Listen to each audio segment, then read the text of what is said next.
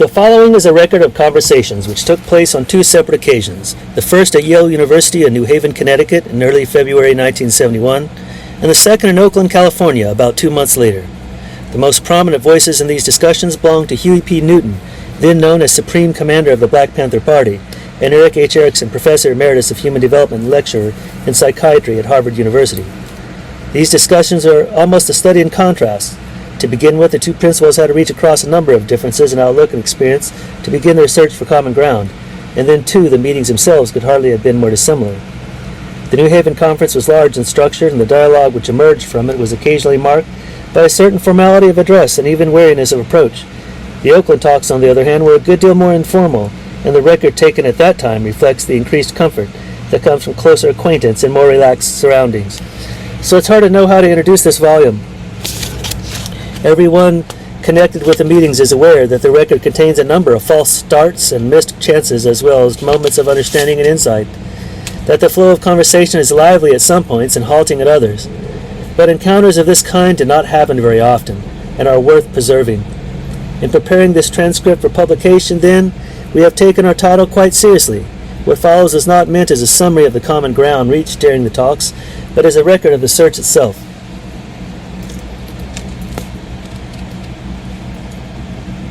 Good conversation is usually thought to depend upon a common vocabulary, a mutual frame of reference, a shared repertory of symbol and meaning. If this is so, the exchange of views recorded here could barely qualify for that title. The two principals approached their meeting from wholly different worlds of experience. Indeed, they were drawn to one another largely for that reason.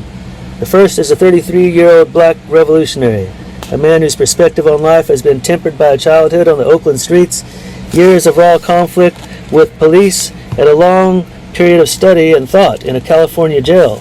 The second is a 72-year-old European immigrant whose outlooks have been shaped in the gentler climates of German gymnasia, Viennese psychoanalytic institutes, and American clinical and academic settings.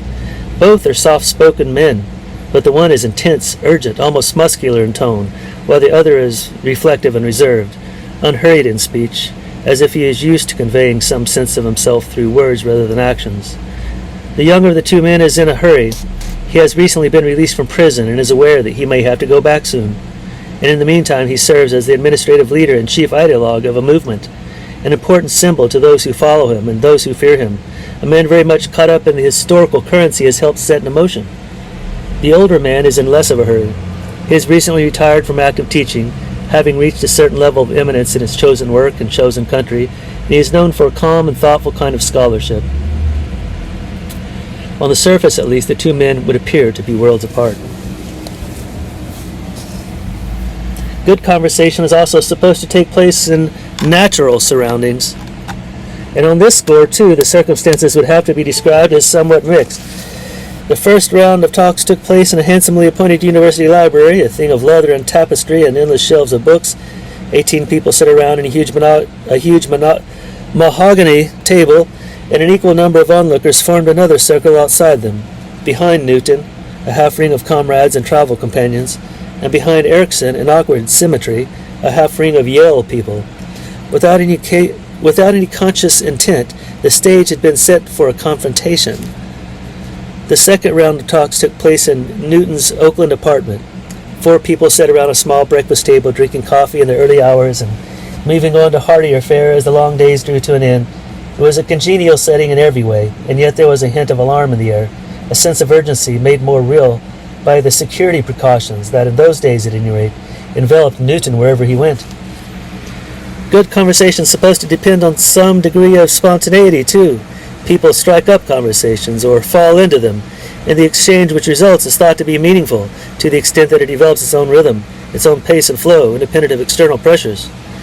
In many respects, the Oakland meetings were to have this quality, but the New Haven meetings required so much coordination and planning, such attention to schedules and agendas, they begin to assume the character of a high-level diplomatic encounter.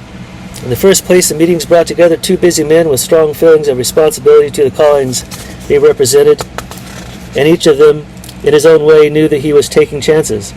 In the second place, the affair attracted a good deal more publicity than we had bargained for, or knew how to handle, and this added appreciably to the sense of secrecy and excitement that emerged.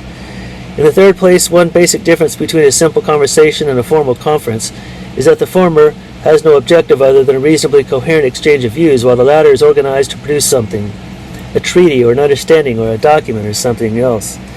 We were clearly unable to resist the thought that a useful book might issue from the discussions, and this meant that the meeting was conducted in a setting full of tape recorders, microphones, coils of wire, and a general mood of expectancy. Those persons who sat around the table, for all their absorption in one another, never really lost the feeling that they were part of a spectacle. Good conversation, finally, is supposed to be a relaxed exchange, a product of leisure, located a little outside the blinding urgencies of the moment. These conversations, though, took place at a time when the various participants could not step away from the historical currents in which they were immersed, and this had an important influence on the tone of the proceedings. Among these currents, the following should be noted. That Yale University, the host of the first gathering, had recently recovered from what had been properly described as the most dangerous year in its history, a danger that had been occasioned by a trial of Black Panthers, sharpened by the indignation of a Panther spokesman, and then greatly reduced by the cool, good sense of those very same people. Yale had suffered no lasting damage during the emergencies of May Day, but its nerves were raw and its feelings about the Panthers were very mixed. Second, that Huey Newton came to New Haven as the trial of Bobby Seale and Erica Huggins was reaching its climax, and left New Haven at the very moment a painful and trying rift was emerging within the ranks of the Black Panther Party. I do not know much about that occurrence, but it is a matter of public record that Connie Matthews, the party secretary, and Michael Tabor, one of the New York 21, abruptly deserted the party and moved underground just as the meeting in New Haven came to an end. Newspapers were full of stories about the inner turmoil of the party in the month that followed, and all of this was capped just a day or two before he met again in Oakland by the news that Eldridge Cleaver, too, had broken with Newton from his outpost in Algeria. And three, that most of the Yale students and faculty members who participated in the discussions, like academics everywhere, were still trying to come to reasonable terms with the invasion of Cambodia, the shootings of Jackson State and Kent State, the Panther trials, and all the other events of that fateful season.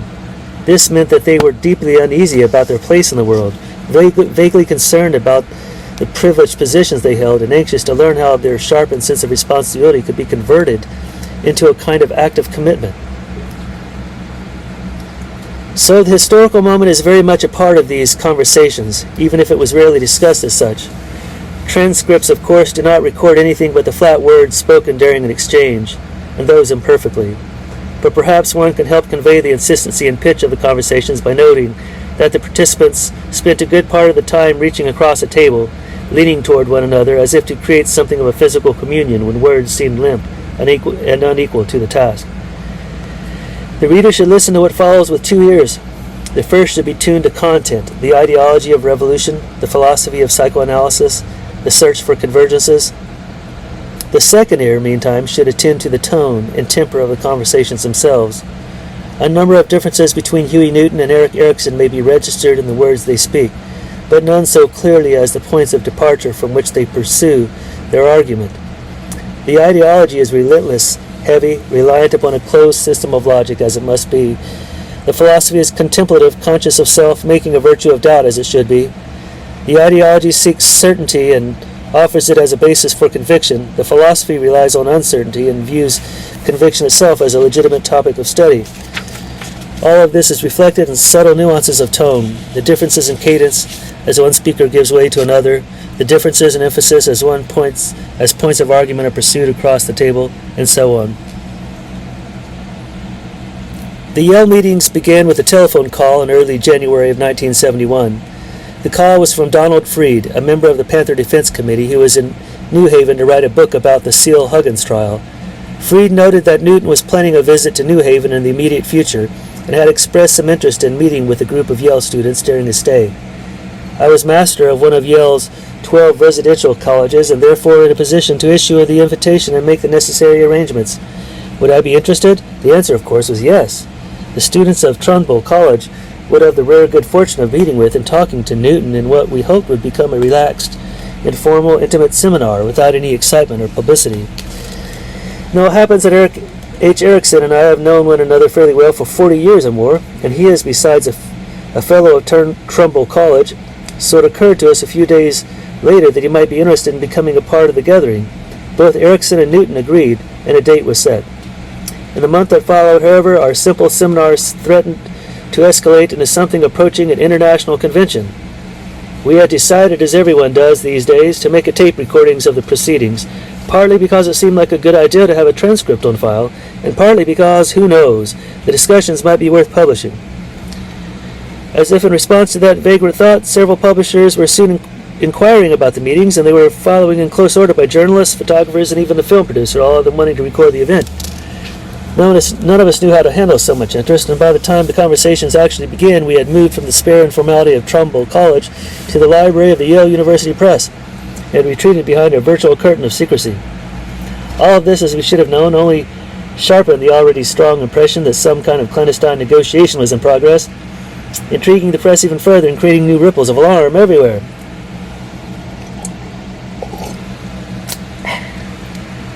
Opinions throughout the Yale community varied widely about the desirability of the meetings. A campus which had so recently heard angry threats and smelled tear gas and experienced the unfamiliar sensation of being vulnerable and out of control was understandably apprehensive about the whole thing. A few professors and more than a few alumni expressed misgivings, although no one made a move to interfere, and many townspeople were clearly irritated. The tough and capable chief of university police, Louis Capiello, went directly to work on security arrangements with what turned out to be the wisest remark of the season. "Hell, Kai, what's a university for?" he said. Yale got its first look at Huey Newton the night before the meetings began. The Panthers had raided Woolsey Hall, a huge marble auditorium in the center of the campus, to expose Newton to the larger Yale community. And they managed the event in a way the student body would not soon forget. All the entrances to the hall were sealed save one, and each of the 1,400 persons who entered was frisked by cordial but very businesslike Panthers and invited to donate $1 or $2 to the party. The students who had passed through those doors many times before to hear Kingman Brewster deliver a baccalaureate address or hear Arthur Rubinstein offer a recital, the effect was disconcerting and maybe even menacing. The Panthers in charge worked with a discipline and measured courtesy that could only be called military, and as the audience filtered slowly through the security screen into the auditorium, they were met by walls full of posters and slogans, as well as ranks of unsmiling Panthers guarding the entrances to the stage and balcony. Once seated, they waited for almost 2 hours. Newton finally walked onto the stage around 10 o'clock. On such occasions, he wears a sharply creased uniform shirt made from black material and carries a baton tipped with what looks like a silver bullet. This was the Huey Newton the audience knew, the Huey Newton who stares out from endless posters with a black beret on his head, a bandolier hung over his shoulder, and an automatic rifle in his hands. Once at the podium, however, a new and unfamiliar Newton introduced himself.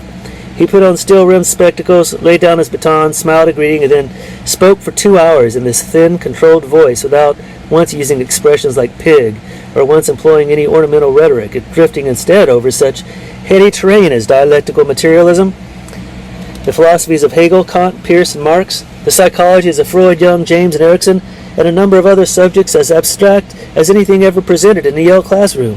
Virtually everyone was disappointed, as Newton knew they would be. Radicals because they wanted tougher words to stiffen their periodically limping spirits, moderates because they were anticipating another kind of entertainment, and conservatives because the sheer temperateness of Newton's tone deflated the indignation they were ready to feel. The circus had become a lecture. The next day, Newton and 2 other persons were installed in the guest suite of Trumbull College, and the students responded to him as they generally do upon meeting celebrities, keeping a respectful distance, being quite careful not to intrude, maintaining a polite reserve, all of which Newton received as a simple lack of hospitality. During the one meal he ate in the college dining hall, for example, Newton turned around in his chair to find a group of students staring at him in open curiosity. He smiled, waved a hand in greeting, as is his custom, whereupon the students, as is their custom, managed a thin, embarrassed smile of their own and bent back over the plates. The warm cordiality of the West had met the cool courtesy of the Ivy League, and by then it was Newton's turn to be disappointed. Nor were matters greatly improved when Newton went to recover his coat and discovered that someone had spat upon it. From the standpoint of an already apprehensive moderator, this was not a promising start. But the meetings began. It scarcely makes sense to try to characterize them in an introduction like this, but the transcript might be easier to follow if it is noted that Newton walked into the meeting room dressed as he had been the evening before, and opened the proceedings by talking more than an hour about the ideology of the Black Panther Party. His remarks were clearly meant as a formal declaration rather than as a casual introduction, and as one can readily discern from the record, they were abstract almost to the point of being strenuous. For the rest of the 3-hour session, students asked questions, and the first dim outlines of a struggle that would figure throughout the meetings began to appear. The students were trying to lure Newton down from the high cerebral plane he had chosen so he could become the political activist they thought him to be, while Newton had come to discuss ideology and would not be discouraged from doing so. During the whole of that exchange, Erik Erikson made elaborate notes on an artist pad and said nothing whatever. Erikson's arrival in New Haven had been a far less dramatic affair. He was a familiar figure around Trumbull College, in any case, admired and respected, but hardly a distant stranger. He opened the second session with a lengthy statement of his own, a reflective tour of the territory opened up the day before, and the rhythm of the meetings was becoming established. Newton, the activist, had taken the first risks by stating terms and setting boundaries.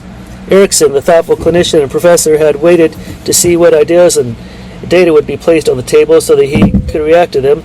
Erikson's statement, too, was followed by questions from the rest of the participants, but by a drift that seemed almost gravitational in its pull. The questions moved from the center of the discussion to the edge of the table where Newton was sitting. Someone walking into the room might well have thought that a press conference was in progress. On the third day, the discussion wandered from topic to topic and from mood to mood. The shift in topic is reflected clearly enough in the transcript, but the shift in mood is harder to see. The nervousness of the moderators who sensed a collapse in the project they had engineered. The edginess of Newton, who was clearly disappointed by the apparent indifference of the students to the Seal-Huggins trial occurring not 2 blocks away. The impatience of the students who wanted a call to action from these men of words. And all the other irritabilities and anxieties that, had we only remembered, always accompany meetings of this intensity. The New Haven meetings ended without conclusion, suspended in the middle of one of those shifts in mood. In closing this account of the New Haven talks, I should probably note that Erikson and Newton, as well as a group of other people connected with the affair, spent a fair amount of time together between the recorded sessions. And on the first evening, a small group of us met at the master's house of Trumbull College to devise something of an agenda. On the second evening, Donald Freed hosted a party for Newton, Charles Gary, and quite a few others. On the third evening, a large gathering of Yale people took place in my home to meet Newton and several of his colleagues, a reception that could fairly be termed radical chic, of a modest and somewhat academic sort. In between these festivities, there was occasional moments of quiet and earnest talk, not many, but enough to persuade us that our beginnings had been too promising to leave where they were. At the end, we felt ready to talk, so as we parted, we talked about it next time. The transcript of these discussions had been somewhat edited. In the first place, people engaged in earnest talk usually punctuate their utterances and even communicate much of what they want to say through facial expressions, changes in tone, gestures, and so on. In that respect, at least, one needs to edit what one has said in order to be faithful to the original, in order to reproduce what one remembers having said in one form or another. In the second place, discussions like these are repetitious almost as a matter of course, and we've sliced from the transcript those expressions that seem to duplicate each other. In the third place, the transcript of the New Haven meeting was full of the most extraordinary errors. As Erikson notes a little ruefully, quote, "The transcript of the Yale meetings offered more than usual problems to me. In strategic places, there were words which I could not have uttered. For example, I could not have quoted Lincoln as saying, as I would not be sloth, I would not be master. His words, of course, were slave and master. But when I read some such absurd passage to myself in my worst accent, it became plausible, say that anarchistic originally was anachronistic. Quite a difference, though, especially in our context. And if the transcript quotes me as having said, 'I'm awfully sorry, but I forgot to bring my gun,' someone might well wonder what went on at the Yale press." Unquote. A number of persons contributed to the editing process, some of them a good deal more than others, but it is within the general spirit of the undertaking to just mention them in alphabetical order. Herman Blake, Lewis Cole, Kai Erikson, Donald Freed, Sandra Hughes, Martin Keener. Both Erik Erikson and Huey Newton have edited their own remarks and reviewed the rest of the text. Questions asked by the various participants at Yale have been edited by Lewis Cole and Kai Erikson with what they hope has been a friendly pencil. We owe a special debt of gratitude to Elting Morrison, who helped plan the New Haven meeting, served as one of its moderators, and would have become one of the editors if time and circumstances had permitted. Chester Kerr, too, assisted the enterprise in many ways, and we are grateful to him. Participants in the New Haven meeting, aside from Newton, Erik Erikson, and the two moderators were Alan Baylor, Samuel Cooper, John Cole, William Horowitz, Sandra Hughes, Caroline Jackson, Vera Jones, and Lyndon, Jennifer Lyman, Donald Mendelson, Wayne Neveu, Neveu, N-E-V-E-U, Dwight Rayford, Kurt Schmoke, That's S-C-H-M-O-K-E, smoke, like smoke on the water, and Bradley Wong.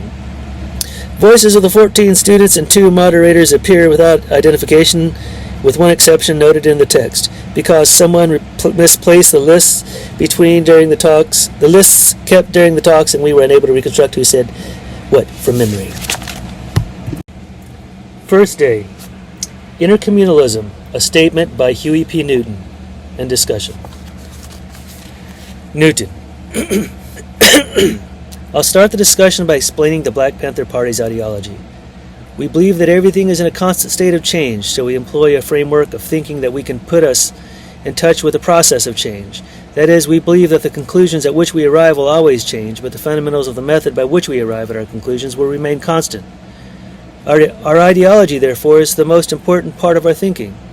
There are many different ideologies or schools of thought, and all of them start with an a priori set of assumptions.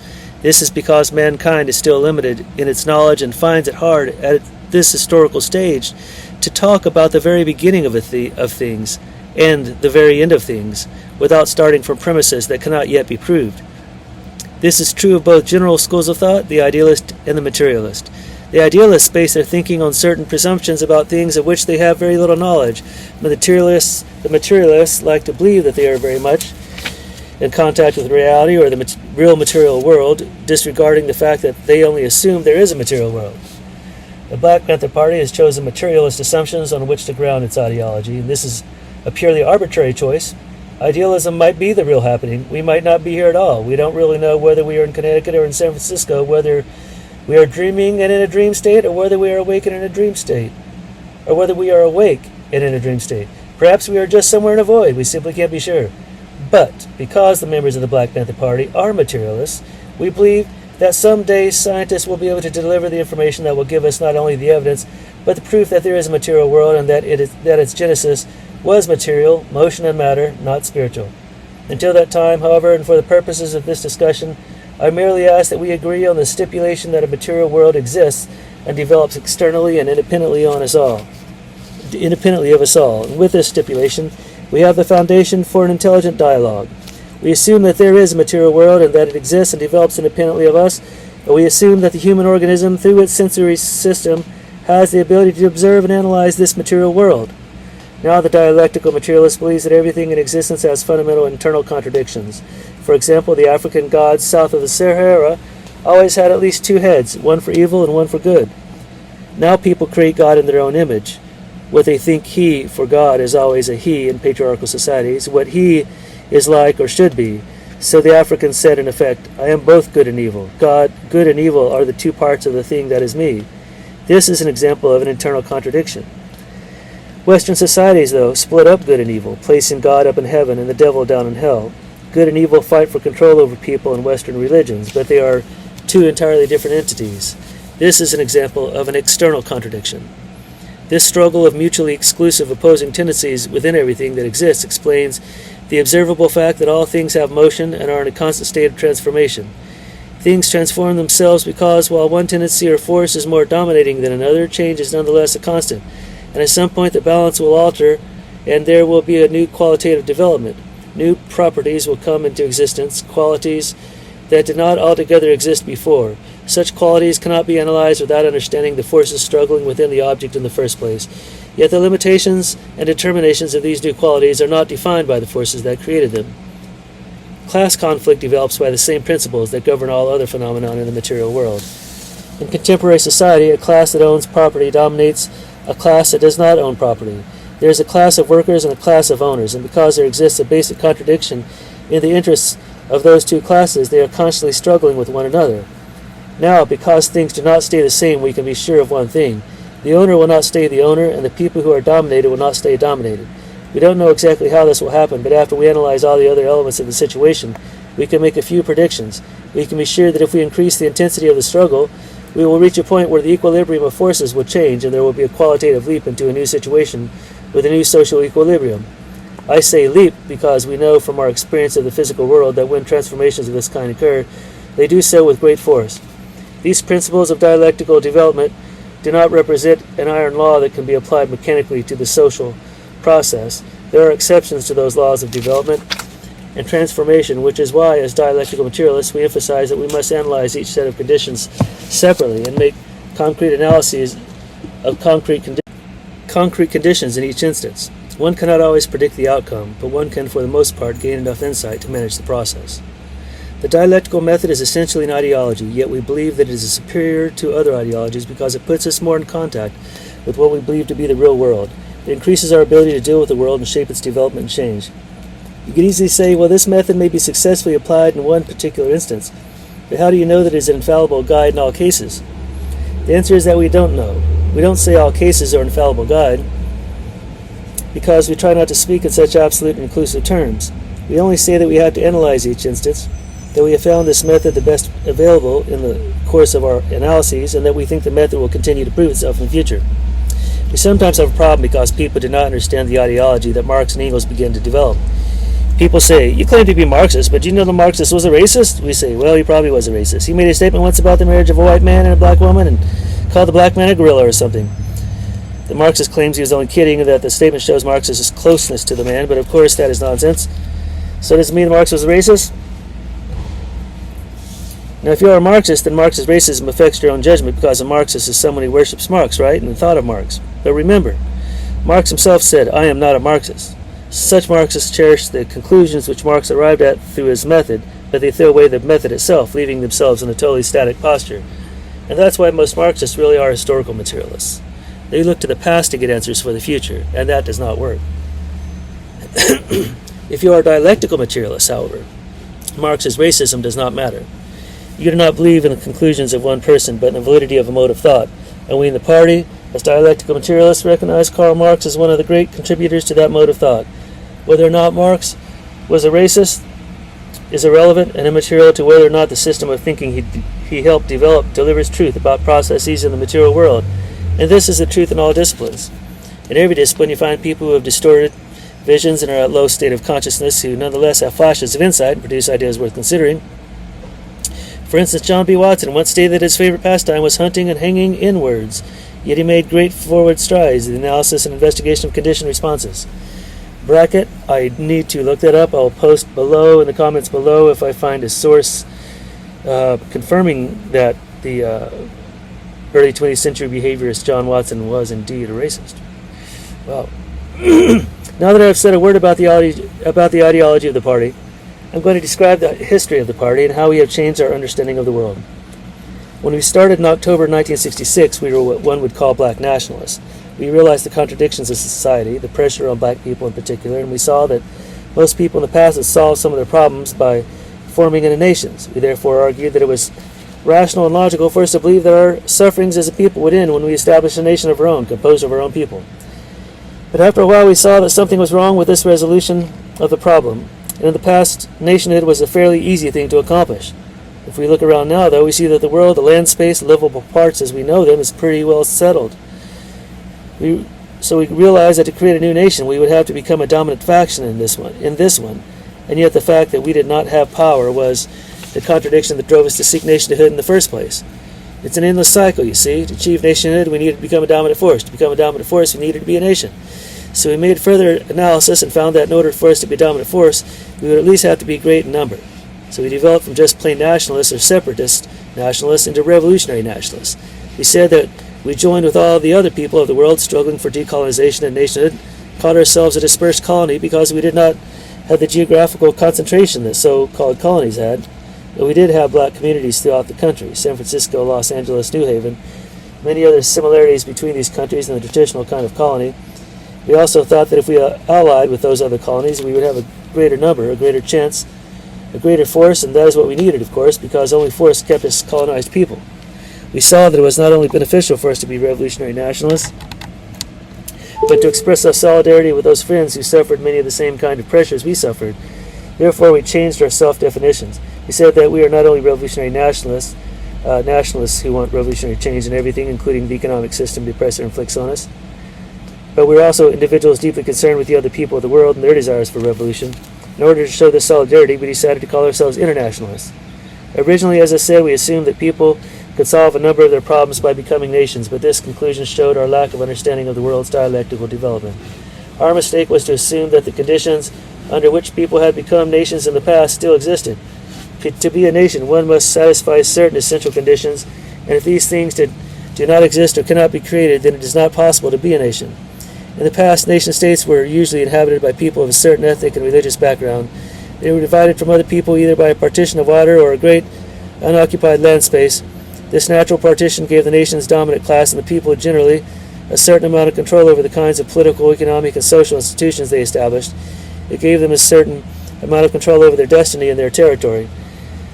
They were secure at least to the extent that they would not be attacked or violated by another nation 10,000 miles away simply because the means to transport troops that far did not exist. This situation, however, could not last. Technology developed until there was a definite qualitative transformation of the relationships within and between nations. We know that you cannot change a part of the whole without changing the whole, and vice versa. As technology developed and there was an increase in military capabilities and means of travel and communication, nations began to control other territories distant from their own. Usually they controlled these other lands by sending administrators and settlers who would extract labor from the people or resources from the earth, or both. This is a phenomenon we know as colonialism. The settlers' control over the sea's land and people grew to such an extent that it wasn't even necessary for the settler to be present to maintain the system. He went back home. The people were so integrated with the aggressor that their land didn't look like a colony any longer. But because their land didn't look like a free state either, some theorists started calling these lands neo-colonies. Arguments about the precise definition of these entities developed. Are they colonies or not? If they aren't, what are they? The theorists knew that something had happened, but they did not know what it was. Using the dialectical materialist method, we in the Black Panther Party saw that the United States was no longer a nation. It was something else. It was more than a nation. It had not only expanded its territorial boundaries, but it expanded all of its controls as well. We called it an empire. Now, at one time, the world had an empire in which the conditions of rule were different, the Roman Empire. The difference between the Roman and the American empires is that other nations were able to exist external to and independent of the Roman Empire because their means of exploration, conquest, and control were all relatively limited. When we say empire today, we mean precisely what we say. An empire is a nation-state that's transformed itself into a power controlling all the world's lands and people.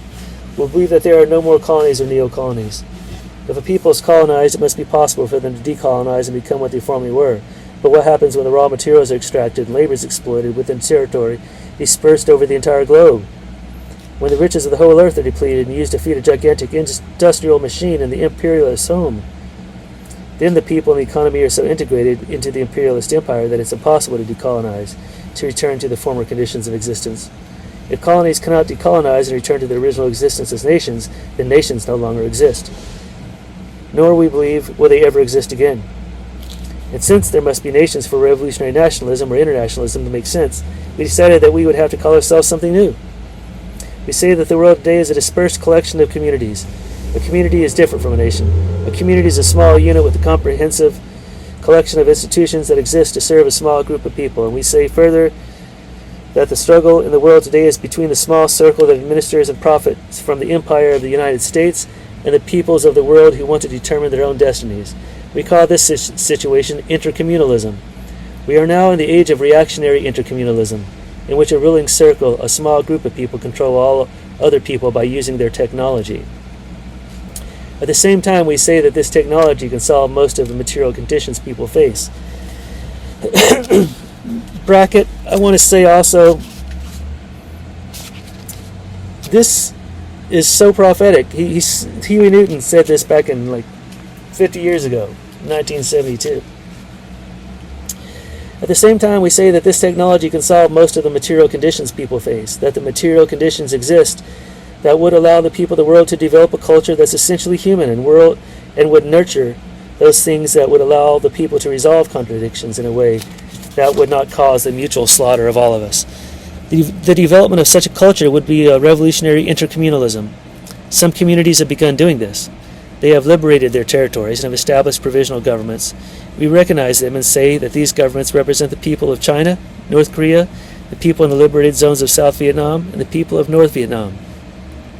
We believe their examples should be followed so that the order of the day would not be reactionary intercommunalism or empire, but revolutionary intercommunalism.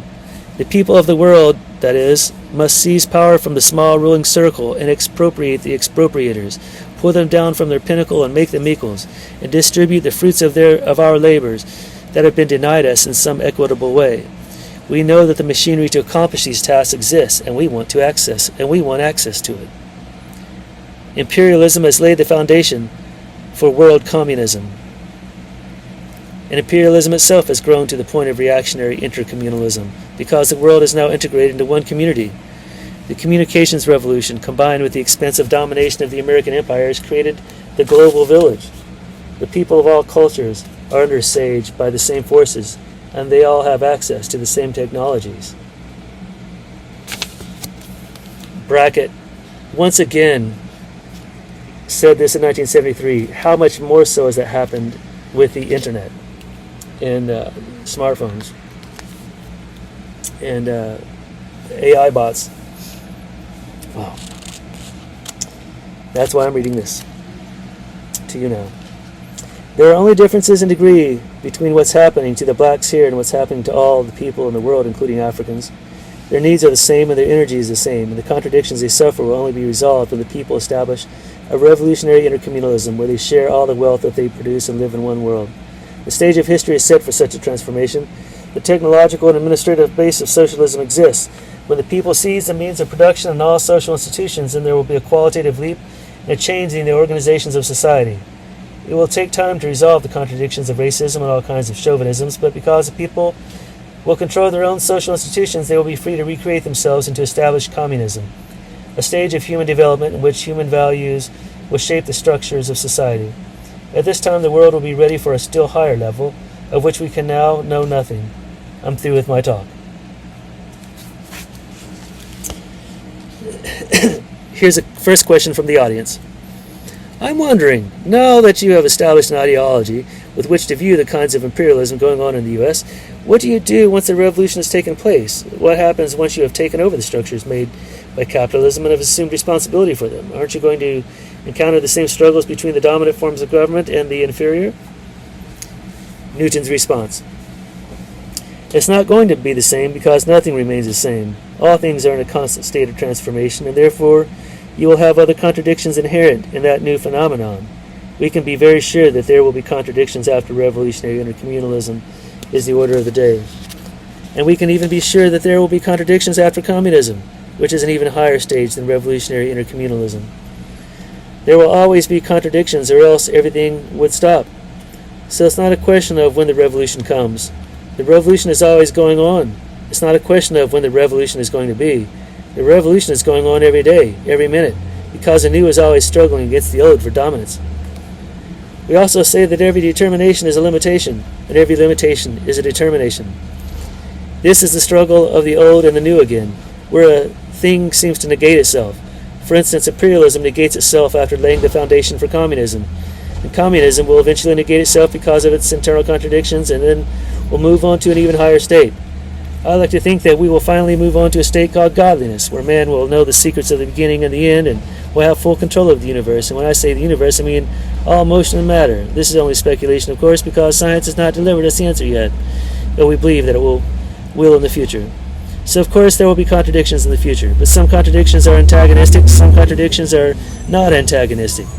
Usually when we speak of antagonistic contradictions, we're talking about contradictions that develop from conflicts of economic interest. And we assume that in the future, when the people have power, these antagonistic contradictions will occur less and less.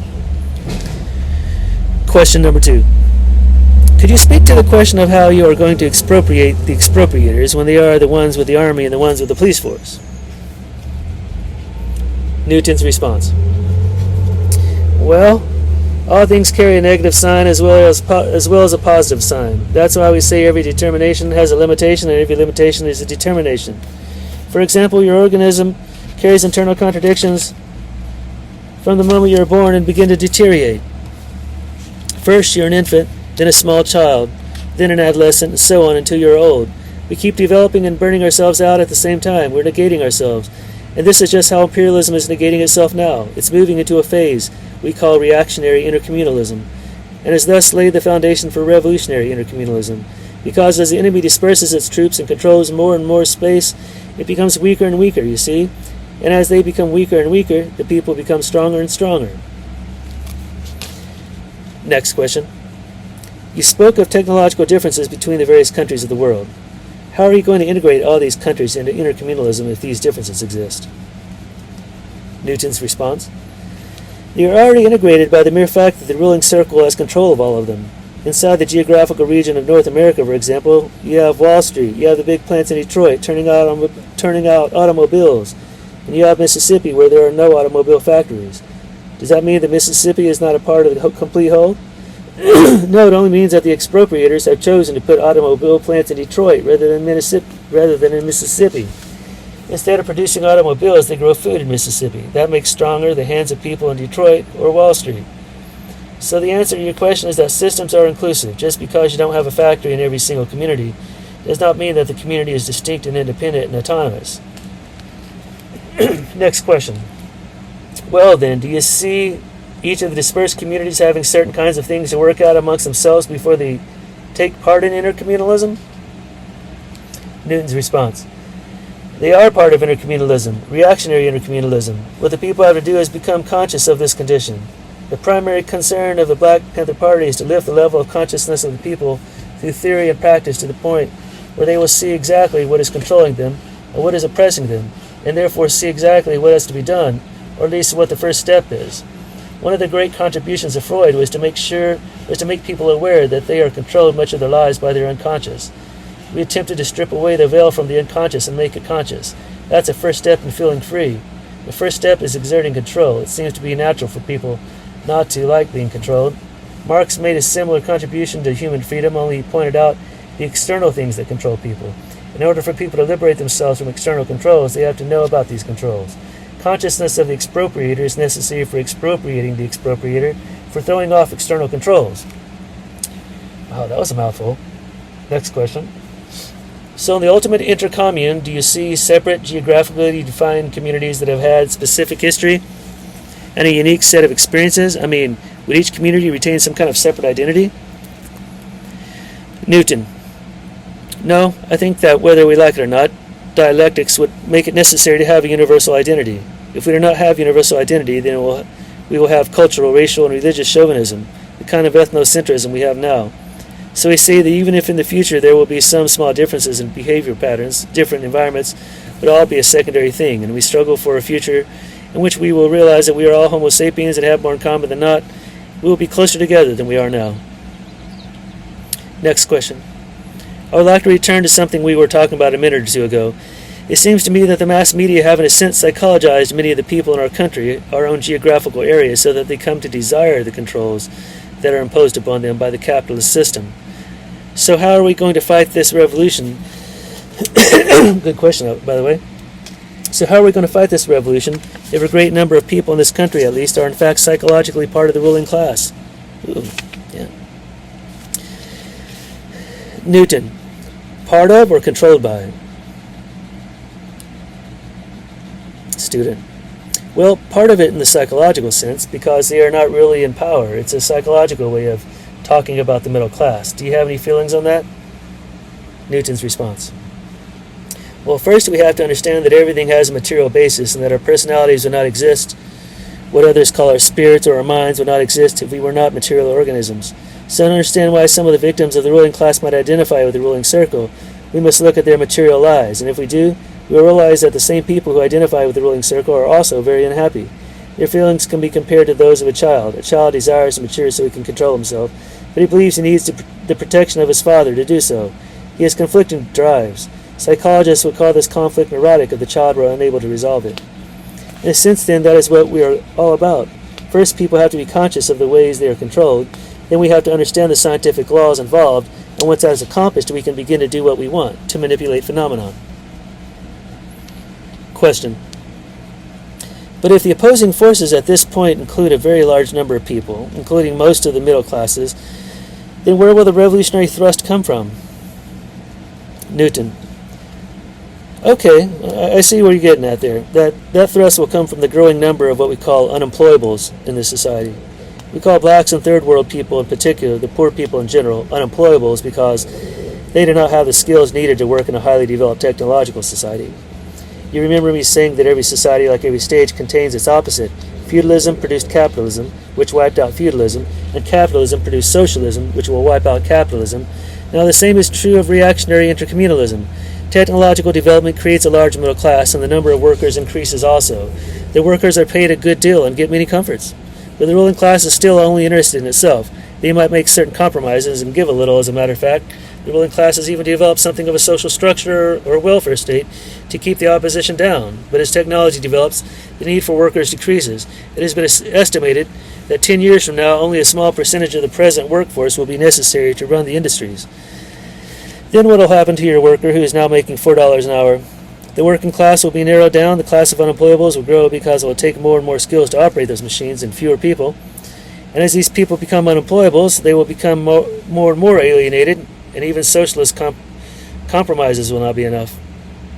You will then find an integration between, say, the black unemployable and the white racist hard hat who is not regularly employed and mad at the blacks who he thinks threaten his job. We hope that he will join forces with those people who are already unemployable, but whether he does or not, his material existence will have changed. The proletariat will become the lumpen proletariat. It is this future change, the increase of the lumpen proletariat and the decrease of the proletariat, which makes us say that the lumpen proletariat is the majority and carries the revolutionary banner. Question. I'd like to ask a question about the party. You said that you see the Black Panther Party as primarily a force to educate people, raise their consciousness, end their oppression, and so on. Do you see the party as educating black people specifically, or as educating everybody? Newton. We say that black people are the vanguard of the revolution in this country, and since no one will be free until the people of America are free, that black people are the vanguard of world revolution. We don't say this in a boasting way. We inherit this legacy primarily because we are the last, you see. And as the saying goes, the last will be the first. We believe that black Americans are the first real internationalists, not just the Black Panther Party, but black people who live in America. We are internationalists because we have been internationally dispersed by slavery, and we can easily identify with other people in other cultures. Because of slavery, we never felt attached to the nation in the same way that the peasant was attached to the soil in Russia. We are always a long way from home. And finally, the historical condition of black Americans has led us to be progressive. We've always talked equality, you see, instead of believing that other people must equal us. What we want is not dominance, but for the yoke to be released. We want to live with other people. We don't want to say that we are better. In fact, if we suffer a fault, it is that we tend to feel we are worse than other people because we have been brainwashed to think that way. So these subjective factors based on the material existence of black people in America contribute to our vanguard position. Now, as far as the party is concerned, excuse me, it has been exclusively black so far. We are thinking about how to deal with the racist situation in America and the reaction black people in America have to racism. We had to get to the black people first because they were carrying the banner first, and we tried to do everything possible to get them to relate to us. Next question. You were saying something a while ago about the problem of simplifying your ideology for the masses. Could you say a little bit more about that? Newton. Yes, that's our big burden. So far I haven't been able to do it well enough to keep from being booed off the stage, but we're learning. I think one way to show how dialectics works is to use practical example after practical example. The reason I'm sometimes afraid to do that is because people will take each example and think, well, if this is true in one case, then it must be true in all other cases. If they do that, then they become historical materialists, like most Marxist scholars and most Marxist parties. These scholars and parties don't really deal in dialectics at all, or else they would know that at this time the revolutionary banner will not be carried by the proletariat class, but by the lumpen proletariat. Next question. Talking about contradictions, one of the most obvious contradictions within the black community is the difference in outlook between the black bourgeoisie and the black lower class. How do you raise a level of consciousness in the community to the point where the black bourgeoisie sees its own interests as being the same as those of the lower class? Newton. Well, we are again dealing with attitudes and values that have to be changed. The whole concept of the bourgeoisie, black bourgeoisie, is something of an illusion. It's a fantasy bourgeoisie, and this is true of most of the white bourgeoisie, too. There are very few controllers, even in the white middle class. They can barely keep their heads above water. They are paying all the bills, living hand to mouth, and they have the extra expense of refusing to live like black people, you see. See, they're not really controlling anything. They are controlled.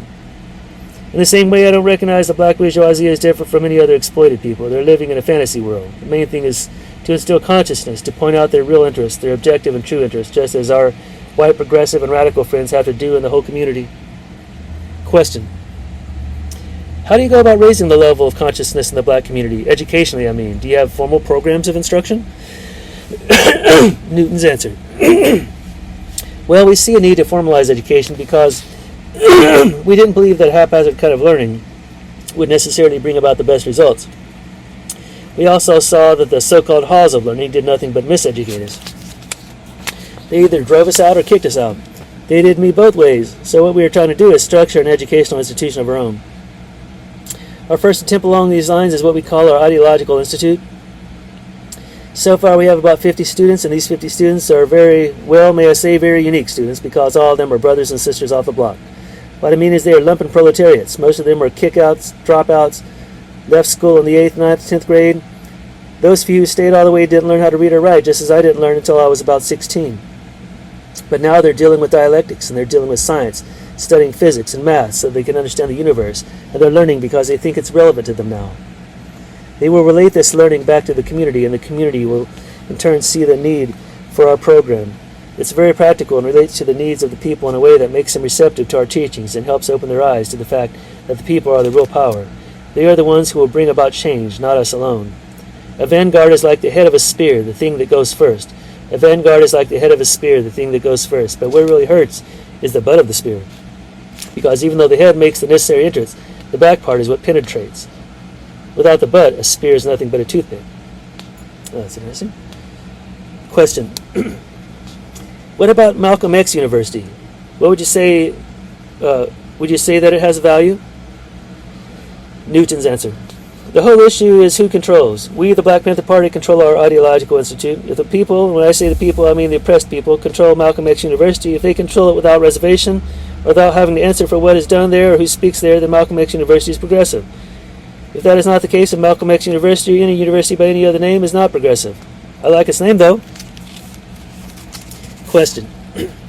The thing I don't understand is if unity of identity is going to exist in revolutionary intercommunalism, then what...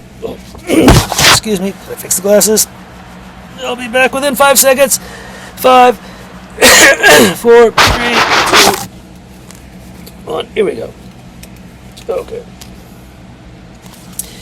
The thing I don't understand is if unity of identity is going to exist in revolutionary intercommunalism, then what will be the contradictions that produce further change?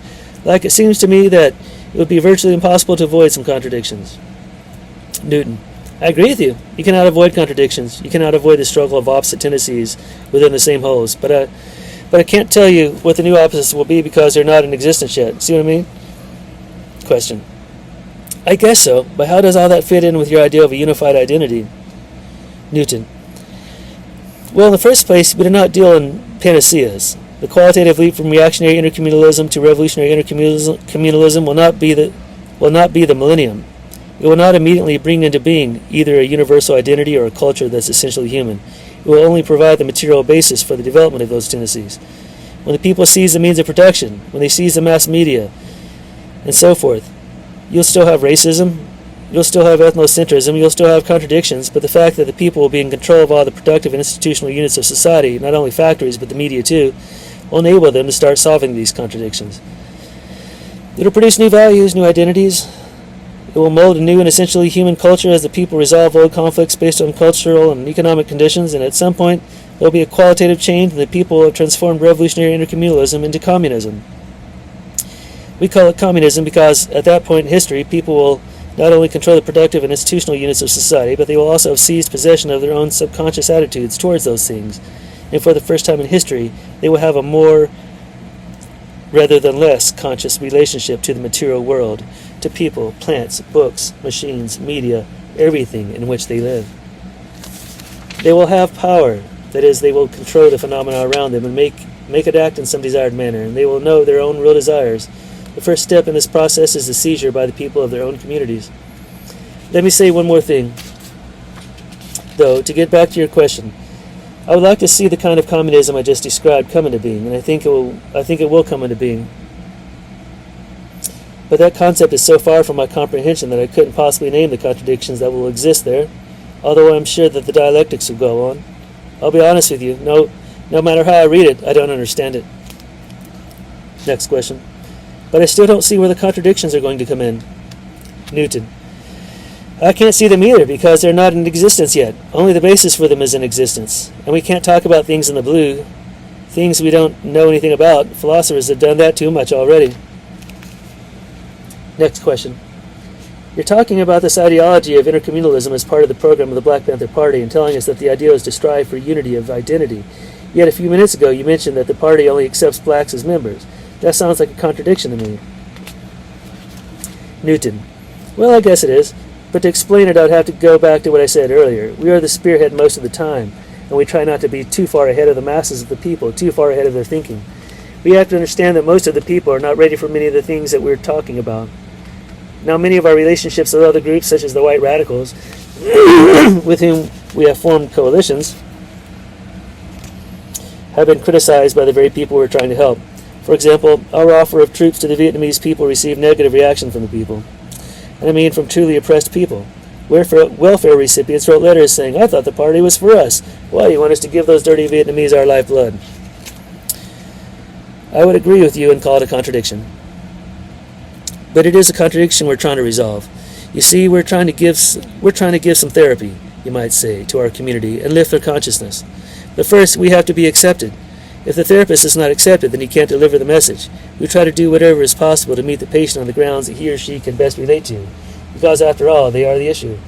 So I'd say that we are being pragmatic in order to do the job that has to be done, and then, when that job is done, the Black Panther Party will no longer be the Black Panther Party. Question. That brings up a related question in my mind. How do you view the struggles of women and gay people right now? I mean, do you see them as an important part of the revolution? Newton. We think it is very important to relate to and understand the causes of the oppression of women and gay people. We can see that there are contradictions between the sexes and between homosexuals and heterosexuals, but we believe that these contradictions should be resolved within the community. Too often, so-called revolutionary vanguards have tried to resolve these contradictions by isolating women and gay people, and of course this only means that the revolutionary groups have cut themselves off from one of the most powerful and important forces among the people. We do not believe that the oppression of women or gays will end by the creation of separate communities for either group. We see that is an incorrect ideal, just like the ideal of a separate nation. If people want to do it, all right, but it won't solve their problems. So we try to show people the correct way to resolve these problems. The vanguard has to include all the people and understand their defects, okay? Well, I'm getting tired. Shall we call it a day? Boy, that was a very meaty, very substantial discourse. And then next, once I get some rest and wet my whistle, we'll be going into day 2. The wider identity. It is a statement by Erik Erikson. It's so interesting. The second day of Huey P. Newton's discourse with developmental psychologist Erik Erikson at the Symposium at Yale University in 1972. Erikson's introductory address. Yesterday, Huey Newton chose to make a comprehensive theoretical and ideological statement, which was in many ways so foreign to me that I did not really know how to discuss it either as a whole or in detail. So we have agreed that I should make a parallel statement of my own, focusing on those of my terms which Huey Newton referred to yesterday in his statement and in subsequent conversations as possible bridges between our ways of thinking. I hope that this may challenge others present to make their positions explicit also. However, I would rather begin in a more personal vein.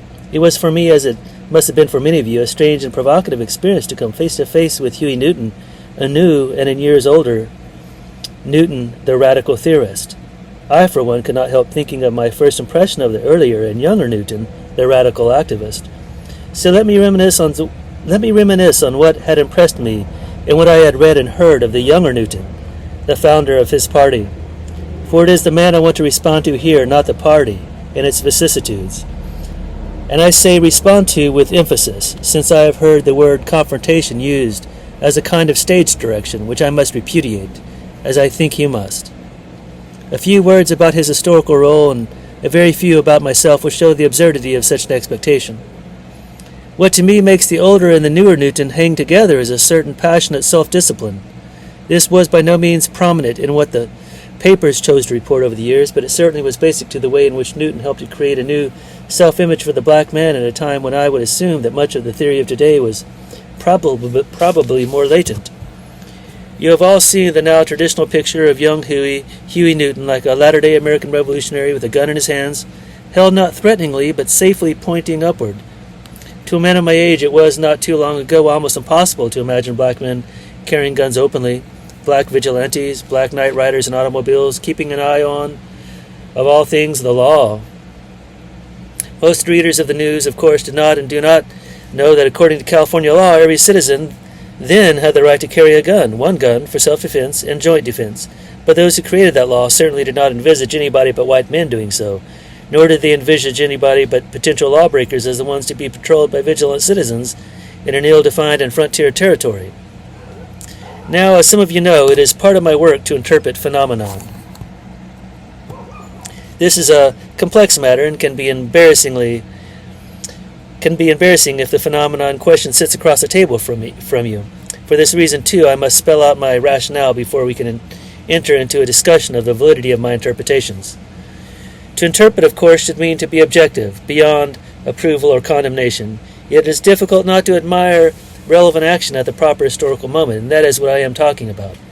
In my terms, sometimes referred to as psychohistorical, the point young Newton made when he was 22 was to show how the black man's territory has never outlived the frontier state and is still the land of undefined laws, and that arbitrary violence in this territory often comes not from roving outlaws, but from those charged with the enforcement of the law. Inclined to disregard the rights of black citizens, they break the law under the guise of defending it. He made of the police, then, the symbol of uniformed and armed lawlessness. But he did so by ingeniously turning the white man's own imagery, especially dear to the American West and the Western, around against the white world itself, and in arming himself and his brothers against that world, he emphasized a disciplined adherence to existing law. In fact, he traveled equipped not only with a gun, but also with a law book. The book and the fire, it cannot escape us. What an elemental pair of symbols this has been in revolts as far removed from each other as that of the Germans in Luther's day and that of the Zionists in our own. It is clear, I hope, that I am here ascribing to Huey Newton certain implicit historical themes which may or may not have been conscious at the time. Now, historically speaking, it is obvious that in the South, where most of the blacks in the West came from, and where Newton's family came from, it was the night riders who rode into black territory, once on horseback, now in automobiles. They still do, of course. Quite recently, I visited a part of Mississippi where whites still take occasional pot shots, even at Head Start schools, unable to stomach the fact that blacks are building, admittedly with northern sympathy and support, true centers of community life. But a historical deed is not just a matter of turning images around, nor can it be done without an element of great risk, both of excessive violence and of total failure. For behind such images, as I mentioned, there is the matter of historical identity, one of the terms I want to clarify today, which reaches deeply into the existence of each community and each individual, and by deeply I mean into the center of human self-esteem and pride, and thus in times of danger, of human defensiveness and deadly anger. I know that there have always been black men, even in the South, who were armed and who used their arms at the risk of having to become fugitives or being eliminated. But this did not prevent the fact that the communal climate fostered, as it did in other colonized people, a negative self-image of defenselessness, which became fateful exactly because it became a symbiotic condition for the white Southerner's own sense of superiority. Such symbiotic positives and negatives became a daily and detailed necessity, incorporated in every bit of consciousness and in every bit of language and gesture on both sides. To turn them around, then, and to try to give to the blacks as well as to the police on the white forefront transvaluated images means to take enormous risks. Newton and Seal, in fact, maximized this risk by setting the most unorganized and least uniformed ghetto blacks against the most organized and uniformed whites, the police. They reached way down to those strata of young blacks whom even Marx would have considered lumpen proletariat, and that is, the proletariat in rags, and attempted to bring forth what sense of mutual loyalty and discipline does exist in those who are up against it.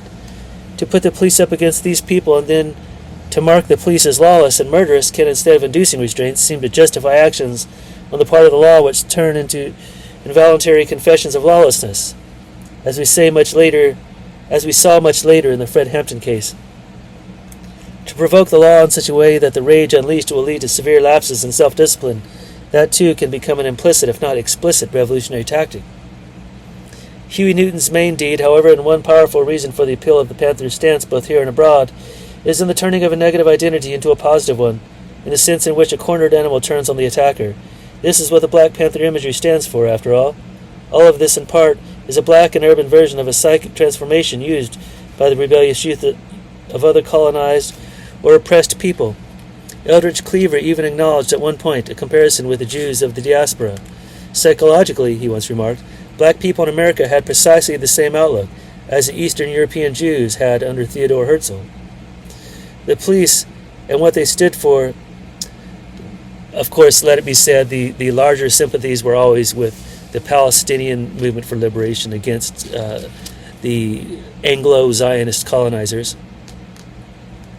The police and what they stood for thus bore the brunt of a violent transvaluation, while it must be obvious that man for man they more or less play and have played the role of armed technicians serving on the frontier of the whole society's identity consciousness.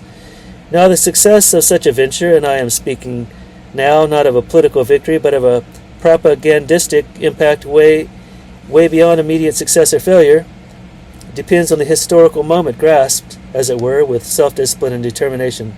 Historical here means the universal actualization of new images and symbols, and it should be clear that what happened here on the frontier of the Oakland ghetto has its counterpart in the various theaters of war abroad, particularly in Vietnam, where superbly armed and uniformed technicians were again sent to the frontier by society that wished to preserve the outer borders of an industrial empire. There, too, they have found themselves infuriatingly ineffective against what would seem to them an infiltrating lumpen proletariat. Such guerrilla tactics as were used by the other side at first seemed too desperate to be dignified with the term strategy, but in the long run they worked against overwhelming odds. This too seems to me to be the actual background of the theories advanced yesterday by Huey Newton, and I have pointed this out because it is exactly what cannot be so easily seen in what we read in the papers, whether one is talking about our dailies or the Panther's weeklies. Least of all is it apparent in the spasmodic reporting of guerrilla events here or abroad that they represent a new ritualization of warfare. As I have suggested elsewhere, the purpose of ritualization is always that of pointing up the structure of otherwise ambiguous and ambivalent situations. And in the twilight, or should we say darkness, of the social frontier where the lumpen proletariat and the police meet, it may have been important to make implicit hate explicit and let the forefront confront each other hatefully as a first step toward the transvaluation of ill-defined images that serve only a perpetuation of ambiguity useful to exploiters. Having gone this far in my interpretation of things, let me go even further and say that such explicitness of irreducible enmity paired with armed discipline may be essential not only for systematic violence, but also for any hope of subsequent nonviolent solutions. As some of you know, I've recently studied the early life of Mahatma Gandhi, who was a modern nationalist as well as what I would call a religious activist. Now there is a religious element to all true transvaluation of values, especially where it concerns a faith in the God-given gifts of an exile or suppressed people. One might even say that a responsible religious attitude is impossible where one has not first learned to believe in the genius of the people one happens to emerge from.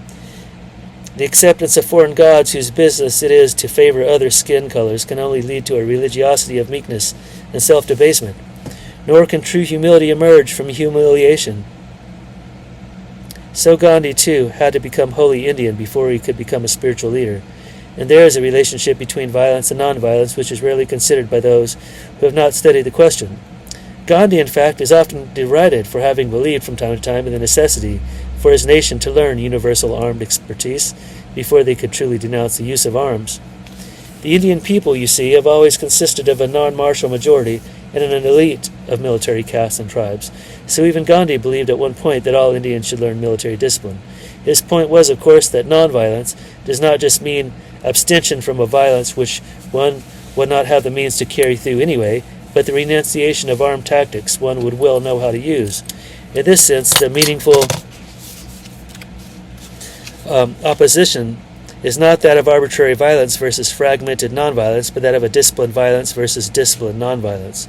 This is probably even more important among people who, for historical reasons, may be inclined towards unorganized rioting and thus to to a diffusion of violence as well as of nonviolent action. That much about the way I would look at young Newton's early deeds, insofar as I understand them and can see them in the context of my terms and concepts, which is what I propose to do today. But while we are dealing with the more personal, can most of us even begin to grasp what this man stands for? Or to say that again, can anyone really expect a man like him and a man like me to confront each other on such issues? While neither he nor I came here with such a purpose in mind, both of us may have our own preconceived ideas as to where and how we may collide once we have established a mutual identification. Yet such identification would not be complete without the acknowledgement of something some of you must have thought when you first contemplated coming here, namely how impossible it is to claim true empathy with what a man like Huey Newton has gone through, since he established what I have been trying to describe. Clinical intuition, human empathy, and warm personal respect, which I certainly feel toward the younger men before me, they each help only a small part of the way. There are at least two kinds of experience which separate men like him from men like me. The experience of violence in a largely hostile world, and the experience of being totally captive, endless days and nights in solitary confinement. Huey has demonstrated a superhuman will under such conditions to keep the body vigorous, the mind alert, and the soul open for new human experience. But now let me say a word about myself in comparison, or rather in contrast. I am an old psychoanalyst who managed to escape in his land of origin and to escape undramatically either war service or oppression. Before mass extermination became the rule and immigration difficult, I came here as what was then still called an immigrant, and a favored kind at that, both in occupational and in racial terms. I know very well that the Nazis would have categorized me as a Jew and eliminated me if they had caught me, yet in the U.S. at that time the classification refugee had not yet been invented. I still remember that when I went to register, the woman at the Boston State House said, "Glad you came." And within a year I had an appointment at the Harvard Medical School. I made good on the wave of success on my field. Now it was very generous of Huey to refer to me as a fellow dropout from college, a designation as meaningful to me as any honorary degree, but it should be remembered that I was one of those favored dropouts to whom lack of involvement in traditional academic terms meant an easier commitment to a revolutionary new school of thought. I mean, of course, psychoanalysis. And if I call it revolutionary in its origins, I mean more than a radical turn in psychological thought. I mean that Freud was a revolutionary doctor and that he dared to go against his whole profession and to free a whole class of people, the mentally ill, then considered constitutionally inferior, from systematic prejudice. More, he showed that prejudice itself, like any other kind of enforced inferiority, owes its power to the fact that it helped other people, here the normal majority, to overlook in themselves vulnerabilities and conflicts which they had attempted to drive into those poor devils, the diagnosed patients. But he did something else which really goes to the very core of revolutionary change. He showed that man throughout history has bought his own adulthood not only by exercising his maturing faculties, but by alienating himself from the child in himself. He showed that man is born not only with a great variety of gifts, but also a potentially perverse variability of drives, which through a prolonged childhood are tamed and adjusted to a particular style of adulthood, mostly by the imposition of irrational guilt. Childhood, then, is the model of all oppression and enslavement, a kind of inner colonialization which forces grown-ups to accept inner repression and self-restriction. In fact, outer colonialization probably would never have been possible without the inner one, by which, as I once tried to show, a negative identity is imposed on the colonialized, and with it a certain repository of self-hate. This, in turn, can be used by the exploiting class or race or sex for its self-aggrandizement and for the projection of its own self-hate. In this sense, Freud's and Marx's revolutionary ideas complement each other. The young Freud dreamt of politics, and the young Marx certainly developed the ideal of unconscious motives, if determined by material conditions. For did not Marx, in calling for a militant class consciousness, also imply a class unconscious? Surely, when we wake up in the morning and think like members of a ruling class or as citizens of an imperialist country, we do not decide to do so with a conscious intent. We are part of a largely unconscious conspiracy of maintaining a collective image of reality, composed pretty much in equal measure of clear facts, debatable opinions, and outright illusions. And so, as I've pointed out, does the exploited class or race accept a reality daily enforced by the media serving those in power, which is exactly why revolutions have to be shocking in order to really unhinge existing identities? In this sense, it seems to me Marx's class consciousness too calls for the determination of becoming conscious of something that festers in the unconscious until it is realized, systematized, and put to work with deliberation. I might add that in Vienna, in the early years, psychoanalysis was a kind of psychiatric underground, quite at odds with the official academic world. Freud himself never became what would be called a full professor or chairman of a department here, all of which must seem improbable to some of you now. But what happens to a revolutionary idea when it becomes prosperous, that is quite another matter. Originally, psychoanalysis, like any revolutionary transvaluation, aroused resistances, if by its very nature often more disguised ones, for to accept psychoanalytic insights meant to realize some of the unconscious foundations on which our own hard-won identities rest, and it means to gain insight at the cost of any traditional claim to superiority. And this in turn not only arouses anxiety, it arouses a rational rage, such as is still quite common today, wherever men and women are suddenly faced with the mere probability that both their unfreedom and their search for liberation may, in addition to a clear social rationale, have unconscious determinants also. All this is a natural byproduct of the overwhelming fact that man is a conscious animal, and mighty proud of it. Nevertheless, whatever man in a given period of history presses with special vengeance has marked historical determinants. The very origin of Freud's psychoanalysis is linked to that special sexual repression which characterized the Victorian age, and its literally sickening insistence on the purity of children and of women, and especially of ladies, the very cause of widespread hysteria. But the symptoms and the inner processes that come to be understood in one period of history must be traced into the succeeding ones and related to what becomes more obvious then. I pointed out that the struggle for a modern identity, like, for example, the self-made man, quote-unquote, and against an array of negative identities is both the inner and the outer struggle dominant today. As I try to point up the revolutionary element in the origins of my field, I may be trying to tell you of my own involvement at the age Huey is now. Maybe I mean to say one revolution is enough for one person, and it is true enough that I have not found a genuine occasion for revolutionary activism in my life, but I do believe that Huey's activism as well as his educational goals touch on our work exactly in the area of childhood as the very ground of both the suppression of potentials and the repression of will, and by the same token, of true hope. That is why I emphasized the transvaluation of identity, which Newton's revolutionary deed may imply for generations of young blacks. Here is where we touch, although I know from a private conversation we had last night that Huey had some objections to the way I first wrote such things up in childhood and society. Let me repeat here what I said to him. I asked him to remember that my first book was written during the Roosevelt era, when the whole American enterprise, foreign and domestic, seemed to be going in a very different direction, an anti-totalitarian, anti-racist direction, especially in the eyes of a recent immigrant. Only much later, and only when some young people put their lives on the line, could we, too, fully perceive the fact that we had largely overlooked the fate of the black citizenry who were kept in their place so as to constitute what slaves always meant besides cheap labor, the inferior identity to be superior to. But I must also say that immigrants like myself came to this country without any childhood condition awareness of skin color, a fact which made us believe at first that Americans must be on the way to overcoming this historical childhood disease.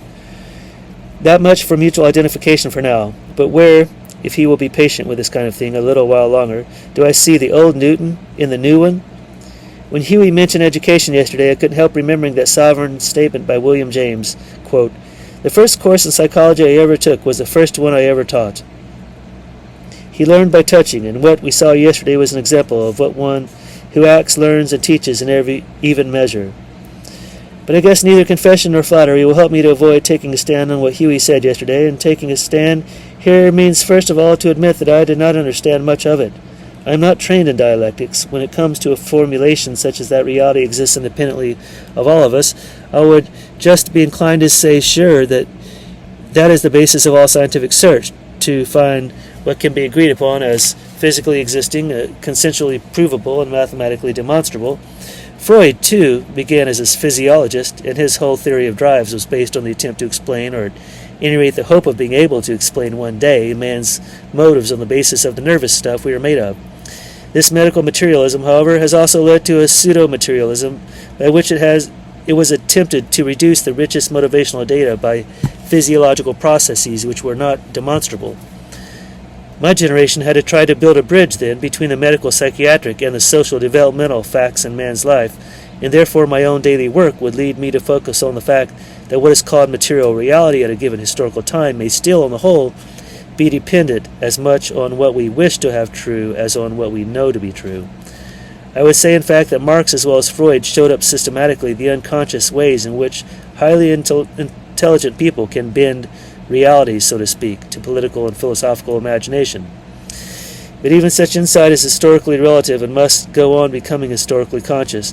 This is one reason why about a decade ago I interrupted both my practice and my teaching of psychoanalysis in order to do historical studies. I felt that we needed to adjust future practitioners to a conceptual system which first had to learn to become historically self-conscious.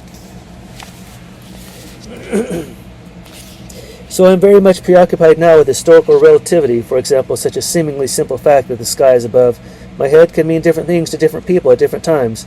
I think of the sky's position in the wide horizons of American Indians. I think of Kant, the German who linked the sky above us with the moral law within us. I think of those astronauts out there and how our experience of the sky above us is not only being turned around but also politicized. Our immediate image of the world is shrinking in the face of the infinite solar systems around us, and yet it is possible for an American president to call the moment when he speaks to the men on the moon. Valiant technicians, to be sure. The greatest moment in history for getting Golgotha, along with all other stages of the drama of man's freedom. Success is all. What I probably want to say is simply it is given to us to analyze concrete conditions concretely. We must also be aware of our tendency to combine what we have recognized as concrete and a total ideological image, which has politically as well as educational consequences. This brings me to intercommunalism and its possible relation to another set of terms in mind, pseudo-species. I first used this term in a discussion in London where Konrad Lorenz heard it and subsequently ascribed to me the very useful term pseudo-speciation. This means not only that man has never quite realized his identity as a species, but also that groups of men have made transitory and spurious attempts at making like a species.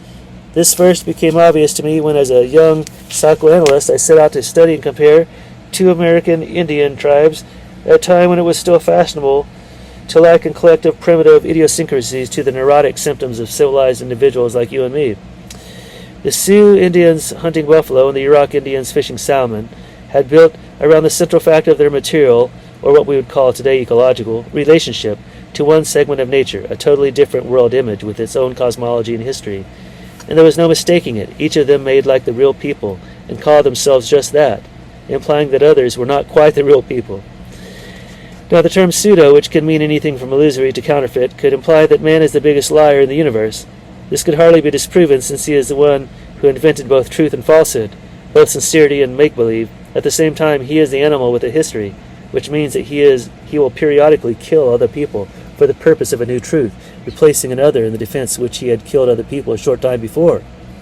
So this ethnocentrism and spurious specieshood is also the greatest obstacle in the creation of a truly universal sense of being the people, quote-unquote. All this seems related to Marx's insistence that the history of man is that of a species which must as yet find itself by revolutionary steps of becoming more conscious of its own specieshood. Such ideas have assumed today a certain power among the young, who realize as never before what it may mean to be a human being rather than a creature forced into national, racial, and religious identities and technical and role specializations not of their own choosing, or at any rate not conducive to a sense of identity. It is here where world youth suddenly unnerves us all by behaving and dressing and talking like some kind of new species, almost a pseudo-species, making a hostile or inferior species of all of those who base their identities on previous pseudo-species, and on the hate and fear of otherness in regions, neighborhoods, and even families.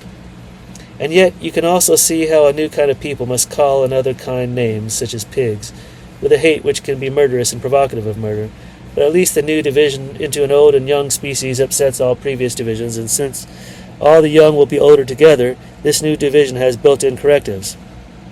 You can see now why I was especially interested in Huey's discussion of the nationalist phase of his thinking, and on the difference between the revolutionary nationalist and internationalist revolutionary stance.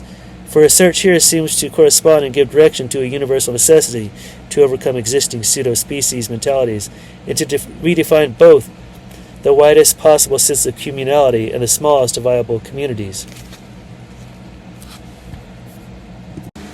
In my terms, I would say that the biggest problem facing universal people today is the question of how wide an identity one can afford without becoming formless, ineffective, and lost, and how small must and can be genuine communalities, concrete living situations in which a wider identity finds its home in the here and the now. And if the formulation of any revolutionary ideal must always be based on a powerfully dormant or already awakening new consciousness, I would again refer both to the worldwide identifications in modern youth and to its often desperate search for new forms of intimacy and closeness in interpersonal and communal ways. At any rate, that some young Americans and Japanese, French, and Germans feel closer to one another than they feel to their parent generations, who so recently made war on each other, is a highly hopeful sign. It means that a new revolutionary spirit can count on a common technology and communication, a joint fund of information and education, all transcending mutual nationalist isolation in the corporate structures of their individual societies. What holds them together is both a sense of a world community interconnected by technological means and a sense of an immediate, if sometimes passing, community, not larger than a concrete, visible, and touchable circle of individuals. This somehow will be the basic dialectics of a culture of the future, and I dare say that social structure, architectural design, and political organization must sooner or later adapt to it. Wow. Wait till Mr. Erikson sees the World Wide Web.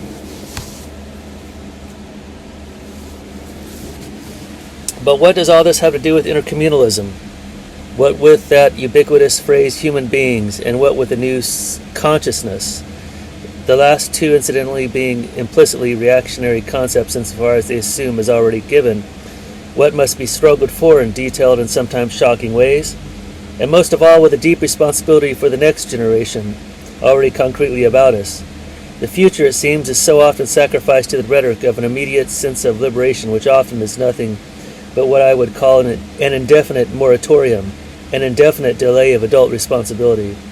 We will therefore be intensely interested in Huey Newton's neighborhood activities and in his educational philosophy.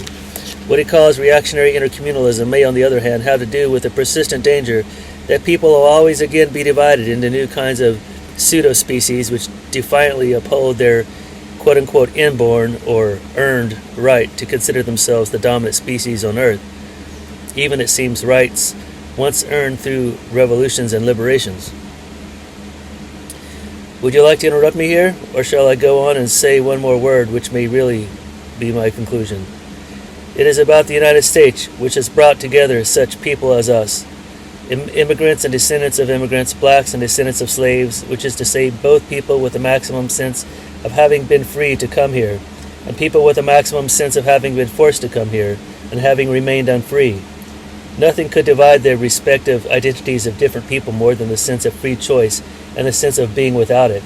And yet, by the mere dialectics of living here for generations, does not the American black belong here more than anyone else? Now, what then does the American identity stand for? As you know, for the longest time, this country has prided itself, beside technical know-how, on having a quote-unquote way of life. To be an American citizen meant, first of all, to be part of a wider identity than any of the constituent identities brought along by the immigrants. But this wider identity, improvised and sported by the second generation, still was balanced by a communal life of great intensity, often clustered around the original immigrants, or for that matter, the migrants to the West. But the American identity was always characterized by an openness toward the future, by an emphasis on what each individual and each group might yet become, and not on where it came from or what it was. This resulted in what to other countries appeared to be an adolescent stance, as if Americans felt that an all too early and all too well-defined adulthood meant to look too much like the immigrant parents. In the meantime, it was the women's job to keep the boys in line. It was the readiness to readjust and to start anew that was the test of character for many. This, of course, happened to fit the spread of the industrial civilization on this vast continent, the very civilization which America, when it became an empire, imported into the old countries, and especially to our former enemies. Incidentally, is empire the right word? It conjures up the Roman Empire, or the British Empire, or having just studied the way Gandhi, the separatist within that empire, became a nationalist and internationalist, I would rather call America a world technocracy, which imports to her world markets also a technocratic identity. And that identity before our eyes and within ourselves has become so standardized, so role-determined, so bureaucratized, that the stance of making like a forever new kind of people turns at times into a caricature, not related any more to concrete conditions. But at the end, the British Empire, in a dialectical way, served the emergence of new nations by first forcing them into subjugation and then tempering it with a kind of identity as members of the empire. It thus showed them the way to rebellion and a new national identity. Similarly, I feel this country may prove to have served the emergence of new communal images based in the last analysis on what the immigrants came here for in the first place. That is exactly what makes the identity of our black citizens so central to the future of America and to that of a wider identity anywhere. For as America exports its dreams along with its goods, it must admit that it failed to share the same goods and the same dreams with those whom it forced to come here, and whom it forced to serve those in power. Yet, as we said, nobody can really find his most adult identity by denying it to others, nor for that matter can those who were denied that identity find it by seeking another communality, unless it be one that transcends as well as embraces the old one. So will we be interested in knowing what kind of world organization you foresee for your intercommunalism? What will be the smallest units and what the largest? And if I may enter the question which interests me right now to the point that I go around like Diogenes with a flashlight, what kind of adult, what kind of mature citizen do you visualize as the intercommunalist? I know that we have been so preoccupied with the sons who want to kill their fathers that we have failed to make a really good look at the fathers who always again sacrifice their sons, who cast gods into the images of superfathers so that they will sanction the sacrifices of the sons. Maybe the adult partaking in a worldwide identity will need neither a father image nor a god figure in that compensatory sense, but only an ideal of maturity as a symbolic guarantor of a universal adulthood. This too we must discuss in historical perspective. I talked a long time, but then so did you. Newton responds, I'd like to say that I cannot really see what Erik meant when he talked about the old Huey Newton and the new Huey Newton, and maybe that is because I'm new to Erik and the other people here. I'm the same old thing, not really the same old thing because I'm in a constant state of transformation just as everything else is, but I don't think there has been any kind of qualitative leap, any real change. Let me clarify. The Black Panther Party was formed in 1966, and at that time, as I mentioned yesterday, we thought of ourselves as nationalists. Now, prior to 1966, I had been involved in many organizations and parties, the Black Muslims, for example, even though I did not join because I could never quite accept the mystical or religious aspect of it. But there were other organizations too, and even from the beginning I found it difficult to accept some of the black nationalist ways. I tried to develop an attitude of great hatred for people, in this instance white people, and every time I thought I had this attitude all developed and internalized, my comrades would call me on the carpet about something.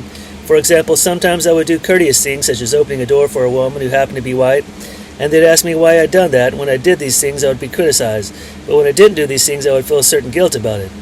I really felt that I should have hatred for all of these people generally because of them.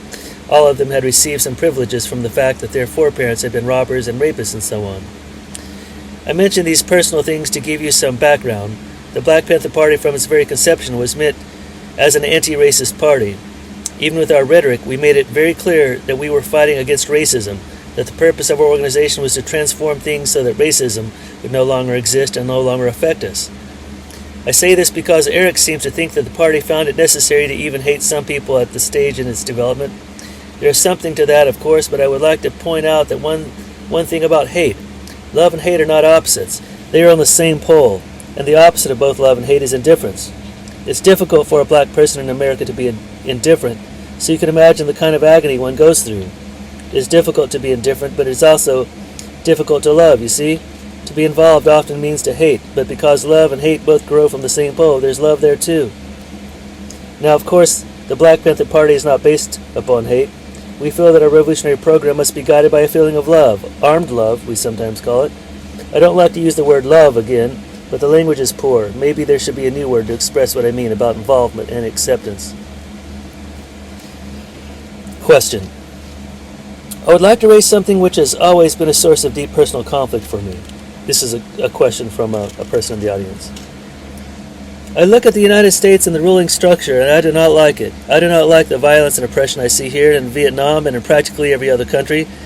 Now I can see in an intellectual way that the only way to react against this violence is with more violence. But when I read the Panther paper and see words like shoot to kill, well, I just can't relate to that either. So would you speak to the question of wanting to create a new world and a new universal humanity, and at the same time having to pick up a gun and shoot? Newton. Well, as I said yesterday, the Black Panther Party is against violence and works for the day when it will no longer be necessary. We want to abolish all guns and all wars because we believe that it is better for people to resolve their differences without violence. But we're not idealists, and because we're not idealists, we try to understand things in their material context. And until the actual conditions exist where defense with a gun is not necessary, we have to act appropriately. It is insane to ask the Vietnamese to lay down their guns when the American ruling circle is napalming them. It is insane to ask the underground operating in South Africa to put down their guns when blacks there are treated like slaves. It is insane because you're asking people to suffer materially for an ideal that will not benefit them. So we condemn violence, but we make a distinction between the violence of the aggressor and the self-defense of the people. During the years of slavery, for example, the slave master kidnapped people, split up their families, forced them to labor, shipped, tortured, and killed them, stole all the profit from their work. This was the actual material condition of their lives. So if the slaves revolted, and they did, many times, they were defending themselves against murder. This is what Frederick Douglass meant when he said, let me read this, quoting Frederick Douglass, "The slave is fully justified in helping himself to the gold and silver, and the best apparel of his master. Such taking is not stealing in any sense of the word. Slaveholders have made it almost impossible for the slave to commit any crime known to the laws of God or to the laws of men. If he steals, he takes his own. If he kills, he imitates only the heroes of the Revolution." Unquote. We translate that to mean that oppressors have no rights which the oppressed are bound to respect. So we believe that people have to defend themselves. That is why we armed ourselves openly when we started the party. We took this risk because we felt that the people had to be educated about the potential power of the armed black community. And now that the example has been made, we're concentrating on helping the people develop things they will want to protect, the survival programs. You see, Chairman Mao's quote, that political power grows out of the barrel of a gun, is misunderstood time and time again. Most people interpret this to mean that political power is a gun, but that's not the point. The verb in the sentence is grows. Political power grows from the barrel of a gun. It culminates in the people's ownership and control of the land and the institutions thereupon. Mao's own practice shows this. He was not interested in spreading the communist influence through mobile guerrilla units, but he believed deeply in establishing political power. So we believe that in order to get rid of the gun, it is necessary to pick it up. We believe that material conditions produce the violence of the aggressor and the self-defense of the victim, and that the people have a right and an obligation to resist attack upon their attempts to change the material conditions of their lives. Questioner. Maybe I feel that way in part because I had never had a gun picked up against me. Newton. No, you haven't, because you're protected by the police and by the Imperial Army. Obviously, this student asking the question is a white guy. Student again. All right, part of my hang-up about picking up a gun is that I have never had it picked up against me, but what bothers me the most is this. I can see that the North Vietnamese people need their guns, but when I read the Panther paper, I get the impression that it is indifferent to those people who have been killed. I mean, the paper sometimes strikes me as a sort of scorecard. Newton. Well, you know, the Vietnamese also shoot down airplanes. I have a ring at home made from an American airplane that was cut down over North Vietnam while attempting to bomb the Vietnamese with napalm and TNT. The Vietnamese use all the little scraps of the planes they cut down to make rings, and then they give these rings to their friends. Imprinted on the ring is the number of planes they have destroyed. I think the one I have has the number 1300 on it. We are very proud of the ring because we are proud that they are able to defend themselves with primitive weapons. They have even shot down helicopters with rifles. But after the plane falls, the Vietnamese take the dead pilot and bury him, making sure to put flowers on his grave. According to one account I read, a reporter saw this happen and asked people why they put flowers on the pilot's grave, considering that he was destroying their children and villages. And they answered that the pilot was a victim, an unconscious lackey of the ruling circle. The reporter said that when the Vietnamese down a plane, they weep for the victim and preserve his grave so that when the war is over, his people can come and take him home. We feel the same way. We have a great compassion for people, and we really believe that the death of any person diminishes us because we are involved in mankind. But we will not hesitate to use whatever force is necessary so that sanity might prevail and people keep their dignity. You mentioned universal identity a little while ago. You know, it is interesting that when we were talking last night, the professor stated it was difficult for him, even though he is an immigrant like myself, to understand what I have been through. But I think that I, of most black people, can understand the suffering the professor went through. Black people can understand it because they have always been rejected in this country. We have never felt that this country was our home, and our internalization of Western values had made it impossible for us to feel at ease in Africa. Even knowing this, we are still nostalgic much of the time and feel that we would rather deal with the many cultural differences one finds in Africa than deal with the racism and exploitation here. But then we realize that the Africans are catching as much hell as any people in the world, and from the same controller too. Like the saying goes, I went to the mountain to hide my face, but the mountain cried out, no hiding place. We cannot hide. So out of this experience of suffering and oppression, the party tries to develop something of a universal identity. You know, I stayed in solitary confinement for 3 years, and just before I got out, they took me from the state penitentiary and put me back in the county jail on what they call Little Death Row. I had stayed on Little Death Row for a month and a half before I was shipped to the isolation cell. There had been 5 people there then, all of them people the authorities expected to go to the gas chamber. And when I was returned there, prior to my release, 2 of the guys were still there, one of them black and one of them white. They had gotten reversals too, but they had already gone through their second trials and had been sentenced to death again. I felt alienated for the first time since being in prison, very alone and very sad. The first time they were all going to death. The first time they were all going to death and I was going to jail. And now they were going to death and I was being released. I wanted to apologize to them for being released, even though I had to go through a second trial too, because why should I have been released while they were going to the death chamber? Why should the people have demanded my release and not theirs? Because of my identification with those men, I wasn't really released from prison until every one of them is out of the death cells. I'll still be there. And it is the same with the world. Unless we cultivate an identity with everyone, we will not have peace in the world.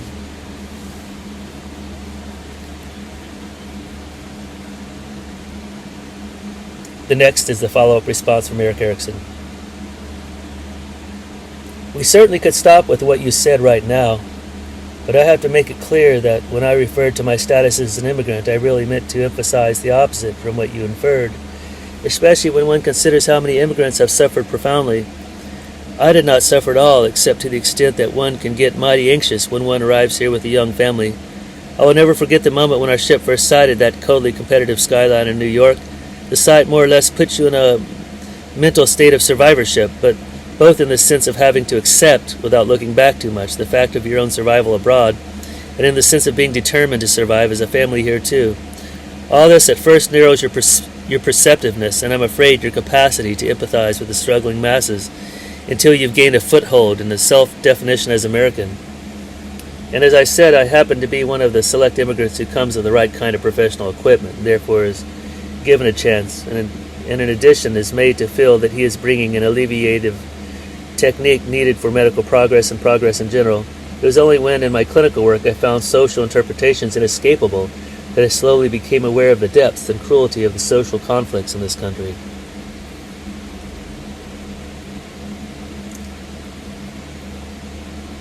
The questioner. It's really cool seeing Erik Erikson just like really beautifully and articulately owning the different levels of privilege. Questioner from the audience. I hate to bring up the idea, but it is totally possible, and maybe even best, that a revolution happen in my lifetime, so that my children will benefit from it. But it deeply concerns me at the same time, because whether I choose to be a part of it or not, I am black and my children will be involved. I will be the target of some retaliation, and the retaliation that may come will probably be similar to that which happened in Austria or Germany when the Gestapo routed out the Jews. It's all a matter of position. All black people in the United States will be part of whatever happens. But how, in your view, do we raise our children or prepare them to be ready for this type of reaction? It's a bad question, but you see my confusion. We know that something is going to happen, whether it is started by the Black Panther Party or someone else, and whatever happens, we will be a part of it. That seems to be a black questioner from the audience. And Newton responds, yes, you will be a part of it because everything is interconnected, and no matter how much they would like to, white people cannot run away from it, either because they are definitely involved as a part of the species. Audience member. But in this country right now, we are in the minority. That seems to be the black audience member. And Newton responds, yes, but there is only one world community. In the context of this country, we are a minority. But in the context of the empire, we are definitely a majority. We do not say this to give people hope, but to show them the true nature of the world today. We can set the best example for our children by showing them how to love and how to fight against things that jeopardize the freedom of the people. In spite of the racism in this country, in spite of the history of oppression against us, we have to show our children how to love and how to defend ourselves. The only way the people of the world can resolve the contradiction between love and defense is to reverse the dominance, at which point we can keep the love and get rid of the gun. This is why we talk in our paper about people exerting their power. We have been conditioned to believe that we should not defend ourselves. Even though 50 million of us have been killed in this country, we have been taught that we should be very humble and act like little Jesuses. Well, we do not accept that idealism. We accept things the way they are. The oppressed peoples of the world are only children now. They are children because they do not have power and do not control phenomena. For many thousands of years, they were hardly recognized at all except as the toiling masses. And it is only now, as Fidel says, that they are beginning to write their own history. As children, they would be wiped out like the Jews in the ghettos of Nazi Germany. But as mature adults, they would take the way of the Jews in the Warsaw Ghetto and keep their human dignity. This is the conviction of the party. We know that the people have to have control, or else the people will always be children. The people must express their will to power, and we believe that their desire to do so is beyond good and evil. Audience member. Much of the impact of the Black Panther Party and the focus of much of the criticism of the party has been your willingness to come out and say that you are prepared to defend yourself. Some people say, look, if you're truly revolutionary, then you shouldn't play your trump card by telling people what you're going to do, because then they're going to pick you off one by one. I think that's the same black audience member. And Newton's response. You're now talking about strategy. Uncle Ho said that it is incorrect to publicize military strategy for military reasons, but that it is perfectly correct to publicize military strategy for political reasons. To judge the correctness of our actions, then, you must understand what we are trying to do. We believe that only the people can expropriate power from the ruling class here and bring about the necessary transition to the world. So our primary task has been to change the attitude of the people toward that power. Helplessness in the face of oppression is the first attitude that has to be changed, because the slave never expropriates power from the master until he realizes that the master is not God and is not bulletproof. And then it is necessary to teach the people that they do have to accept life at the cost of the loss of their dignity.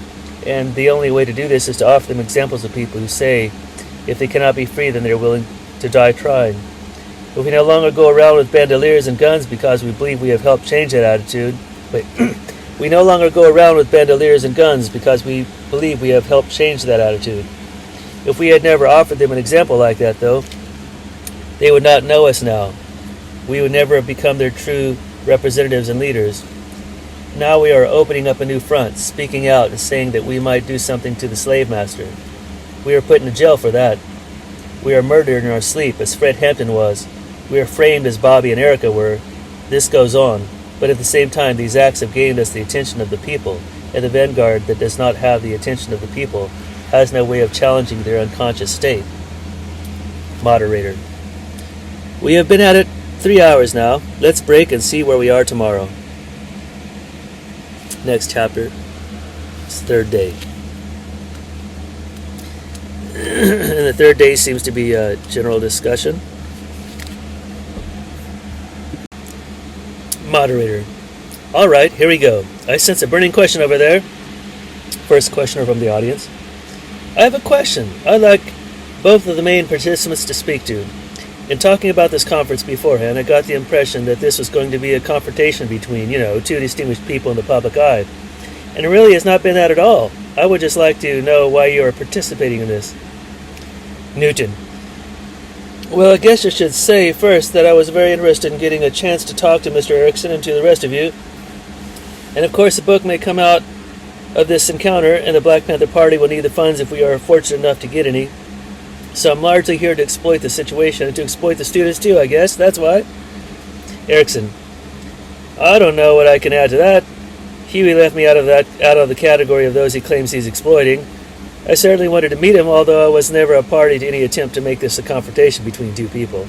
I should add that I am somewhat disappointed that the moderators have taken their impartial roles so seriously that so far they have not asserted their own fields. I think that a political statement and a psychological statement need to be bridged by some discussion of social structure and of historical process. But I will also say, since you asked me directly, that I would not have come here if the students had not been here too. Their comments on the nature of our presentations are very basic to the whole meeting. Questioner from the audience. I have a burning question too for Mr. Newton. I have been reading over some of the notes I have taken, and frankly I really cannot find anything that's startling or new about revolutionary intercommunalism. It seems to me that the ideology is old. It substitutes new terms for old. Newton's response. The phenomenon is new. It did not exist before. Audience member. But it really seems like a visionary ideology for such a materialist as you, and almost impractical. Newton. You mean materialism is visionary? Audience member. No, that's not what I'm saying. I'm saying that this whole thing about a unified identity is visionary.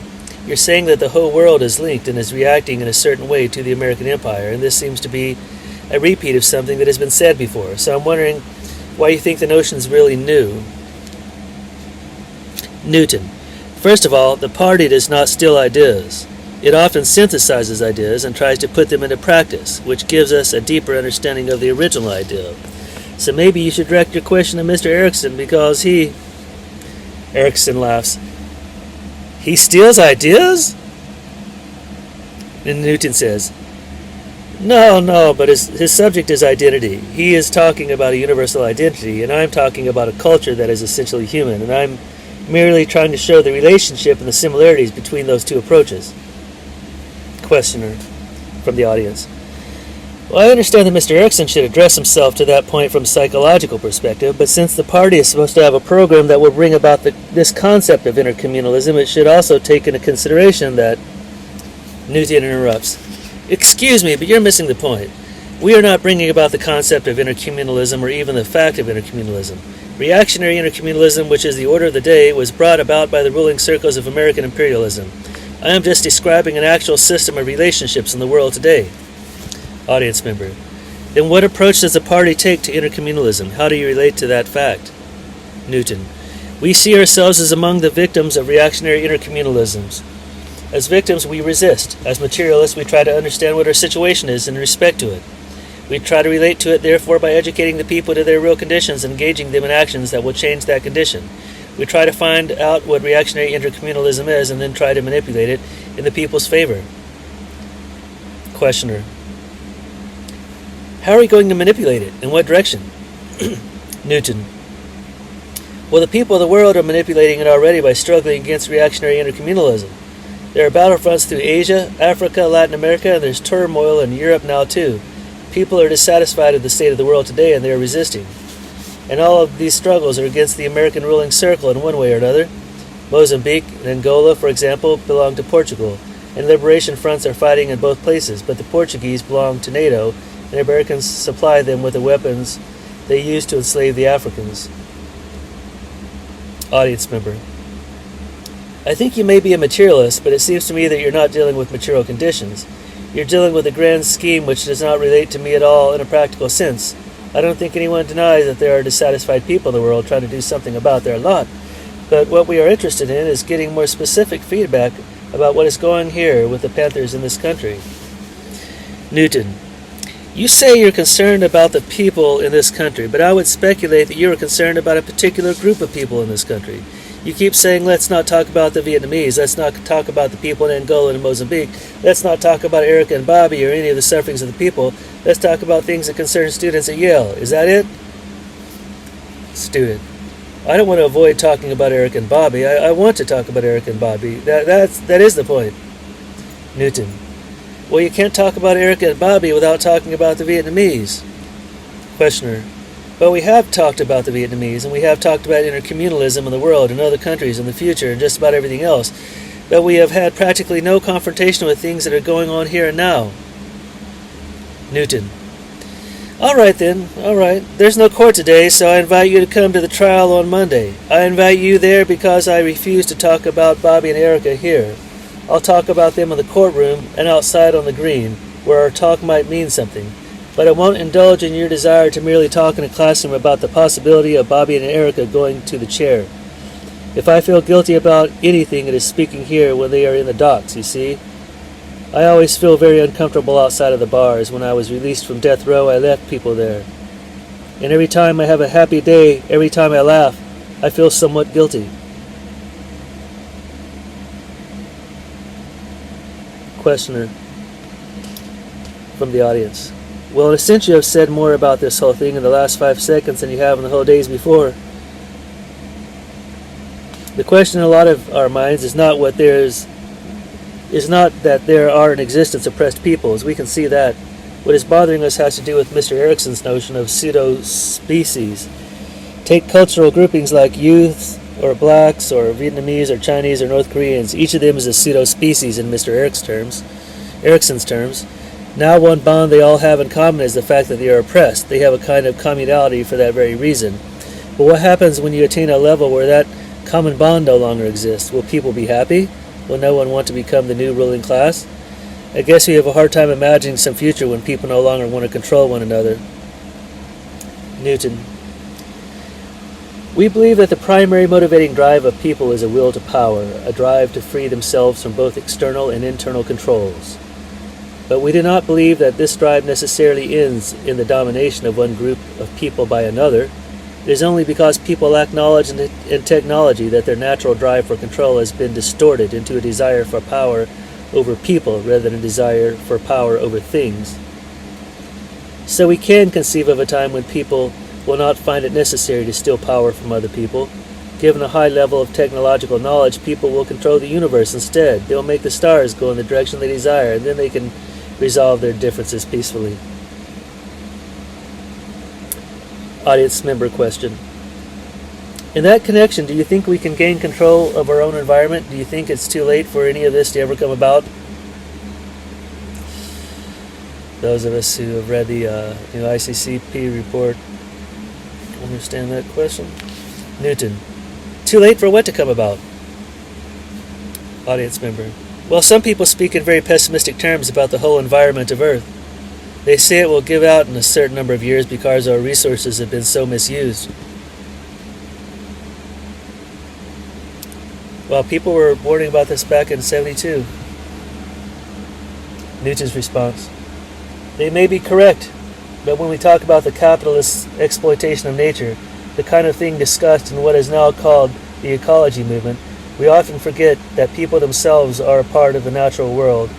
The mass murder of blacks in Africa during the slave trade, all the depredations the Europeans committed in South Africa and the Caribbean, the genocide committed by Nazi Europe against the Jews, the Slavs, the Gypsies, and of course against all people of color are probably the greatest examples of the exploitation of nature by the capitalists. You know the greatest ecological crime being committed right now? The bombing of Vietnam. And we think that until the ecology movement starts recognizing these facts, it will remain largely irrelevant to the majority of people in the world.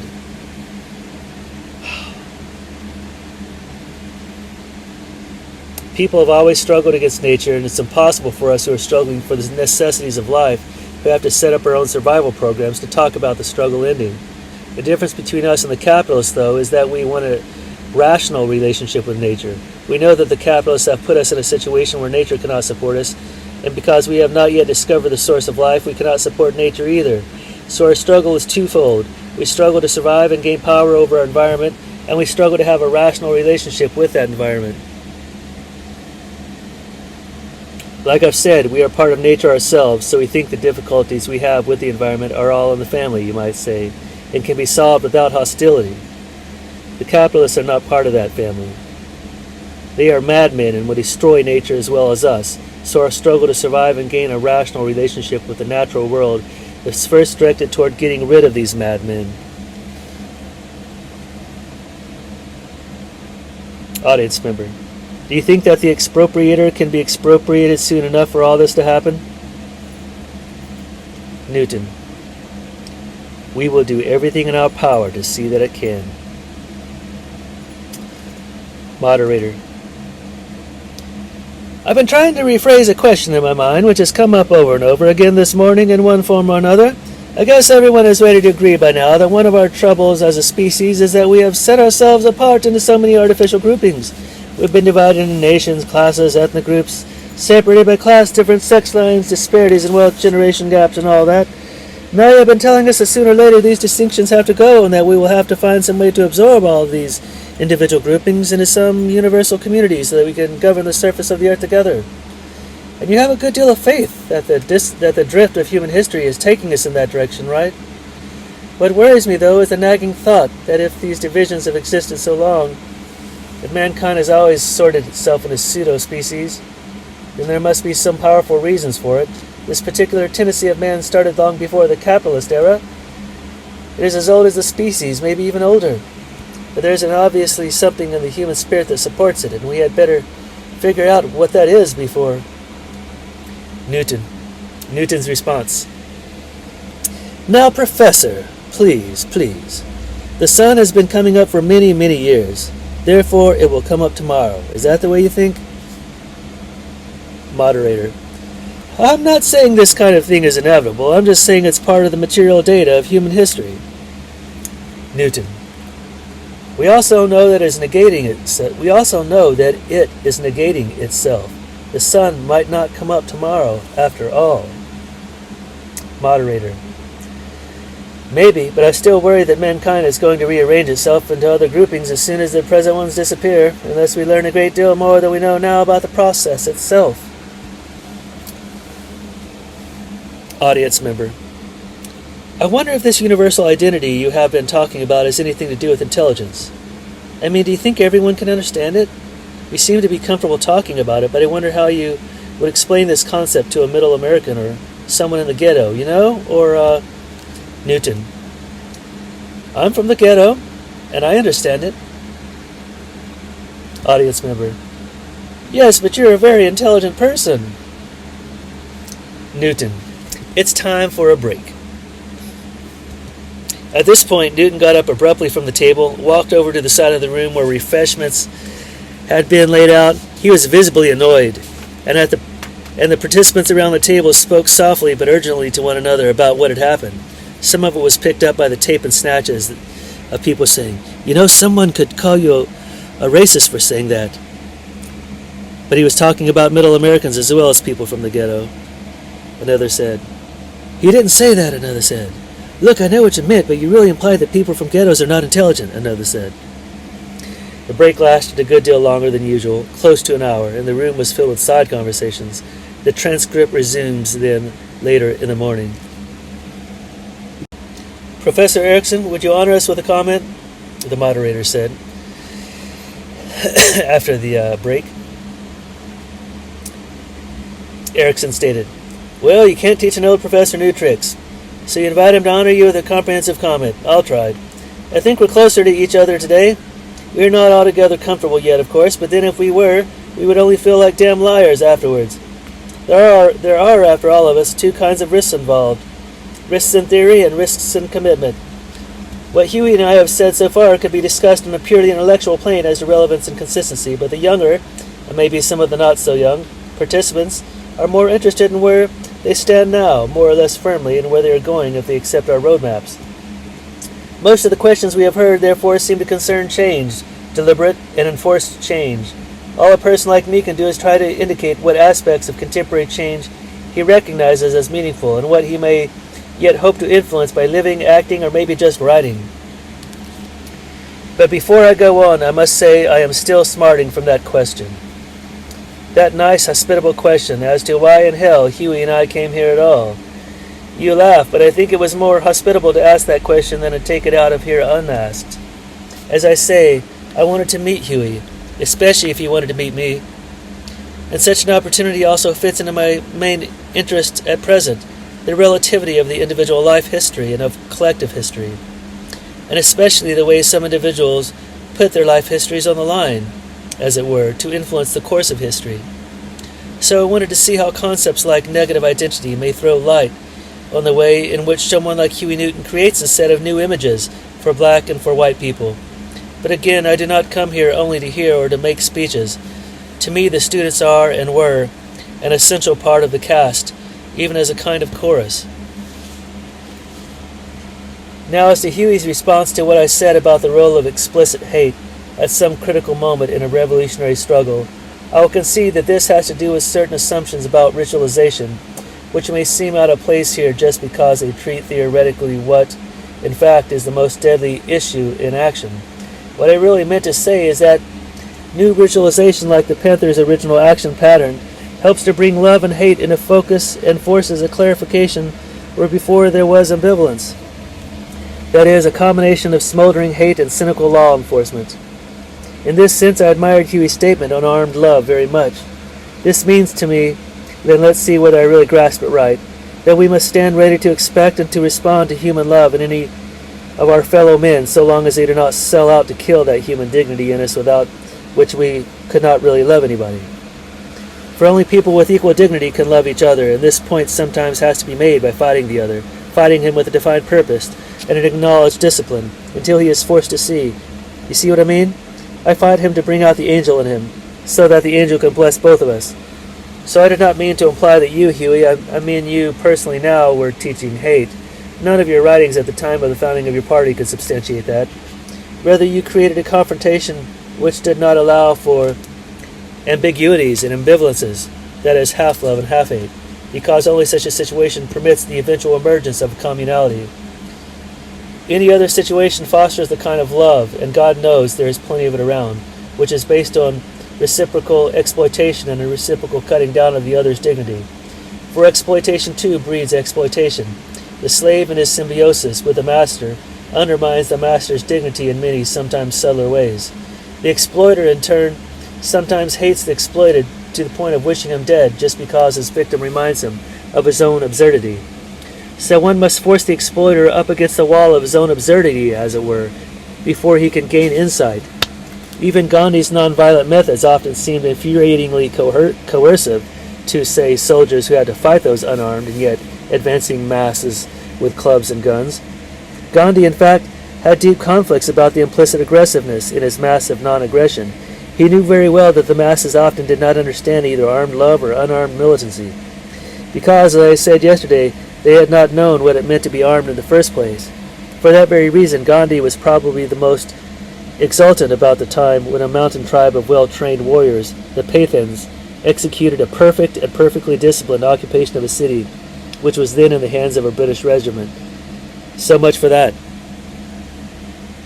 Yes. It's so cool to discover this book years after I taught an actual class on developmental psychology at Antioch Satellite College in Los Angeles. It's related to the Antioch University in Ohio. My favorite revolutionary theorist and my favorite developmental psychological theorist together in a genius discourse, surrounded by a cloud of witnesses, both academic and revolutionary and just curious, and neoliberals thrown in for spice. This book brings two profoundly different poles together in a remarkable fashion. Now let me see, where did I leave off? Now back to the questions about identity and pseudospecies. Like all concepts, are not worth more than what they help clarify in actuality. This is Erikson talking. This also assumes, I guess, that both of them stand for processes which, with marked inner contradictions, such as the positive and negative identity, the lasting tension between which makes identity something both strong and yet vulnerable, and it should be clear that such concepts are always both personal and communal. The very term identity, of course, is apt to sound to communalists as too individualistic, and to individualists as too conformist, even though it really means to describe processes of development which in themselves are independent of any isms, although isms determine their conscious content. For example, whether the historical period emphasizes individualism or conformism to norms and roles and stances, the individual has to find his own identity in either. But that also means that either-ism is, for a while, a communal integrator. If and where individualism is a dominant ideal, it can emphasize uniqueness only by way of a communal agreement, which for a while makes individualism a lifestyle admired and fostered in the whole society, even if its perfection is by definition truly accessible only to an elite. Such an elite, in turn, must shoulder some responsibility for its own comportment, so as to keep the claim of uniqueness from getting out of hand, and in fact from becoming antisocial.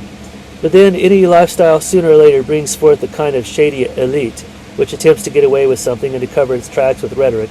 Before long, rhetoric makes an empty stance, a pretense, and a stereotyped role out of any liberating lifestyle. It makes sense then to speak of an eventual conspiracy between individualism and capitalism. But then I have to remind you that I am not speaking of mere ideal images or moral models, mere passing trends and fashionable styles. I'm speaking of an inner process in every individual and in every generation involved, a process which, when things go reasonably well, guards for a while both the identities of the elite and of that majority which accepts its clues from the elite. Wow! He's just like honing in on the neoliberal class right now. And it is an inner process which for a while guards the dialectic relation of the generations and thus the socio-genetic process. I hope it will not sound too relativistic when I attempt to show the relativity of changing political and cultural styles, but there always lurks alienation and identity confusion, and eventual insurrection and violence within these processes. It follows that if individualism as a cultural trend has passed its prime, then there will soon be a generation that grows up with vague ideals of individualism, that learns in college to admire the masters of a passing lifestyle, and yet finds out before long that if you want to really succeed, you must develop ruthless irresponsibility under the guise of pious individualistic verbiage. And if you can't make it, quote unquote, you are the suckers, and you feel, to use a more noble word, alienated. In the meantime, however, individualism in its period of flowering has served to establish another of those steps in human consciousness which make it ever clearer what a free man could be. The caricatures of decay cannot hide the true face which had yet been revealed, and which may well be an irreversible part of any future and more universal model of personality. Maybe you can see now what I mean when I say that for a while a man's identity may be in line with a developing lifestyle, while at another time he may have to defend it, for example, by insisting on his right to be an individual in the midst of a lifestyle which in fact robs him of genuine individuality by forcing him into counterfeit individualistic roles. As you said, he may then feel that he can regain individuality only by loyally joining a communal group which stands against the prevailing lifestyle, or by going through a phase of inverted individualism where his inner life becomes his one and only community. Incidentally, doesn't every writer go through such phrases repeatedly and creatively? And if he is a novelist or dramatist, he can invent a cast representing his inner community and put it on the stage or in a novel, which almost seems to have superior reality. Today, though, all too many people can keep their inner community alive only by the use of drugs. I have indicated, and I will repeat this here, that the identities of future men will always combine a sense of uniqueness inherited from a number of past liberations, whether religious, cultural, or political, and yet also a sense of universal communality, which must always again find ways of guarding itself against monopolizers and usurpers. Well, that was quite a mouthful, but Huey, would you accept such a psychological statement as a counterpart to your political one? Newton's response: yes. We say that we would like to express our own individuality in a collective consciousness. One of our chief drives is to free the man as we bring him into the human community. Erikson: then I should add that my immigration to America is now part of me, and while I would not want to overlook the possibility that we may see things differently as a result, I also feel strongly that without that development called the United States of America, and yes, even the technological imperialism that we deplore so much when it oversteps the limits of human comprehension and compassion, that without it we could not sit here talking as we do. That means that we have a common faith, maybe only because one must have a faith in survival, that each pseudo-species and each empire in some dialectical way added new elements to a more universal sense of humanity. Newton: Yes, and I would take that further and say that without imperialism, there would be no reactionary intercommunalism, and without reactionary intercommunalism, there would be no reactionary intercommunalism, and so it follows that imperialism lays a foundation for world communism. It is necessary for imperialism to exist, even though we don't like it. That's the internal contradiction, you see. I would agree with that. I'm not happy about it, but that is the dialectics of the situation.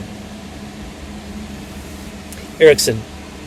I came across that form of dialectics 15 years ago when I wrote about young Martin Luther's identity crisis within the historical crisis of the Catholic Empire. Incidentally, I heard recently that some young priests in Rome are reading the Italian translation of my Luther book now, enough to make the Pope publicly scoff at their claim of undergoing an identity crisis. But you cannot start an ecumenical movement without arousing identity conflicts and historical doubts, which makes these young priests hear the echo of that long-forbidden German voice, or more probably, ecumenicism would not emerge without the prior existence of such conflicts and doubts. All of this is on the way to overcoming such pseudo-speculation as the Church of Rome too has indulged in. Now I might mention that I recently reported in a meeting where representatives of other fields did the same, on the possible connection between my particular life in these particular times and the fact that I was the person who first described and named the identity crisis, a concept which immediately took. I think it's important to be aware of the reasons why some ideas prove importable and exportable. For example, I think that psychoanalysis was welcome in this country more than anywhere else because it promised to the self-made man a tool to remake in himself what he had brought along by dint of his origins. Psychoanalysis for some replaced lost orthodoxies. At the same time, in a country to which the management of things and people was the highest endeavor, psychoanalysis seemed to promise more efficient self-management and in fact the management of sexuality and aggression, and even love. The mechanistic terms used in psychoanalysis for reasons going back into the scientific climate of the turn of the century acquired an even more metallic sound, like terms like defense mechanism and transference, for example, and the prominent use of the ancient term ego no doubt appealed to a wide consumership because people took by it its American meaning. In this way, ideas emerge from and come to serve the material culture. Wow. A question from the audience. Mr. Erikson, yesterday you closed your talk with a quote from Marx, something to the effect that until there is a revolution, no one can really become an adult. Now, I would imagine that Marx was talking about the fact that various impingements of class and race and sex and so on prevent one from moving into a real adulthood. They are part of his identity and affect him in ways he is not conscious of. Marx obviously thought that once a revolution takes place and wealth is redistributed, then these changes in the material world would result in similar changes in the psychological world. But how do an individual's inner perceptions get influenced by his material surroundings? To what extent are basic human drives derived from material conditions, and to what extent are they changed by material conditions?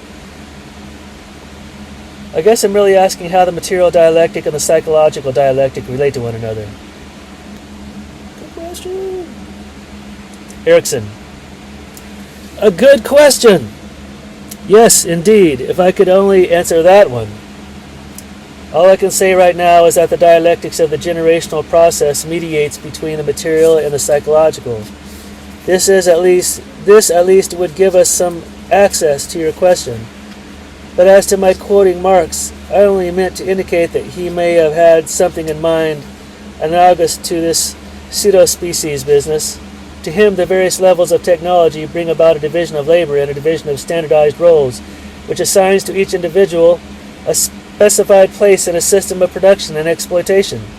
This makes him unfree in that it robs him of those of his potentials which are not immediately useful or which may even be inimical to the defined role he must accept. Alienated from his own inner structure and alienated from nature, he cannot be said to be a true adult. In psychological terms, one could say that his identity is overdetermined by his assigned circumstances, and that what he must suppress in himself becomes partially projected on others, so that he can neither permit others nor himself to be wholly human. In other words, well, would you say Lincoln was a reasonably adult man? Newton. No. Erikson. Next question. Well, let me quote anyway what came to my mind. Lincoln said, "As I would not be slave, I would not be master." That seems to me a rather adult statement, for his time, of course. Newton. Oh, I read his other letters, but go on. Erikson. I call this statement relatively adult because it is a beautifully parsimonious expression of a man's insight into his total situation at a certain moment in history. It includes, in my terms, the assumption that you cannot be fully yourself if your identity depends on somebody else's identity loss. A potentially vicious symbiosis in the sense that each lives and dies off the other. This is a parallel to what Huey said about the reciprocity of the dignity of love. But to get at the dynamics of this, psychoanalysis will have to go beyond adapting individuals to the status quo, or for that matter consider adulthood a mere matter of leaving one's childhood behind. We'll have to provide the conceptual means for an adult to recognize his status, or is it flux, in historical change, and his responsibility towards the next generation. Does that answer you? Audience member. I guess it answers about 2/3 of it. Erikson. 2/3! Either I'm doing well or you are being too polite. Audience member. You know, most students seem to have this thing about following someone or something and not really becoming concerned themselves. And it seems to me that just your mere presence here, Mr. Newton, forces me to some kind of subjective analysis. There are certain things that I am going to have to do sooner or later, certain conclusions that I am going to have to reach for myself about this society and whether I want to fit into it or try to affect some change, some type of change. It seems to me that everyone is sort of running away from themselves right now. It is easier to take what you were saying and try to attack it than it is to look inward and try to reach something inside. And that's what seems to have been happening for the past 2 days. People are saying, "Well, Huey, what do you think about this?" And, "Well, Huey, you are wrong about that." And, I can challenge you from 10 different stances at once without ever having to face the basic questions you're raising within myself. As far as I'm concerned, though, this whole discussion is about alternatives, and I think your mere presence here is an alternative. I don't know. Another audience member. I would like to comment on that too, because it seems to me that Mr. Newton is very, very committed to what he has been talking about, and most of us just don't know how to be. He says that he's not an idealist, but at the same time he is willing to sacrifice his life for what he believes in, and let's face it, a lot of people do not want to commit themselves that far because they... Newton jumps in. Because they'll commit themselves? Uncle Sam calls and they will be over on the soil of Vietnamese people risking their lives and even giving up their lives. It's not a question of giving up your life. The real question is, for what cause will you give up your life? We in the Black Panther Party will not give up our lives when the ruling circles call for us to do so. We would rather give up our lives trying to expropriate the ruling circles. Now I don't like having to make that choice because I would rather see all of humanity resolving its contradictions by discussions like this. But it is idealistic to think we can do so now. The simple fact that people must fight to end division shows a low development at this time for all of mankind. Audience member. You have said several times that the Panther Party is mainly involved in an educational program, but I guess I don't really understand exactly what you do to relate to people on the human level, how you set yourselves up as examples of the kind of thing you're talking about. What do you actually do? Newton. Well, we have what we call a 10-point program. It's called a survival program. Survival until the people become more self-conscious and mature. Because until then, we are all in danger of genocide. Members of the party spend most of their time setting up these programs and helping run them. These programs are open to everyone in the community. We have health clinics, we have a busing program for parents and relatives and friends of prisoners who would not be able to visit the prison otherwise because they don't have the money. We have clothing programs, especially on the East Coast because of the winter cold.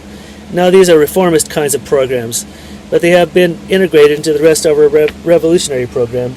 We do them all over the country and we're expanding them. We know they won't solve the problem, but because we are interested in the people, we serve the people. Question. The question was raised several times yesterday and again today about whether the Panthers have been operating over the past few years more by political intuition or more by ideology, which has been described here. I suppose the answer to that has to be that you need both in order to get off the ground. You need political intuition, obviously, to get some sense of how to proceed, and once started, you need an ideology to enable people to understand what you're doing. Newton. Political science, not intuition. We have always had an ideology and always attempted to practice our theory. We studied the situation from the very start. We had a program from the very start. Audience member. All right. But the ideology, as you've spelled it out, seems to me less relevant once you leave the stage where victims are actively resisting oppression and enter the stage of universal consciousness. Do you see what I mean? I'm not sure that your ideology is nearly as useful in offering a blueprint for arriving at that future stage as it has been for getting out of the stage we're in. It seems to me this is what people mean when they keep asking you, where do we go from here? The usefulness of your ideology is that it mobilizes an enormous amount of human energy against a rather rigid structure and a rather fixed set of situations. We're not going to need that so much anymore because the Vietnamese don't need it? Newton asked. Now wait a minute, the audience member said. I'm talking about the future, the way the future is going to emerge. We have to set up a system, a technological system, which rests on science and which determines the kinds of interconnectedness we will have to deal with. In the long run, we're going to have to manage an enormously complicated plant, and this creates a different situation from the one in which we have lived as men for 5,000 years. We're all involved with a large, complex technological system, which we have got to manage somehow, or it will get out of control. And I guess what I miss in your ideology is some way of defining the new institutions, the new ideas that will enable us to control that evolution. So my first question is, how are we going to manage the plant? Have you been thinking about that? Fair question. Newton. Oh, yes. We are definitely thinking about it. Audience member. And then my second question is for Mr. Erikson. If we evolve into a kind of interconnectedness where people have to give up some of their separate interests, their sense of difference, aren't we going to need a new kind of person?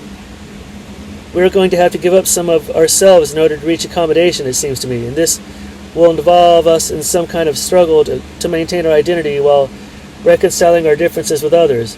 Or to put it another way, how can we retain shreds of identity in a rapidly changing system when we are constantly asked to accommodate to others at the same time we are managing that huge plant?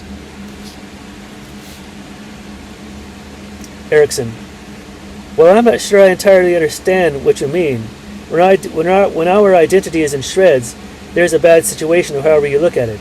Yet, as you indicate, it might be necessary for us to realize the impossibility of ever achieving an identity as fully formed, as static, as secure as could be done, or so it now seems in past periods. This, in fact, is probably the reason why we in our time have begun to become so self-conscious about identity processes. There could even be a kind of evolutionary adaptation in such clinical awareness, for perceptive clinicians may learn to recognize in the dominant neurotic disturbances of the age a shift in psychosocial processes. This adds awareness, at first often painful and anxiety-provoking, to the dominant conflicts of an age, and I think you stated very well some of the sacrifices of a secure and even superior sense of identity, which we have to allow in order to give more people a chance to have some kind of identity at all. But that does not mean that our identities are in shreds, not yet. For identity, formation can adapt itself to multiple demands. While it's true that some basic design is formed in adolescence, such a design need not and should not foreclose all variations for once and for all. Identity development, while given a decisive direction in adolescence, never really ends, and it is quite possible in principle that rapid changes in technology and culture can count on some adaptiveness of identity throughout life. That is, if appropriate social forms are invented which create leeway through new forms of association and cooperation. And here you see what so many of us deplore, the open-endedness of the American identity, may in fact be a great contribution to a more universal identity fit for a worldwide technology. So that very reason American identity must now undergo a crisis, for in becoming universal it must also realize its historical limitations. Unlimited possibilities, as we now know, can land you in unforeseen dead ends, real dead ends. This is really hard for the American people to accept. It undermines the whole ethos of work and success. It feels, in fact, like a defeat. And the self-mismade man becomes sulky and angry. If we only had leaders who could convince our people that to have the insight and the guts to recognize the limitations of one's destiny, now that would be victory. Holy crap, Erikson really looking at the neoliberal resistance and alignment with fascism that we're seeing now under the Biden administration. One other question should be discussed in this context too. What is going to happen to those masses, and they are not only to be found in Middle America, whose identity is vitally related to the running of industries? It's interesting, isn't it, how little those of us who work on the border between humanist and revolutionary imageries think of the vast mass of people who have become the human tools of industrialization, as well as the consumers of what is produced by it. How would a general denouement of the American technological know-how affect them? And what alternative identifications are available in this stage of technology? Will they indulge by necessity in new forms of reactionary intercommunalism? Yep, that seems to be what happened. That's kind of what the Proud Boys are. And doesn't Huey speak primarily for another part of the population of the world, those who are moving from a tradition of ex-colonial agrarianism into a kind of anarchic urbanization? I would in fact claim that many radical intellectuals, because of their preoccupation with traditional literary models, are nostalgically hung up on such identity conflicts and prefer to ignore the real conflicts of the modern working man. Wow. It's getting late, and I would like to come back to at least one of the many questions which I could not answer earlier. Yes, pseudo-speciation, no matter how it started, has become a powerful need for the human race, having absorbed not only specifically human habits of imagination, but also instinctive forces working for orientation and adaptation. This combination has in fact led to a paradox which can only be called man's pseudologia realis, that is, his tendency to wrap solid facts and effective techniques into visionary world images to make believe in usurpation. I can only suggest that we study this carefully, for it seems that neither moral outrage nor fresh utopian commitments can change this trend to ever new illusions, leading eventually to the same old power struggles, without new insights. We must really fear new outbreaks of that reactionary pseudo-speciation, which found, we hope, its climax in Hitler. And we may well wonder what will become of some of our era's liberations when the liberated will face each other as brothers, each a god on earth. The conversation continued for a few moments in an effort to pick up old threads, but the New Haven meetings were clearly over. The next section they pick up in Oakland. Professor Erikson, would you honor us with a comment? The moderator said after the break. Erikson stated, "Well, you can't teach an old professor new tricks, so you invite him to honor you with a comprehensive comment. I'll try. I think we're closer to each other today. We're not altogether comfortable yet, of course, but then if we were, we would only feel like damn liars afterwards. There are, after all of us, two kinds of risks involved. Risks in theory and risks in commitment. What Huey and I have said so far could be discussed on a purely intellectual plane as to relevance and consistency, but the younger, and maybe some of the not-so-young, participants are more interested in where they stand now, more or less firmly, and where they are going if they accept our roadmaps. Most of the questions we have heard, therefore, seem to concern change, deliberate and enforced change. All a person like me can do is try to indicate what aspects of contemporary change he recognizes as meaningful, and what he may yet hope to influence by living, acting, or maybe just writing. But before I go on, I must say I am still smarting from that question. That nice, hospitable question as to why in hell Huey and I came here at all. You laugh, but I think it was more hospitable to ask that question than to take it out of here unasked. As I say, I wanted to meet Huey, especially if he wanted to meet me. And such an opportunity also fits into my main interest at present, the relativity of the individual life history and of collective history, and especially the way some individuals put their life histories on the line, as it were, to influence the course of history. So I wanted to see how concepts like negative identity may throw light on the way in which someone like Huey Newton creates a set of new images for black and for white people. But again, I do not come here only to hear or to make speeches. To me, the students are and were an essential part of the cast, even as a kind of chorus. Now, as to Huey's response to what I said about the role of explicit hate at some critical moment in a revolutionary struggle, I will concede that this has to do with certain assumptions about ritualization, which may seem out of place here just because they treat theoretically what, in fact, is the most deadly issue in action. What I really meant to say is that new ritualization, like the Panther's original action pattern, helps to bring love and hate into focus and forces a clarification where before there was ambivalence. That is, a combination of smoldering hate and cynical law enforcement.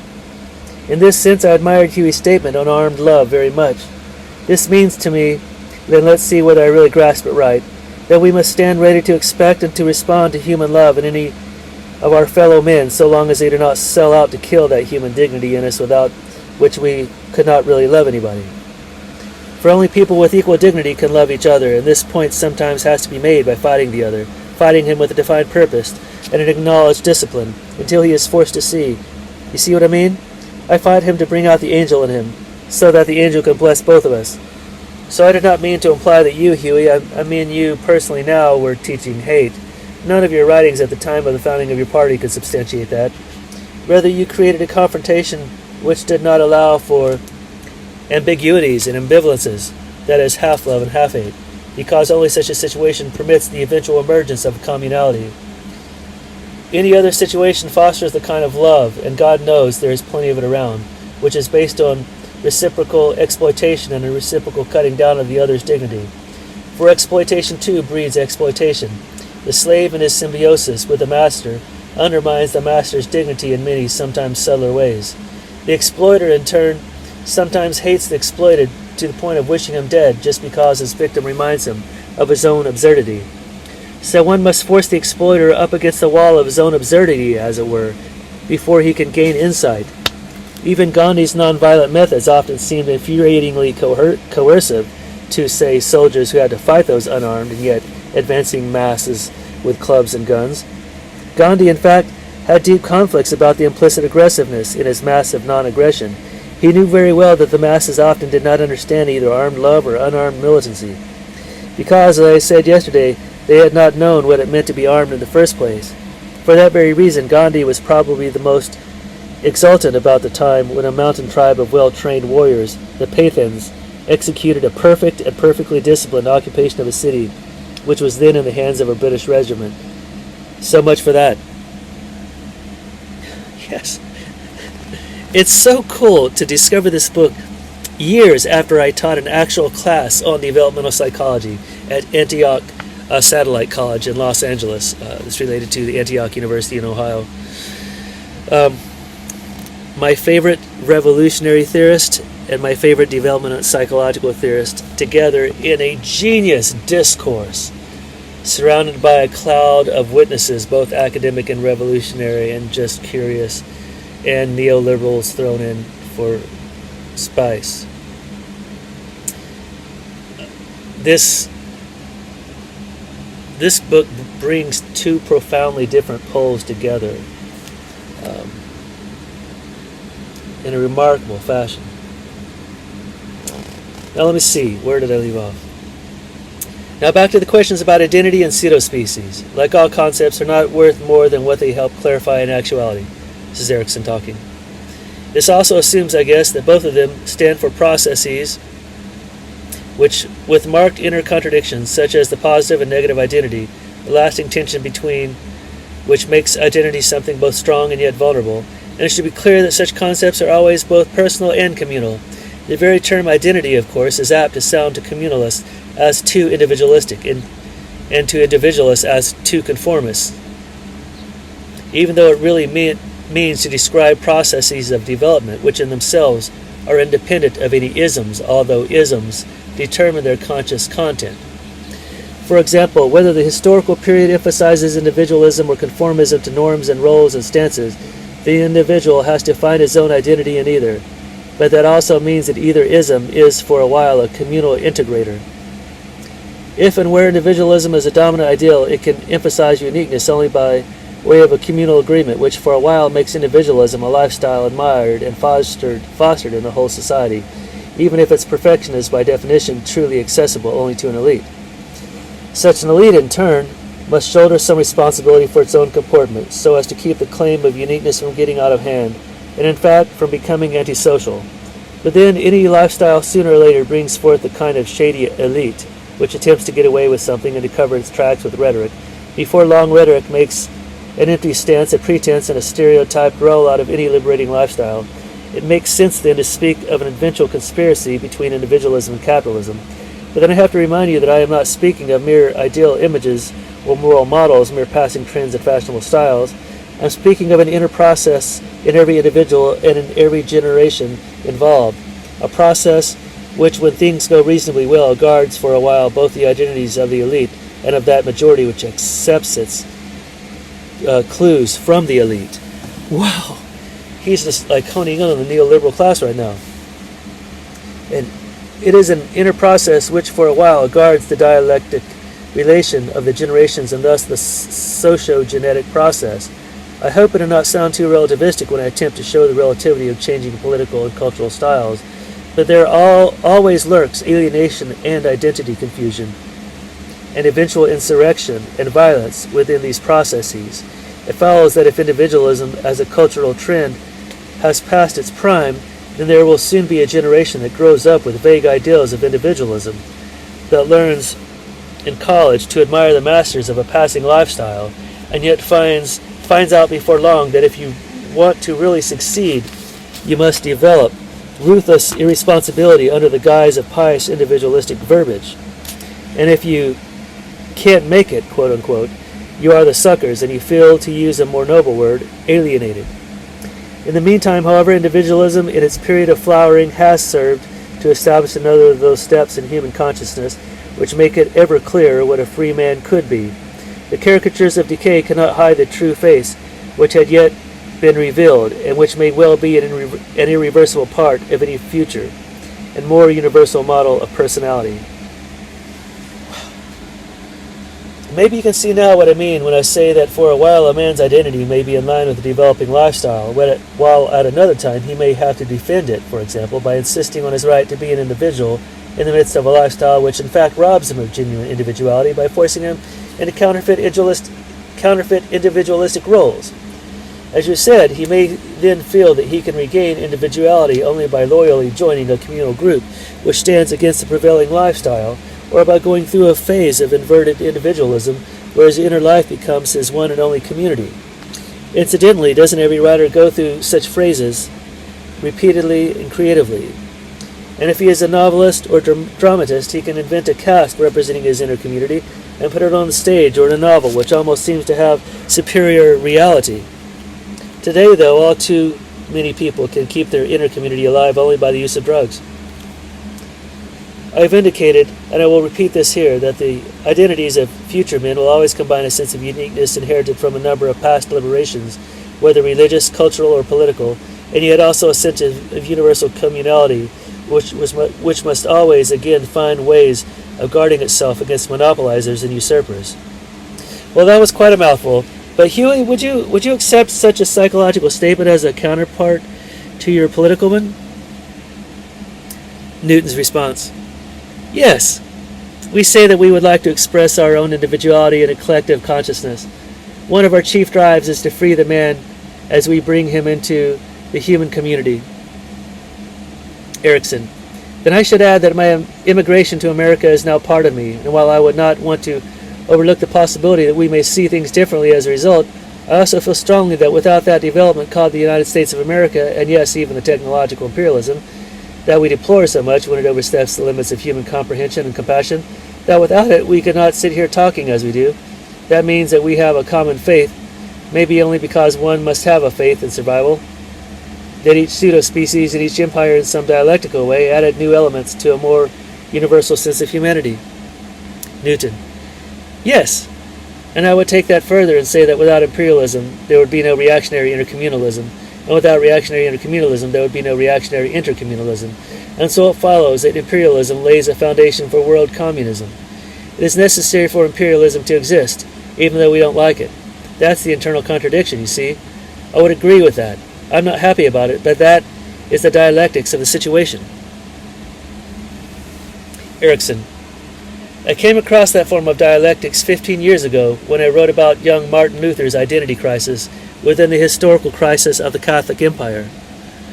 Incidentally, I heard recently that some young priests in Rome are reading the Italian translation of my Luther book now, enough to make the Pope publicly scoff at their claim of undergoing an identity crisis. But you cannot start an ecumenical movement without arousing identity conflicts and historical doubts, which makes these young priests hear the echo of that long-forbidden German voice, or more probably, ecumenicism would not emerge without the prior existence of such conflicts and doubts. All of this is on the way to overcoming such pseudo-speculation as the Church of Rome too has indulged in. Now I might mention that I recently reported in a meeting where representatives of other fields did the same, on the possible connection between my particular life in these particular times and the fact that I was the person who first described and named the identity crisis, a concept which immediately took. I think it's important to be aware of the reasons why some ideas prove importable and exportable. For example, I think that psychoanalysis was welcome in this country more than anywhere else because it promised to the self-made man a tool to remake in himself what he had brought along by dint of his origins. Psychoanalysis for some replaced lost orthodoxies. At the same time, in a country to which the management of things and people was the highest endeavor, psychoanalysis seemed to promise more efficient self-management and in fact the management of sexuality and aggression, and even love. The mechanistic terms used in psychoanalysis for reasons going back into the scientific climate of the turn of the century acquired an even more metallic sound, like terms like defense mechanism and transference, for example, and the prominent use of the ancient term ego no doubt appealed to a wide consumership because people took by it its American meaning. In this way, ideas emerge from and come to serve the material culture. Wow. A question from the audience. Mr. Erikson, yesterday you closed your talk with a quote from Marx, something to the effect that until there is a revolution, no one can really become an adult. Now, I would imagine that Marx was talking about the fact that various impingements of class and race and sex and so on prevent one from moving into a real adulthood. They're part of his identity and affect him in ways he is not conscious of. Marx obviously thought that once a revolution takes place and wealth is redistributed, then these changes in the material world would result in similar changes in the psychological world. But how do an individual's inner perceptions get influenced by his material surroundings? To what extent are basic human drives derived from material conditions, and to what extent are they changed by material conditions? I guess I'm really asking how the material dialectic and the psychological dialectic relate to one another. Good question. Erikson. A good question. Yes, indeed, if I could only answer that one. All I can say right now is that the dialectics of the generational process mediates between the material and the psychological. This at least would give us some access to your question. But as to my quoting Marx, I only meant to indicate that he may have had something in mind analogous to this pseudo-species business. To him, the various levels of technology bring about a division of labor and a division of standardized roles, which assigns to each individual a specified place in a system of production and exploitation. This makes him unfree in that it robs him of those of his potentials which are not immediately useful or which may even be inimical to the defined role he must accept. Alienated from his own inner structure and alienated from nature, he cannot be said to be a true adult. In psychological terms, one could say that his identity is overdetermined by his assigned circumstances, and that what he must suppress in himself becomes partially projected on others, so that he can neither permit others nor himself to be wholly human. In other words, well, would you say Lincoln was a reasonably adult man? Newton. No. Erikson. Next question. Well, let me quote anyway what came to my mind. Lincoln said, "As I would not be slave, I would not be master." That seems to me a rather adult statement, for his time, of course. Newton. Well, I read his other letters, but go on. Erikson. I call this statement relatively adult because it is a beautifully parsimonious expression of a man's insight into his total situation at a certain moment in history.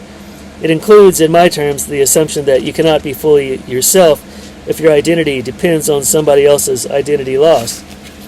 A potentially vicious symbiosis in the sense that each lives and dies off the other. This is a parallel to what Huey said about the reciprocity of the dignity of love. But to get at the dynamics of this, psychoanalysis will have to go beyond adapting individuals to the status quo, or for that matter consider adulthood a mere matter of leaving one's childhood behind. We'll have to provide the conceptual means for an adult to recognize his status, or is it flux, in historical change, and his responsibility towards the next generation. Does that answer you? Audience member: I guess it answers about 2/3 of it. Erikson: 2/3! Either I'm doing well or you are being too polite. Audience member: You know, most students seem to have this thing about following someone or something and not really becoming concerned themselves. And it seems to me that just your mere presence here, Mr. Newton, forces me to some kind of subjective analysis. There are certain things that I am going to have to do sooner or later, certain conclusions that I am going to have to reach for myself about this society and whether I want to fit into it or try to affect some type of change. It seems to me that everyone is sort of running away from themselves right now. It is easier to take what you were saying and try to attack it than it is to look inward and try to reach something inside. And that's what seems to have been happening for the past 2 days. People are saying, well, Huey, what do you think about this? And, well, Huey, you are wrong about that. And, I can challenge you from 10 different stances at once without ever having to face the basic questions you're raising within myself. As far as I'm concerned, though, this whole discussion is about alternatives, and I think your mere presence here is an alternative. I don't know. Another audience member: I would like to comment on that too, because it seems to me that Mr. Newton is very, very committed to what he has been talking about, and most of us just don't know how to be. He says that he's not an idealist, but at the same time he is willing to sacrifice his life for what he believes in, and let's face it, a lot of people do not want to commit themselves that far because they... Newton jumps in. Because they'll commit themselves? Uncle Sam calls and they will be over on the soil of Vietnamese people risking their lives and even giving up their lives. It's not a question of giving up your life. The real question is, for what cause will you give up your life? We in the Black Panther Party will not give up our lives when the ruling circles call for us to do so. We would rather give up our lives trying to expropriate the ruling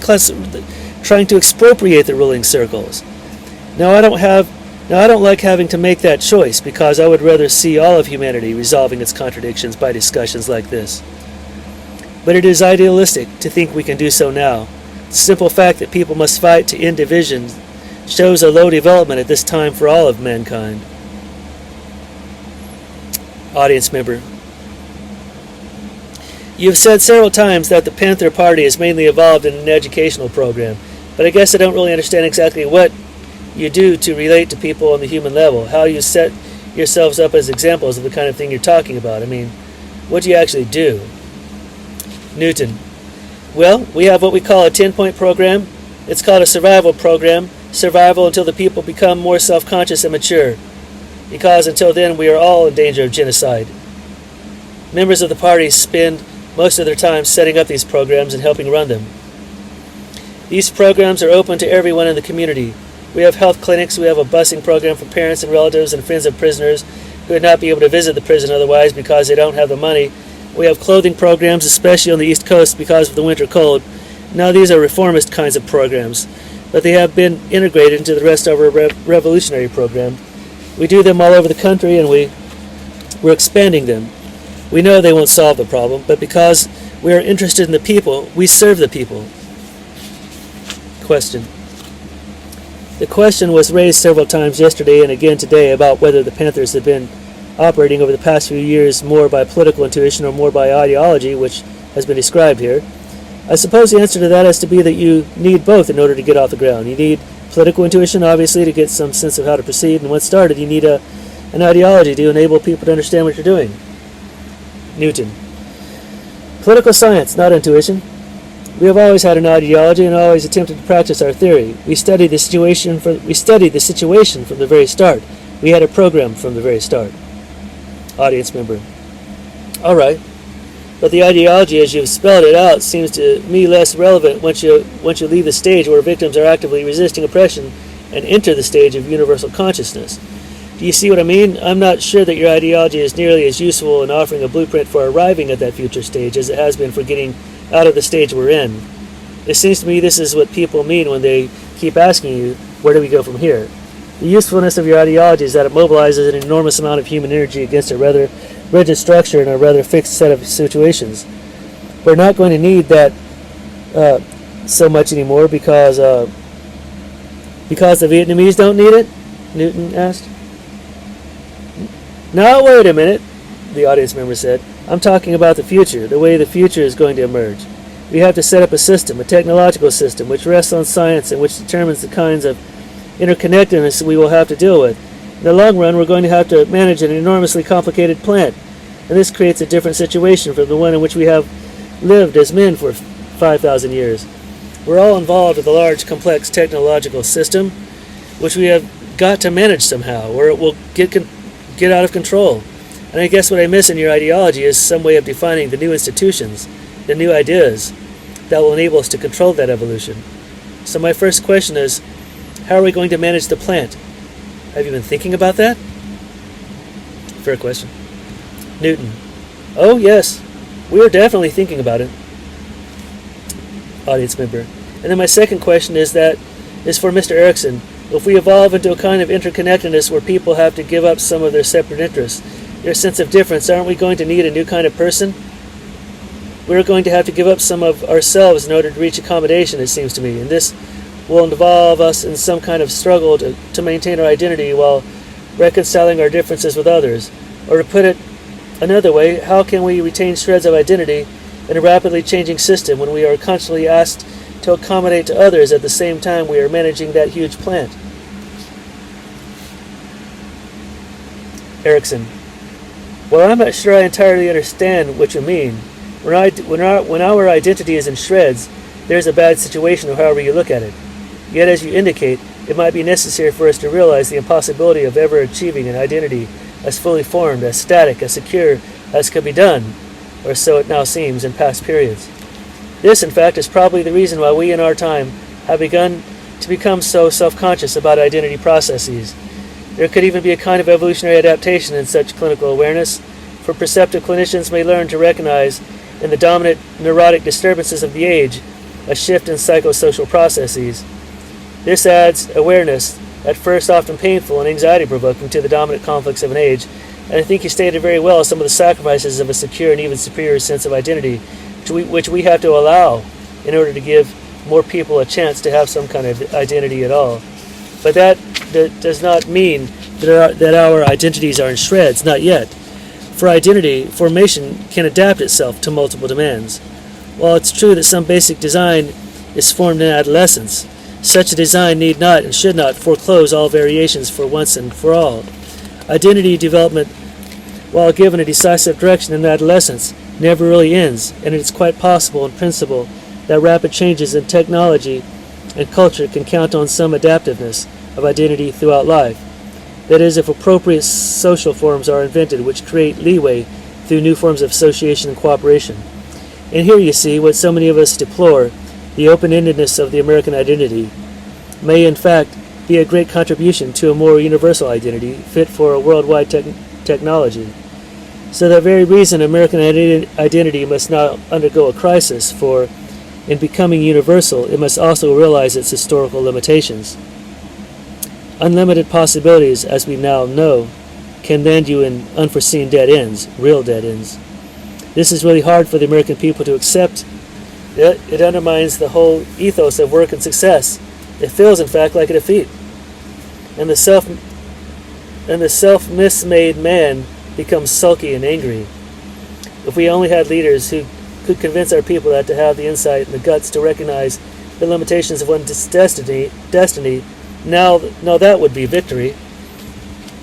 Holy crap, Erikson really looking at the neoliberal resistance and alignment with fascism that we're seeing now under the Biden administration. One other question should be discussed in this context too. What is going to happen to those masses? And they are not only to be found in Middle America, whose identity is vitally related to the running of industries. It's interesting, isn't it, how little those of us who work on the border between humanist and revolutionary imageries think of the vast mass of people who have become the human tools of industrialization, as well as the consumers of what is produced by it. How would a general denouement of the American technological know-how affect them? And what alternative identifications are available in this stage of technology? Will they indulge by necessity in new forms of reactionary intercommunalism? Yep, that seems to be what happened. That's kind of what the Proud Boys are. And doesn't Huey speak primarily for another part of the population of the world, those who are moving from a tradition of ex-colonial agrarianism into a kind of anarchic urbanization? I would in fact claim that many radical intellectuals, because of their preoccupation with traditional literary models, are nostalgically hung up on such identity conflicts and prefer to ignore the real conflicts of the modern working man. Wow. It's getting late, and I would like to come back to at least one of the many questions which I could not answer earlier. Yes, pseudo-speciation, no matter how it started, has become a powerful need for the human race, having absorbed not only specifically human habits of imagination, but also instinctive forces working for orientation and adaptation. This combination has in fact led to a paradox which can only be called man's pseudologia realis, that is, his tendency to wrap solid facts and effective techniques into visionary world images, to make believe in usurpation. I can only suggest that we study this carefully, for it seems that neither moral outrage nor fresh utopian commitments can change this trend to ever new illusions, leading eventually to the same old power struggles, without new insights. We must really fear new outbreaks of that reactionary pseudo-speciation, which found, we hope, its climax in Hitler. And we may well wonder what will become of some of our era's liberations when the liberated will face each other as brothers, each a god on earth. The conversation continued for a few moments in an effort to pick up old threads, but the New Haven meetings were clearly over. The next section, they pick up in Oakland. Part 2 of our book, The Discourse, moves from the stodgy ivory towers of Yale to New Haven, Connecticut, to Oakland, the Bay, favorite city in the world. In the month that followed the meetings in New Haven, it happened that 4 persons who had been heavily involved in the earlier gathering met in various groupings to talk about it. Erik Erikson spent the month of March in the San Francisco Bay Area and met several times with Huey Newton. Herman Blake and Kai Erikson, the one a black sociologist from the University of California at Santa Cruz, and the other a white sociologist from Yale, met twice in New Haven to compare notes. And to complete the cycle, Blake and the older Erikson also spent some time together in Oakland. So it seemed logical and perhaps even inevitable that the 4 of us would pick up the hanging threads and continue. At the end of March, then, we gathered in Newton's Oakland apartment, and the second round of talks began. As the following transcript makes clear, the tone of the second meeting was distinctly different from the first. In the first place, the participants were by now better acquainted and more comfortable in one another's company. In the second place, the formality which had been imposed upon us in New Haven by the need for security and the sheer weight of numbers was no longer a factor. And in the third place, we had a natural subject with which to begin, a review of what had happened at Yale. A good deal has been written in the press about Newton's apartment, that it is elegant and expensive, that it sits high above the streets of Oakland, and thus commands a sweeping view of the bay, that it has wall-to-wall carpeting and sliding glass partitions and a number of other luxuries.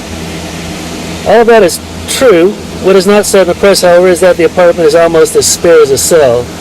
The walls are bare of decorations, the furniture impersonal, the apartment itself sits 25 floors above the streets where Huey Newton grew up and lived most of his life. 25 floors above the smell of honest cooking and the sound of everyday life and the flow of real human activity. Both literally and figuratively, this is a high price to pay for security. And most of the people who have felt disappointed or irritated because a revolutionary leader lives in such expensive circumstances have not really given very much thought to what they mean. The living room of the suite is dominated by a large television set, During the time I was there, it was tuned to a closed-circuit channel and focused on the front door so that a viewer could monitor the traffic coming in or going out. In the bedroom, there's a superb telescope, a present to Huey on the occasion of his 30th birthday.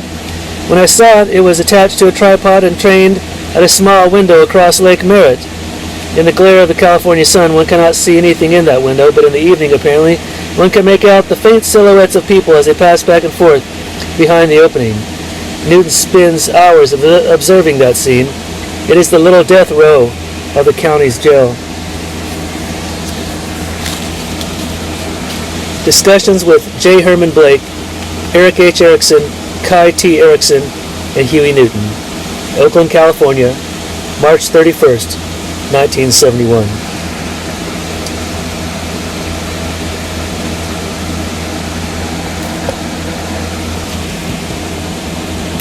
KTE. That's Kai. We were talking about the meetings in New Haven. Huey.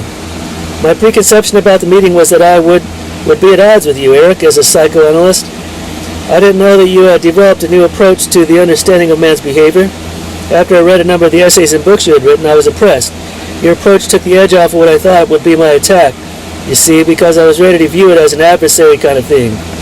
Then after starting the seminar at Yale, I was somewhat on the defensive because of the general environment. There were a number of people there who were more likely than not to misunderstand.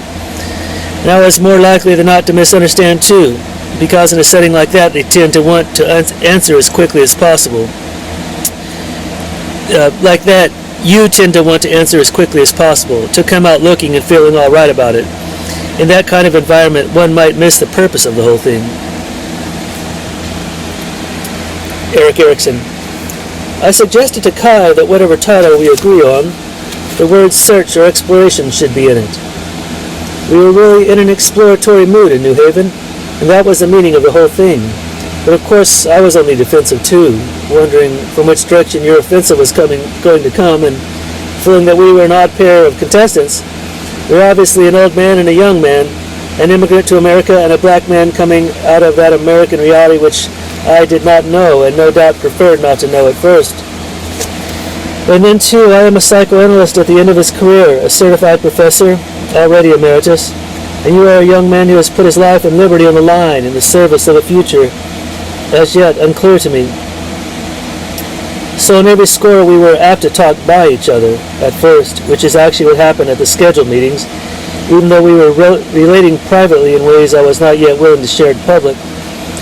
When you come right down to it, I am the kind of person who has to respond to what was going on in the world with psychoanalytic insight, which I realize now you can accept up to a point.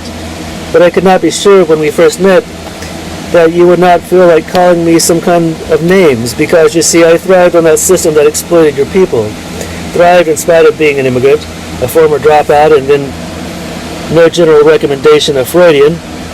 And then just before we met, I had received a certain amount of publicity, my picture on the cover of magazines and all that, because a book about me had just come out. I felt particularly vulnerable then. My book on Gandhi is the closest I've come in understanding revolutionary action. JHB, J. Herman Blake. What was the role of the students in the conference? What were they looking for?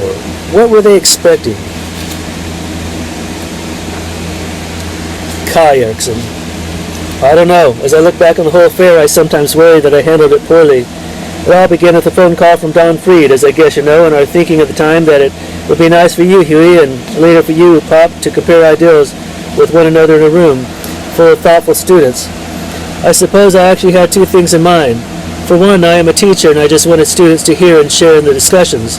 And then, frankly, I also wanted to avoid bringing a lot of other professionals into the conference who have their own particular lines of thought to offer. Yale is full of them, of course, because I thought our agenda would get so crowded. It seemed to me that intercommunalism and the wider identity were about as much as we could handle in a 3-day workshop, and I did not want other people hawking their own wares. I didn't even hawk my own, to the great irritation of my esteemed colleagues here, and maybe I was just too sensitive on that score.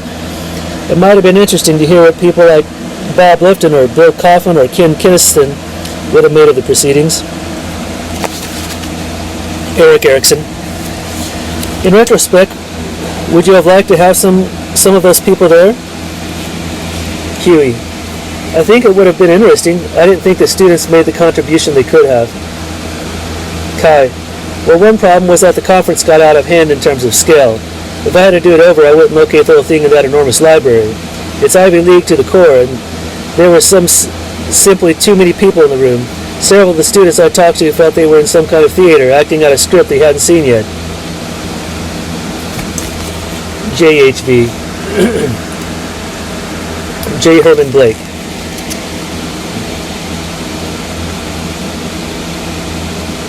Perhaps, but it seemed to me that the students were reflecting a general public attitude, an image of Huey Newton and the Black Panther Party, which is uninformed and unenlightened, and I frankly doubt that they saw the conference as an opportunity to become exposed to new ideas. I thought some of the students were surprised to see Huey without a shotgun. I'd be interested in knowing from you, Eric, what your first reaction was to Huey's articulation of revolutionary intercommunalism. Is this the direction you expected him to come from? The reason I ask is that I have a problem which is shared by many persons who have become revolutionary. People who sit in positions of power and influence keep saying, "We're doing all right, what's the matter with you?" and "No, you can't fit in." They cannot seem to accept as legitimate the fact that someone has done an objective and serious analysis of the system they live in and has consciously made the decision not to be a part of it. For people like that, to even give serious thought to the ideas of the party is to question their lives, their selves, their beings, their positions, and so they spend all their time trying to rationalize the matter, to push the party back into the system, or even to psychoanalyze it out of existence. I'm wondering to what extent those kinds of sentiments were coming through. Erikson. Well, as to that last point, I probably should have stressed earlier that the very fact of my being a psychoanalyst makes me hold back with criticism or critique. I've seen psychoanalytical explanations used as weapons, either of offense or defense, either of offense or defense, only too often, and I have tried to learn not to do that. I want to first understand the whole situation and then see where any psychoanalytic explanations might fit in. So I guess I held back exactly in that area where, from your previous experience, you thought I might let go.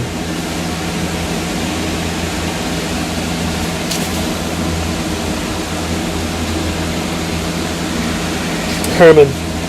Yeah. Erikson. Now, one of the students felt that neither of us really let go. They felt, I would imagine, and Kai, you correct me if I'm wrong, they felt that you, Huey, were so theoretical that they could barely recognize the man with the gun and wondered if you were holding back for reasons of academic environment. At the same time, they half expected that I would light into you and asking about your background, your personality, in an effort to figure out the unconscious determinants of your revolutionary leanings, which, come to think of it, is what I did do in the case of Luther and Gandhi, but only after long study of their voluminous confessional utterances, so maybe the students felt a little betrayed. They came to a spectacle in which Huey was going to be aggressive and I was going to be psychoanalytic and the sparks would fly. Kai. And that is certainly how we arranged the room, like a Roman spectacle. Erikson. They felt each of us betrayed our mandate in a way, and that we over-adjusted to those rows of books all around us. Kai. I think that's partly so, but something else may have been going on at the same time.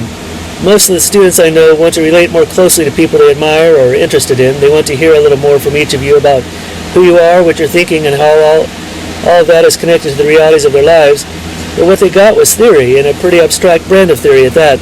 They wanted to be responded to, accepted as deserving people, and I'm not sure that they were. Erikson. I could make that clear to myself in terms of my own theory and say that first of all they wanted to identify and then they wanted to understand. So they were mostly interested in challenging Huey and finding out how they might identify with or against him and what he could mean to their identity choices. That's it. Kai. They were more interested in coming to terms with Huey as a person than with intercommunalism as an idea, which certainly isn't hard to understand. Erikson. And that's their birthright, of course. We should remember, too, that one of their dominant conflicts right now is between being students in order to study for an occupation and a profession and a career, or being students so as to be informed activists in the meantime. I don't know what's going on at Yale right now, but when I came out here a month ago, a number of professors at the University of California told me how depressed the students are. because I don't see at this moment any genuine access to activism. And I'm not sure that we didn't get some of that conflict at Yale, you know what I mean? Huey, sort of. Erikson, and when you of all people talk like a damn professor. Huey, well, they're not the only ones I have had that problem with.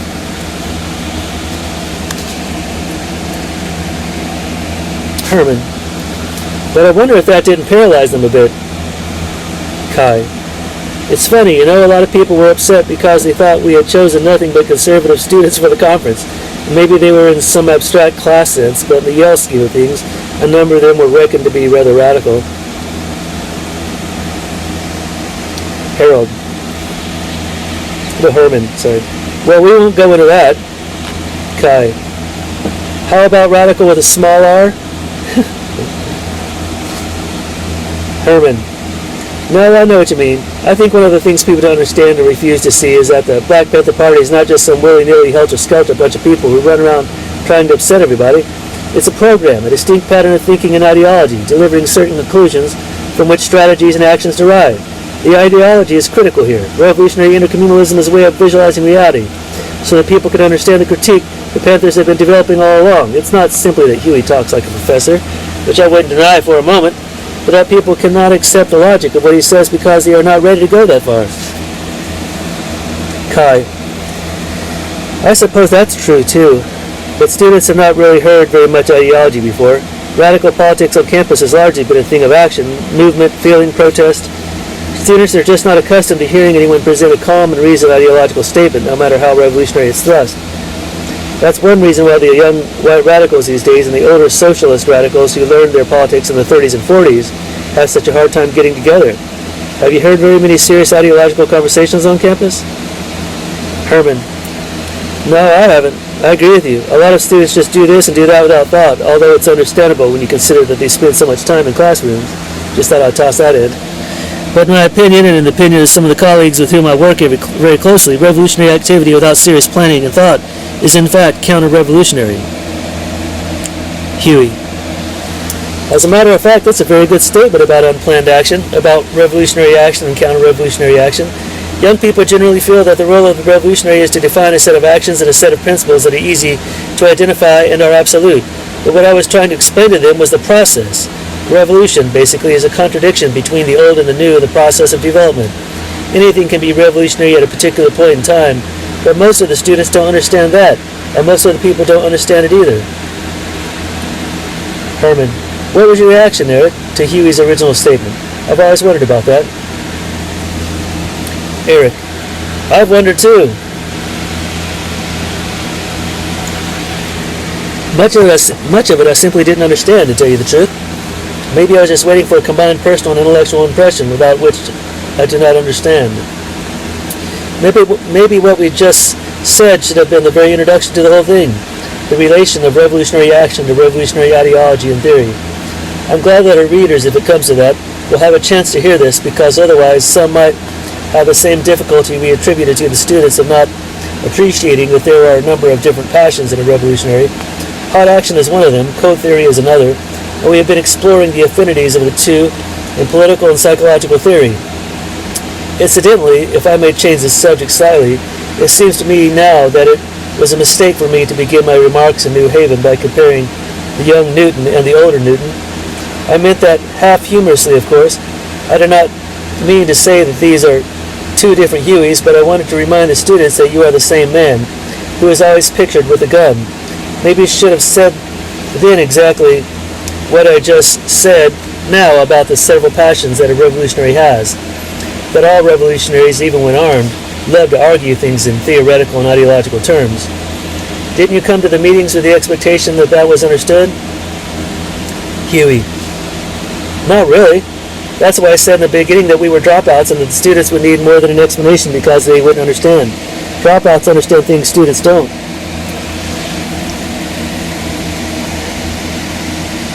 Herman. Erik, would you be a little more specific about what you expected? Erikson. Oh no, we have talked enough about that. I just did not expect to hear a sermon on materialism as a theory. But why not? I was glad to listen. I should repeat, however, that I did expect others to participate more. We have 2 sociologists and a historian here, after all, not to mention the students coming from how many different academic fields? And I definitely felt that there should have been a number of other approaches represented there to help fill in the spaces between the ideological and the psychological. I listened for where my concepts might fit in, and that's what I responded to on the second day. In the background, of course, there were always 2 great spirits, Marx and Freud. If we have any theoretical grandfathers in common, they are Marx and Freud, and maybe Darwin as well, but that's something else again. In historical perspective, the young Marx and the young Freud were much less far apart from each other than was the case when they became Marx and Freud. So if we could not resolve the relationship of materialism and psychology, we went on living that historical split. You must remember that where materialism entered psychology, it became behaviorism, which is not my field. And I think that one of the names I expected to be called was idealist. So where does that leave us? Can one be a materialist psychologist without reducing everything to conditioned reflexes? Huey. I would only consider a psychologist or a psychoanalyst an idealist if he attempted to explain the phenomenon of personality strictly in non-material terms. In other words, if he did not acknowledge that the spiritual side of a person finds its genesis in a material source, you see. You would agree with that, wouldn't you? Sure, I would agree with that, Erikson. Now some of the materialist friends or readers, of course, might think that you shouldn't have a conversation with me or anyone else coming from the Freudian establishment. But on the other hand, I feel that I in my time also have been part of a kind of revolution, even though we might want to put the word in quotation marks. No, I believe that a revolutionary of the future would at least implicitly have to acknowledge some of what we have found out about man's nature, or he would be in danger of repressing it, re-repressing it to the disadvantage of the kind of forward vision which is part of any true movement. In the lives and struggles of revolutionaries, all kinds of unconscious motivations are obvious, which they must sooner or later recognize, have little to do with their professed rationales. In understanding such unconscious motivations, maybe one could avoid such destructive developments as where old comrades fight each other as mortal enemies. But maybe this is just a necessary part of the history of all revolutions, all past ones at any rate. Huey. I remember we talked in New Haven about the necessity for contradictions, the reality of contradictions and everything. It is the same with the social as it is with the physical and biological world. Old things clash and then new things emerge, showing characteristics of both the old and the new. Erikson. Herman or Kai, would you want to say something about what I have said so far? How about psychoanalysis as a method, for example? Can you accept it as enlightening? Herman. Well, I can certainly accept it as enlightening, but I think the problem is that it is so often used as a tool to help people adjust to their circumstances when it is time to help them recognize that it is the circumstances, not the people, that are aberrant. A lot of what passes for illness, it seems to me, are irrational reactions of rational people to irrational conditions. A good part of sociological theory has the same basis, an implicit assumption that this is the best of all possible worlds, and that even though it may not be as good as it ought to be, somehow or other we have to adjust to it as it is. That is an unacceptable position to me. Kai. I'd agree with that. Erikson.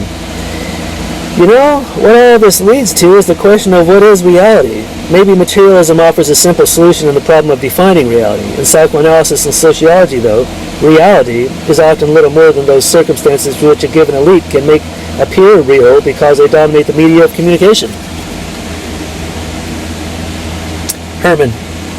I would like to take another approach and define reality as the substance of the experiences of a group of people, even though they may not call it that. In many black communities, for example, the experiences of the people are often summarized in a religious kind of panegyric, right? No, I am not ready to go so far as to say that these kinds of religious convictions and commitments and expectations constitute reality, but I'm willing to recognize that this is a way of coping with the kind of reality which has been seen as uncopable before. The Black Panther put its office in West Oakland between 2 locales that are very familiar to the population there. One of them is the Mount Zion Spiritual Temple, featuring a kind of folk Catholicism, and the other is a dance hall called the Continental Club. These places have always represented two methods of escape from that reality. Now the party is trying to deal with that reality in another manner. A colleague of mine, Leroy Bennett, once made a beautiful statement to the effect that what is ignored in historical research is the fact that George Washington and George Washington's slaves lived two different realities. People seem to think that because they live in the same geographical space and in the same period they must be living the same reality. But there are several realities, and the official one is defined by power. Erik Erikson. Okay, that is what I meant. Now I wonder if I could turn to another topic entirely and ask you, Huey, to talk a little about the principle of inner contradiction. That is something that most people, including the students at Yale, do not get and are apparently not prepared to get. Where and how do we both use it? For example, I would say that a positive and a negative identity are a dialectical given in each person. Let's come to that later and see what contradiction means in your sense and how it could be clarified for people like the students.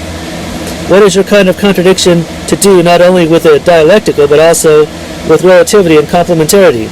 All this is hard for students. It's hard for everyone, really, but we have let the students stand for so many things in our conversations that they might as well represent everyone for the moment.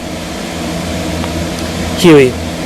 I don't think the students are taught dialectically, and one of the reasons they are not is that it would be detrimental to the bourgeois educational system to do so. I think it is a fair statement that the schools are agencies of the status quo. The bourgeois needs to train technicians and to give students a conglomeration of facts, but it would be detrimental for them to give students the tools to show the status quo cannot stand and so to analyze them out of existence. So I think it's more than just a question of students having a hard time. Erikson.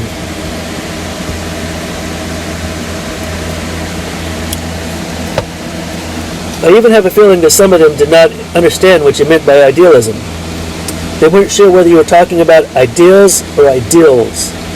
So when you spoke of contradictions, my feelings was that some thought it was necessary one must avoid, not something. My feeling was that some thought it was something. My feeling was that some thought it was something one must avoid, not something that is intrinsically necessary. It is very difficult for students to be asked to believe that we all are living contradictions and cannot help it. Kai. One difficulty here, it seems to me, is that Huey uses dialectics to deal with the emerging present, to discuss things that are in the process of becoming. Students and professors, on the other hand, more often use dialectical reasoning to explain what happened in the past, why Hannibal acted as he did, and so on. A lot of academics assume without really saying so that one is free from a dialectical process the moment one understands it. You see what I mean? So Huey comes and tells everyone that they are part of the very process they're talking about, whether they want to be or not. And that's pretty scary at 20, you know? It's scary at 40. Now you may be comfortable seeing your own views as transitory, or the truth as we see it now, as temporary, but most people are not.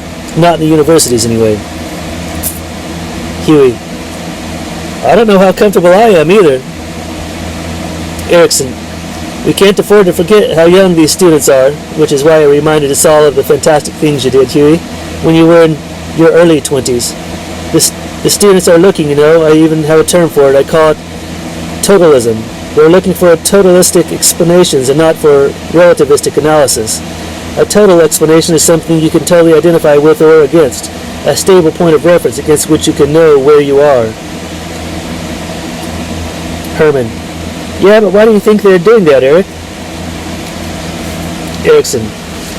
I think they're doing it because that is part of being young, and I agree entirely with you that this is also what opens them up for a kind of complete indoctrination by some system. Some of them are quite willing to remain open, of course, but that is a scary state to be in. Huey. The main thing I'm saying is that they don't know how to go about it, and the reason they don't know how is because it is convenient for the schools not to teach them that. It's better to give them a conglomeration of facts to remember so that they can be used by whatever employer or profession they go into and never step outside of it.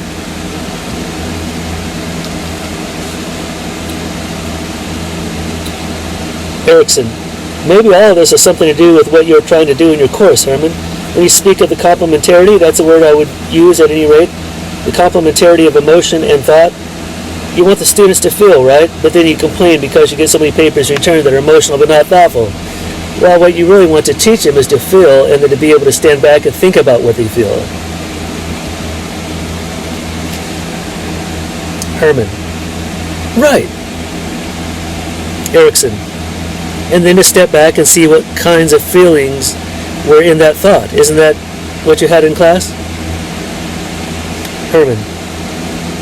That's the way I'm approaching that class, yes. Erikson. That is the way you are approaching that class, but you must notice how hard it is for that age to do what you ask. Herman. Yes, but I still think there is a more fundamental problem here. There are all these self-serving theories which seem to suggest that you reach a point where process stops, where transformation ends. Huey. That's what happens when you get into power. Herman. That's right. And what I'm trying to say is that students see themselves as in process, in transition from childhood to adulthood, but they always want to know where the process stops. You see what I mean? Erikson. It is exactly at this point where my ideas about identity are easily misunderstood as meaning that once you become identical with a role, then the process stops and you know where you are. That's why the most common way identity is represented is an answer to the question, who am I? A definition of identity I have never used and never would use, because the answer to that question, who am I, if there really were one, would end the process of becoming itself. Real identity formation, of course, is a continuous process with a special crisis in youth, and I would think it is a dialectical process, which is what we may yet want to talk about. Kai. Well, how about it, Huey? Does the dialectical process ever end? Huey. I think that after the dialectical process has run its course, man will reach a state of godliness. That's because I think God is mostly what man has said I am not. Now that's just long-range speculation, of course. We'll have to live with dialectics for a while yet. Erikson. Now about positive and negative identities. If you assume everybody has a set of self-images which he has learned he should strive for, and a set of images he has learned he should avoid, and yet he is always both because real identity cannot be anything but an interplay of these things. Now, would you call that dialectics? Huey. Yes, I think that is a beautiful example. Erikson. You see, some students seem to hope that by studying my stuff they will learn what a positive identity is and how to get rid of the negative one. Another group of students is afraid of my stuff because they think what I mean by identity is to be so adjusted to the system that you don't want to be anything else but what the system permits you to be. And neither of these explanations represent what I mean. The trouble starts when you project your own negative identity on other people. Herman. We talked a lot about the meetings at Yale. I would like to change direction for a moment and go back to a matter that Erik has always been interested in. Maybe it's time to talk about the gun. Erikson. Well, actually, that fits right in here. You see, when I started to talk in New Haven, I reminded the students of the traditional image which Huey used to represent and which still appears on the cover of the Panther paper, the young black man with a gun. All of this became more dialectical in our conversations when you, Huey, began to speak about arms and love. I thought I understood what you meant to some extent because of something that had become clear to Gandhi as he developed his nonviolent method. Namely, that most people seem to feel that to be nonviolent means not to have any gun, and not to want any gun because one would not want to use it or would not know how to use it anyway. But there is an intermediary step between violence and nonviolence, where you have a gun, but use it only in the most disciplined way, in part at least to show up the absurdity of particular kinds of armed violence. This, I think, you did on several important occasions, which really created your original public image. I hope you see now what I mean. You were not afraid to carry that gun. Now I would understand armed love to mean that one can really love only if one knows that one could and would defend one's dignity, for only two people of equal dignity can love each other. There is no use trying to love somebody who denies you dignity or to whom you deny it. In this sense, then, there is a dialectical relation between violence and nonviolence, and the last thing I would want to imply here is that your earlier image is inconsistent with the thing you are saying and doing now. Both together make up a historical step, and I would assume a very personal one, and you needed the one for the other.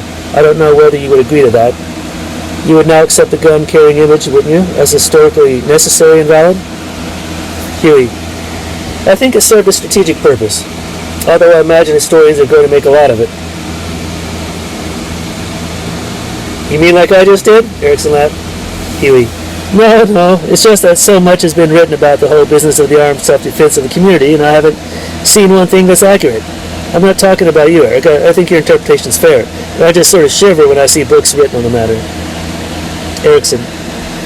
For example, Bobby Seale describes some of the things you two did in the early days of the party that to me seemed to amount to a parallel of the Gandhi technique. Although I assume you didn't know about it then, or at any rate it was not at most in your mind. When you faced down those policemen, for example, not threatening them with your guns or indicating with gestures that you would shoot first, but daring them to shoot first, that was a very important psychological condition you created there.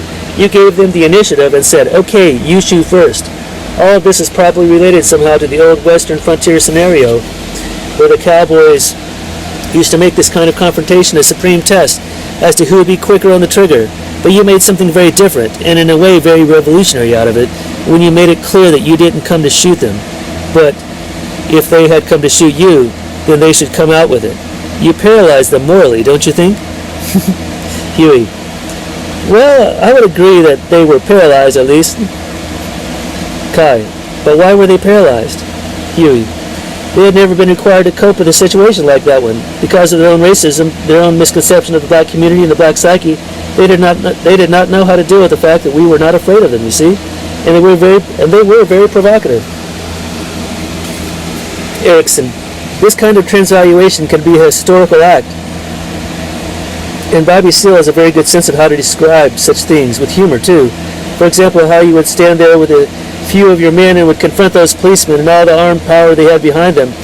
Now, of course, you shouldn't be surprised if they afterwards should feel endangered in their essence. It was often been said about Gandhi that he could only have done what he did with the British and not anyone else. All of that fits rather well into what you referred to as the dialectical development of empires. You see, Gandhi met the British head-on with their own ideals of fairness, ideals they had widely established as an ideal, and when he faced them down with that, they simply had to accept it as a lesson. It could well be that policemen whose background does not include any kind of experience with this kind of thing would simply say to themselves, okay, to hell with it. I'll give him some other time. I'll get him some other time. What I learned in studying Gandhi was how he could give to a concrete object. And this is what I meant to apply to the gun in your case, some endless symbolic meaning. For example, when Gandhi announced that he was going to the Indian Ocean and take salt out of it, salt that the British were taxing, no matter what they say or do, it is perfectly obvious that he picked salt for many reasons. It is absolutely necessary in the tropics, for one thing, but it has great symbolic value too. Now my feeling is that, in principle, what you try to do with a gun might have had something of the same concrete and symbolic meaning, and that you did not at the right historical, and that you did it at the right historical moment. Does that make sense or not? Herman: it makes perfect sense to me. I wish you would just be more specific, though. You used a subtitle for the Gandhi book, an expression like the origins of militant nonviolence. I think the concept of nonviolence as utilized by Americans with respect to blacks is quite different from what I hear you saying. It seems to me that nonviolence here has always meant acquiescence to whatever power is used against one and one's attempt to gain justice. Some moral force would come from somewhere and overcome the violent application of force. I'm not sure that is what you're saying. Erikson: well, not exactly. In fact, there is a familiarity here which I brought out in the Gandhi book. It would be very easy to say that black people have to remain nonviolent because they'll never learn to fight anyway, and some people would say, well, nonviolence fits their inborn meekness and their religious orientation. Now the case is very similar with India, because there you have one military caste that had done virtually all the fighting, so that the great masses of people in India never learned to use weapons at all until the British came along and drafted them into the army. Those crack Indian troops in the British army that we heard so much about all came from warrior castes whose job on earth, decreed by heaven, was to fight.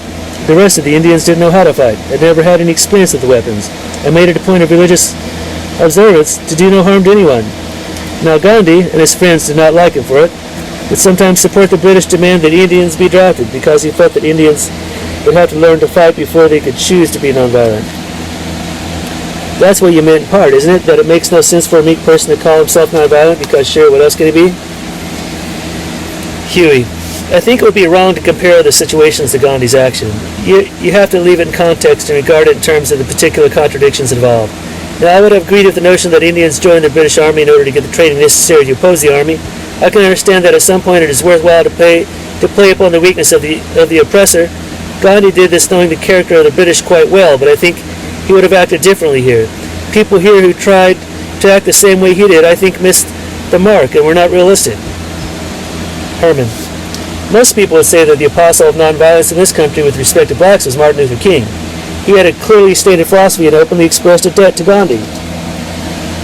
Now I would suspect that most people, not understanding the context in which you're speaking, would expect to see a very strong clash between your views and Huey's views on this particular subject, and I would like to see that cleared up because I've always argued that there have to be certain social basis for nonviolence. Erikson. Well, look, the last thing I would wish to do is advocate nonviolence outside of a concrete situation, particularly since it makes exploited people all the more vulnerable. Unless one is very careful, the whole nonviolent point of view can be used against people rather than for them. I gave a seminar at MIT once, and somebody brought Tom Mboya to one of the meetings. The students and I had just been discussing Gandhi, so he asked Mboya what he thought about nonviolence.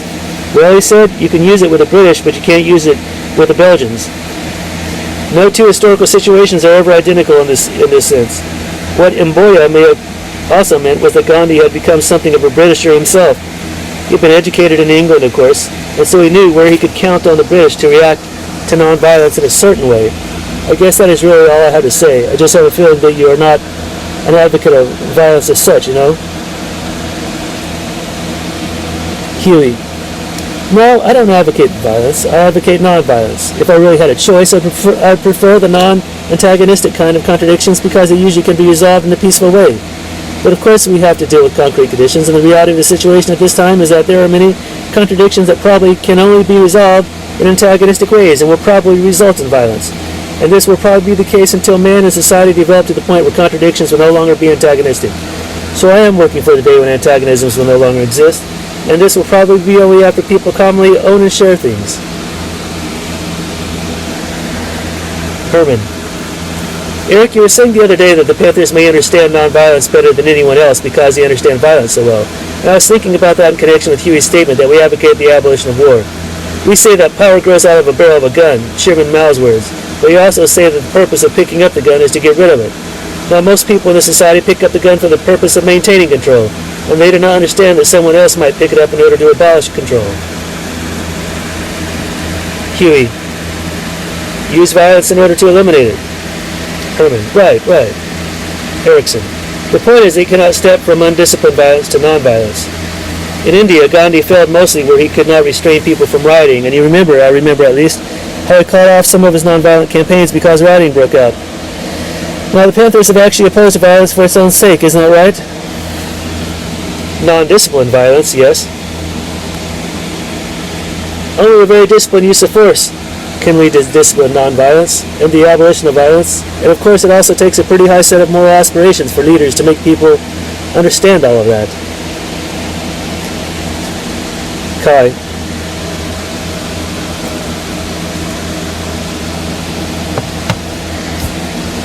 Okay, the machine is on again. It's time for Oedipus and the controller. Huey. Well, the Oedipus myth, as I understand it, is used in psychoanalysis as a symbol. The son competes for the mother's love and feels hostility towards the father because he keeps him from the mother. Now concluded that it is not always the father per se, but the controller in the house.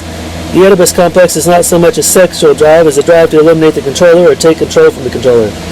As a matter of fact, that is something we have to make quite clear. Eliminating the controller and assuming the place of the controller are two different things, taking on the positive and casting off the negative.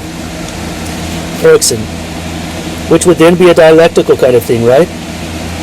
Huey. Right. Erikson. You love your father and you want to become like him, but at the same time you want to get rid of him so you can replace him. So it is built into a society that you end up being more or less like your father and represent the same to your children.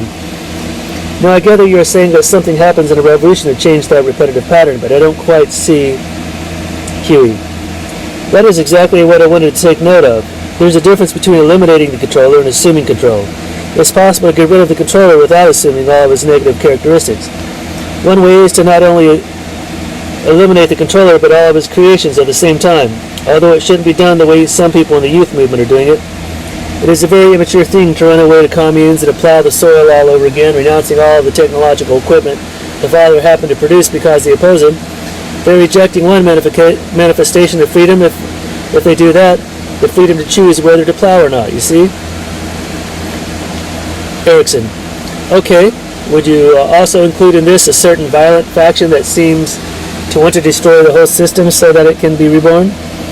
And these people are willing to sacrifice all technological achievements in order Huey. To negate the whole thing? I didn't understand it at the time, but Trotsky always talked about there being no such things as particular kinds of culture. There was only continuity.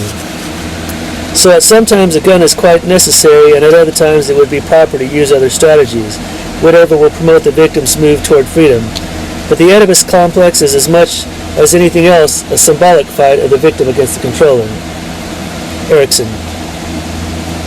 I wrote a paper on dissent recently for the International Journal of Psychoanalysis, and it took that occasion to point out that we always talk about the Oedipus complex as if only the boy's hostility was involved, but we never talk about Laius, the father of Oedipus, and asked what complex made him so ready to believe the oracle that his little boy was going to kill him someday. He believed it so strongly that he put the baby Oedipus out, exiled him. We wouldn't understand the repetitiveness of this pattern unless we realize the importance of the fact that the king believed in the son's potential threat instead of trusting his own ability to bring up the little boy in such a way that the oracle would have been disproven. That would not make a myth, I know, but it might make history.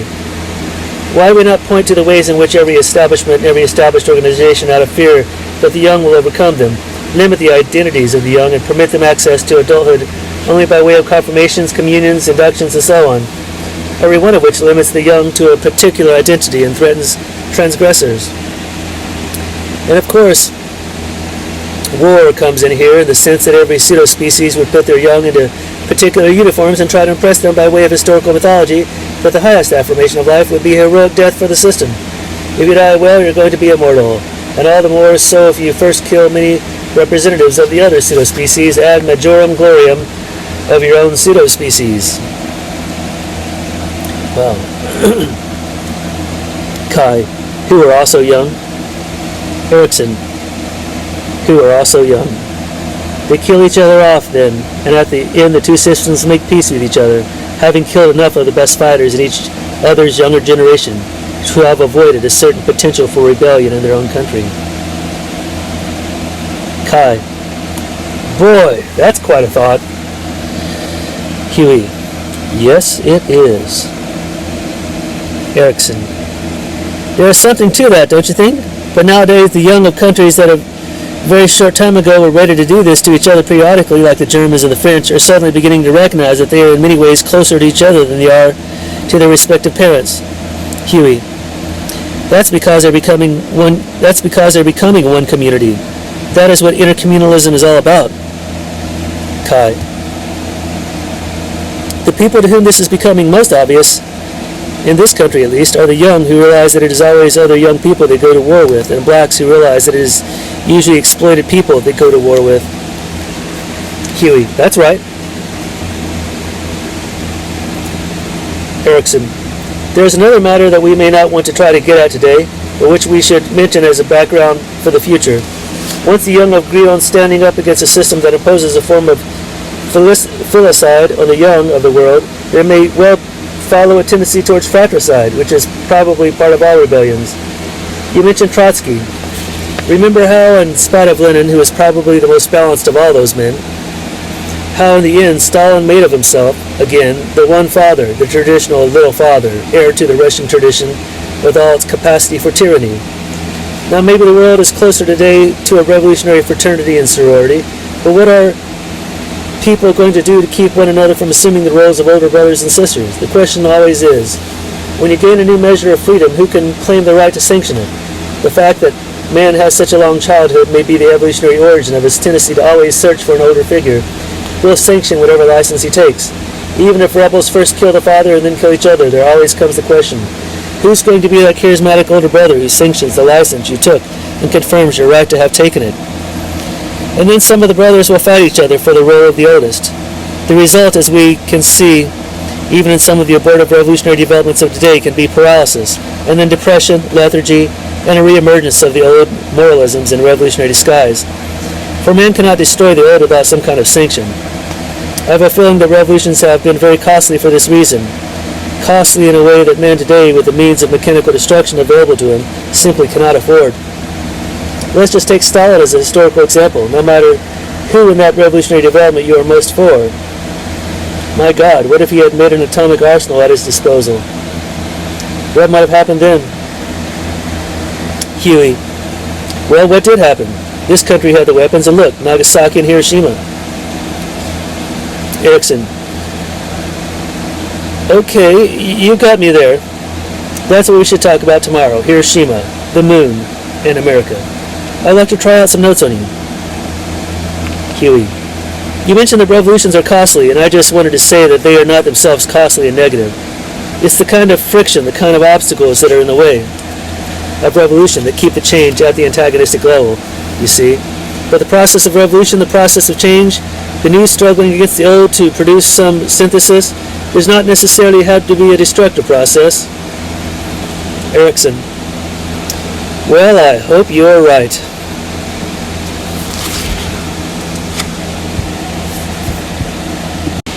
Oakland, California, April 1st, 1971. Can I start out by asking a question? This is Kai speaking.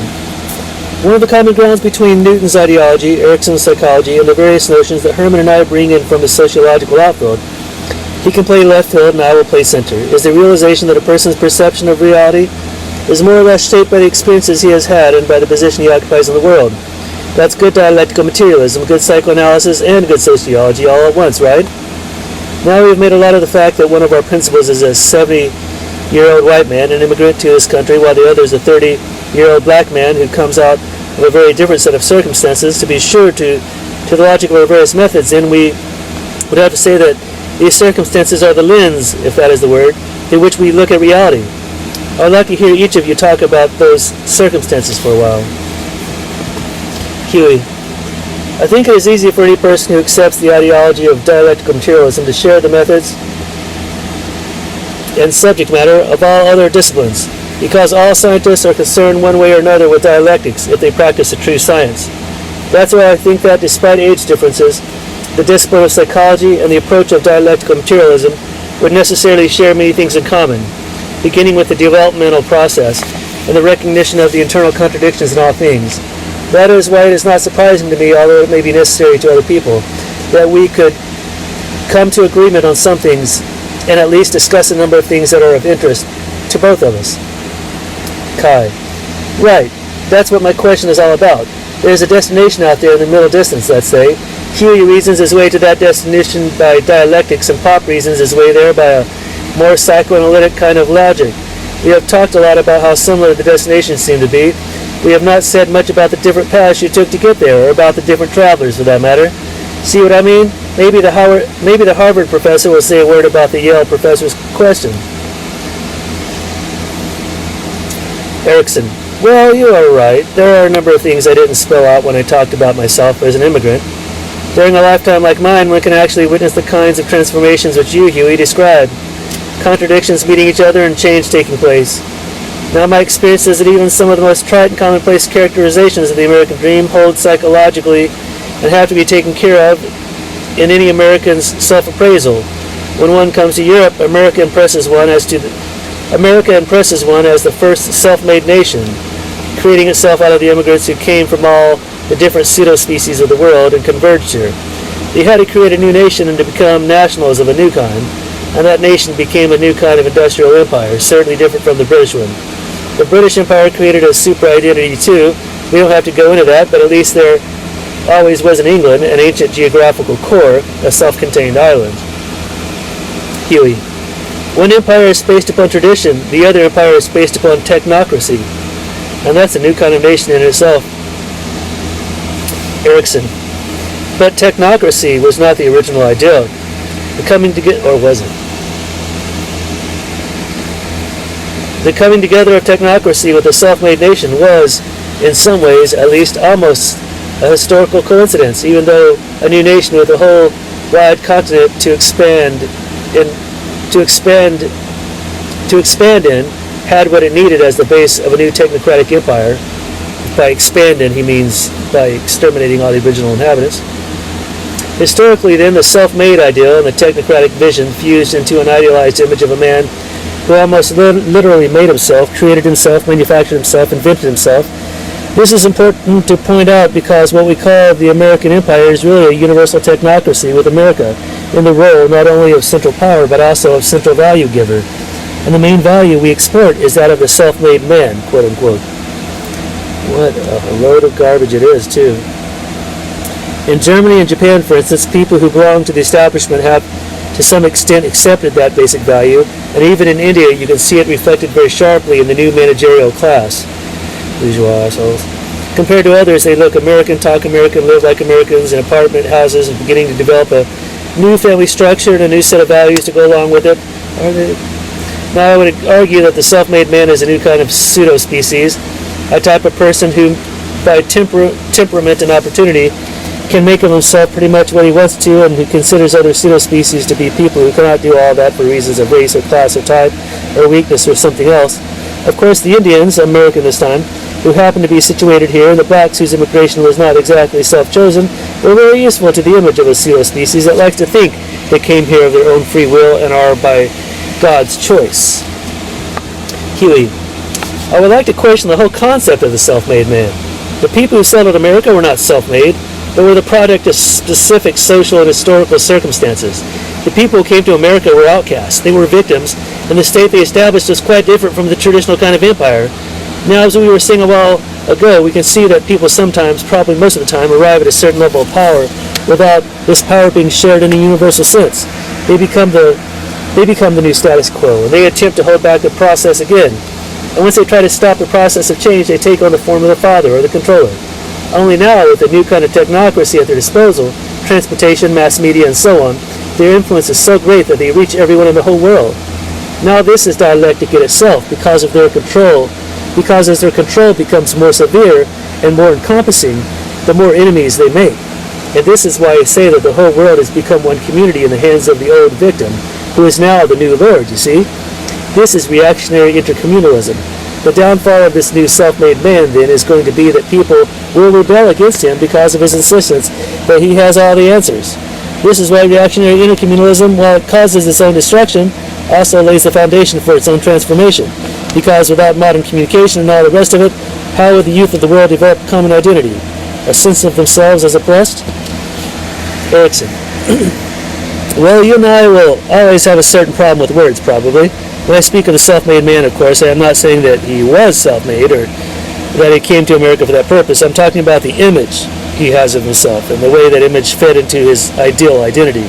So I'm talking about myth rather than history, about the way men mythologize the facts of history as they develop newer and wider identities. And at any rate, what I meant to emphasize is that for the immigrants and the children, the image of the self-made man and the vision of technological proficiency went together. And that even today, that American ideal is spreading all over the world in one form or another, contributing to what you call reactionary intercommunalism despite our libertarian history. This ideal serves to maintain and to protect the ruthless kind of business which leaves out those who do not help themselves. And here you can underline either help themselves or help themselves to it. As you choose. I guess all I'm saying is that in one lifetime, or even one adulthood, FDR was president when I came. The ideal of the country liberating others from bondage has become reversed, so that the country is now experienced by some of its own youth as a new empire, a ruthless technocracy, led or misled by a thoughtless and greedy power elite. It certainly would never have occurred to me at the time of my immigration as a refugee from European fascism to suspect any fascist potential in the American system. When you're welcomed as an immigrant, it's hard to look around and ask whom from abroad they are not letting in and whom at home they are keeping down to a level below that of any newcomer. And perhaps this would be a good time for me to add that people like myself who kept a close and personal eye on the emergence of Nazism in Germany will never be able to use the word fascism as casually as it is sometimes used in radical circles today. Herman. Well, let me pursue this matter of fascist potential, Erik, from the more subjective perspective you were talking about. Americans felt that they had come here of their own free will and saw themselves as self-made men. By the way, I want to interject, that's exactly, that whole little spiel that Erikson gave about the self-made man, that is exactly what a dialectical materialist would criticize about a psychoanalyst like Erikson, is that they give too much respect to mythos and ideologies.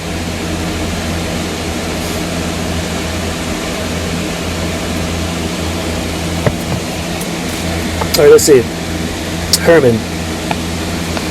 Well, let me pursue this matter of fascist potential, Erik, from the more subjective perspective you're talking about. Americans felt that they'd come here of their own free will and saw themselves as self-made men. I'm talking about self-perceptions rather than objective conditions here, and this is Well, this brought them to the conviction that they were somehow destined to develop a new identity at the expense of blacks and of Indians. Now that's where the fascist potential is, Eric. Our society is based upon the principle that some people are empowered to deny others their rights as human beings. Kai, let me try something out here. When people use the term exploitation, they're usually thinking in economic terms. There is limited supply of money in society, so people exploit one another to get as large a share of that scarce resource as they can. But there are other resources considered to be scarce in society, even though the supply is theoretically unlimited. Dignity, for example, or prestige. Well, the fact is that the self-made man, however he got his wealth, earned his self-esteem, his proud sense of self, by depreciating the dignity of other people. He measured his worth as a human being not just by his holdings, but by his social distance from other people whom he needed to see as less worthy, and who did the work he saw as demeaning. All of this obvious, I suppose, in the case of blacks, but it was also true of women. You can bet that for every self-made, self-reliant spirit who celebrated his manhood by roaring up and down the frontier, there was a woman somewhere in a kind of bondage dependent upon the circumstances in which she found herself, to almost exactly the same degree that he was independent of them. They say it takes several other soldiers to support one frontline troop. Well, I imagine that it takes several other persons to support one self-made man too, because he has to draw off the dignity and freedom of so many other people to enhance his own. And the irony is that the support troops usually accept his definition of the situation. They too believe that there is not enough dignity to go around, that the only way for somebody to increase his own stature is to diminish somebody else's. Incidentally, or maybe it's not so incidental at all, one of the ways in which the youth movement is broken with the American tradition is that the kids seem to think there is enough dignity and love and honor for everyone. It is positively un-American. Erikson. One of you asked me yesterday how I would put into my terms the role of Black Panther at this time in history and in this place. Well, I think I explained that every new pseudo-species, as it stakes out its territory and its methods and its lifestyle, must project its implicit negative identity on some other kind of man, either an enemy beyond the borders or a slave of some kind within them. And it is obvious in America that the blacks are the largest and, in the historical sense, the most opposite group in this self-made business, not only because they didn't come over here of their own free will, but also because their color marked them as the most recognizable other species. Now, the black men in this country, of course, also absorbed some of the values of the self-made man, and is suffering of an inferior position, both in the sense of suffering acutely and of an unconscious acceptance of it. A kind of over-adaptation was intensified by the discrepancy between the American values he was aware of and the limited opportunities given to him in sharing them. So for every group to be liberated, it is essential to realize sooner or later that they themselves absorb the dominant values that enslave them, and in fact base their identities on them. This is where the psychology of the unconscious enters, although it is obvious that the to be liberated should take a close look at psychological methods to make sure that they are not accepting what was invented to fortify the status quo. But now the second item that I was after is the dialectic of the self-appraisal of the dominant pseudo-species when it overreaches itself and loses its own identity exactly out of overdoing that original identity. If that original identity was an overcoming of old unfreedoms by an emphasis on the self-made man's individualism, it does not prevent him, before he knows it, from becoming the most stereotyped type of person in the world. You see what I mean? In other words, you can go on talking about the rights of the individual in all public announcements, and yet be ready to be told what types and what styles to choose as a consumer of values, therefore denying your children the capacity to be an individual. So we now have schools all over the nation that preach individualism and encourage the individualist stance that cannot permit any true freedom of learning.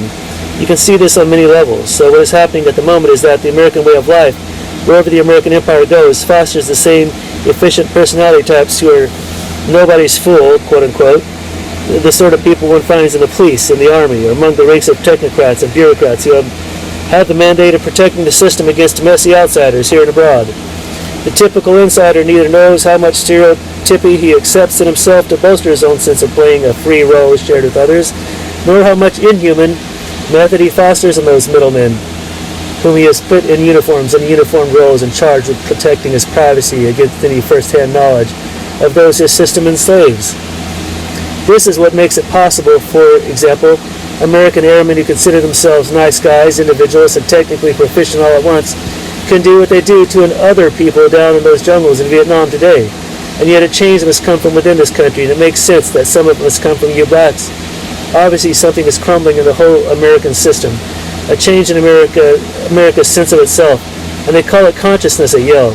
But it needs militant minorities, and by sheer impact, you are probably the most effective on the domestic scene for shaking up the old self-images, and that is why I pointed to the black with the gun imagery.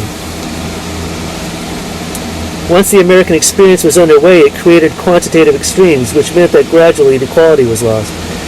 That quantitative overreach can be physical expansion to the size of an empire, or it can be overproduction of goods, or it can be a readiness for overkill, or it can be a personal sense of unlimited possibilities. One can make a long list. A new model is needed, and that means a new and wider and more inclusive identity. Your ideal of community or communalism, then, again by the logic of dialectic, should include all those who have been excluded from that overreaching vision, and who therefore have preserved certain qualities which success alone has not been able to preserve. That is what I meant the other day when I said that you are really talking about the great unbroken quality of black life, by which I did not mean stick to your music. Herman. The point I've been trying to make is that the changes we are talking about require a new character definition, new definitions of self. But that is only going to come about as a result of hard struggle, and those youth who are seeking a new identity must divest themselves of the old identity based on quantity and more quantity. I just don't see that as a very likely prospect. Erikson. I know. But to me, identity has to do with terrific power struggles as well as with terrific delusions. It is a matter of life and death, and not just a conscious choice of what kind of nice identity one would like to have. To me, identity means what the best in you lives by, the loss of which would make you less human. Let me just add one thing. All the way from Germany to Japan, the youth of the world, the more thoughtful and militant young people at any rate, have felt in the center of what you call the inner contradictions in the whole expansion. The youth of many countries suddenly saw that this expansion did not give them a basis for identity, and in that sense the identity based on technological expansion had already within it the seed of what you always call the opposite. Exactly those parents who became the most successful and most technocratically dominant people suddenly began to look like robots to their children, and this happened in family after family. Now the whole theory of identity itself may be too closely related to a past era, an era of wanting to be somebody or to be somebody, but when you teach at Harvard today and you see the children of all those successful people, it's striking how little it means to them, or so they pretend what their parents are. And now this is not just a fad, a passing mood. The fact is, I think, that they did not get from their parents' way of life the necessary identity strengths. So something is happening across the nation, the world for that matter, and maybe the Panthers have been in a key spot here in developing a strong and clear fraternal image. Kai. I sense a pause. Could I steer you back to the question of how and where one's ideas originate? Erikson. Oh, that. Well, I gave a paper the other day for a meeting of scientists in Europe, each of whom were being asked why they, of all people, were the first to think of a particular word or concept or theory, which afterwards seemed so self-evident to everybody. And I was asked, why were you the first to write about identity crisis in a systematic way? Now, when I first used the notion, I had no idea what impact it would have, and I tried to describe in that paper, I'll send you a copy, how within a few years it had spread to other countries. Now I related a number of details about my background in that paper, and I probably shouldn't repeat them here, but I might mention a couple of things. I never knew my own father, for one thing, and I belonged to a mixed racial and religious background.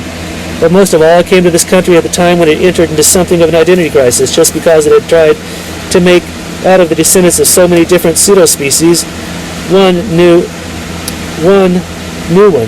So the American identity was in some ways a manufactured one, a self-invented one. And Huey interrupts. And I would say that it is a necessarily oppressive one. Erikson. Well, all right, but so is every other identity that comes from the same source. Let me try to say it in one sentence, and then I will be through. As long as the core of any collective identity is a pseudo-species ideal, it is going to be oppressive. As long as the Britishers felt chosen by God to colonize all those African and Asian countries, they were bound to be oppressive, although they did create a new conscience at the same time. America, too, for a long time could ignore the fact that it was bound to be oppressive in order to spread new ideas along with new methods of production. Huey. But when we create a spirit of oneness, it won't be oppressive. Erikson. That is, I think, what Marx meant way back when he spoke of an overcoming of history itself. an idea probably related to that of the withering away of the state. Huey. I think that you understand reactionary and revolutionary intercommunalism very well. You put it in somewhat different words, but I can agree with almost everything you say. Just before I went to Yale, I told the class at our intercommunal institute that I did not know how I was going to fare because your writings had taken the wind out of my argument. I thought at first that I would just be dealing with another psychoanalyst, but after I read some of your things, I found it difficult to treat you as an adversary. But at the same time, I felt that I could not just go there and agree with you because of my situation in the party. So you see the dilemma I was in, and I felt a little robbed too because I had worked very hard to put my ideas together, and here someone else had already laid a number of them out. That is somewhat frustrating, you know? Kai. This may be the time for me to pursue my favorite question again, the one with which we began this morning. The way Huey hacked through the forest to arrive at the idea of communalism is very different from the way Pop hacked through the forest to arrive at the idea of identity, even if the two products look a lot alike. Now, Pop said a word or two about the circumstances that could help explain why he was the person to write about identity and the identity crisis. See, Huey? So, Huey, why do you suppose you were the person to come up with the idea of intercommunalism? Would it be fair to ask you how you made your way through that forest? Huey. Personally, I'm not sure I know. Erikson. Why do you think you invented intercommunalism? Why do you think you invented intercommunalism?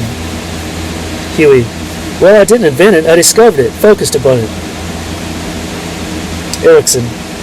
Okay, I didn't invent identity crisis either, although come to think of it, some of my friends seem to think that I did invent it, and out of my own conflicts too.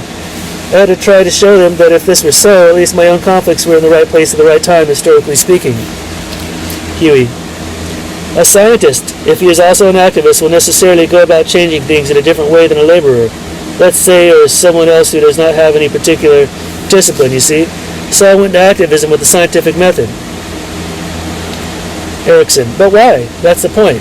There must have been something in your background and your choice of parents and the place where you grew up which made you that independent. If you consider only how many of your brothers just accepted what they were taught or accepted being excluded from what was being taught, why you always insisted on your right to study and your right to teach. There's always a personal quality to a man which cannot be reduced to explanations. It's obvious, but you must have some idea what. Huey. Well, I don't know how important it is. I seldom discuss my own personal life except as it relates to the movement. Erik Erikson. Well, I seldom do either. In fact, I only talk about myself in relation to the identity concept. As you will see when you read that paper, I think one has the right, maybe even the duty, to restrict oneself to that. Otherwise, everything becomes a kind of self-indulgence. Huey. I think one of the things that would naturally make me somewhat freer to take an objective approach to situations, rather than just follow what has been traditional, is the fact that I am the seventh sibling of my family. I'm the youngest, and my family is very tightly knit. My father and mother have been married almost 50 years now, I guess. I was protected, taken care of. And in a situation like that, one is usually a little rebellious. In order to assert myself, I would act somewhat aggressive. How many brothers and how many sisters? Erikson asked. Huey. 3 brothers and 3 sisters, and as I say, I was the youngest.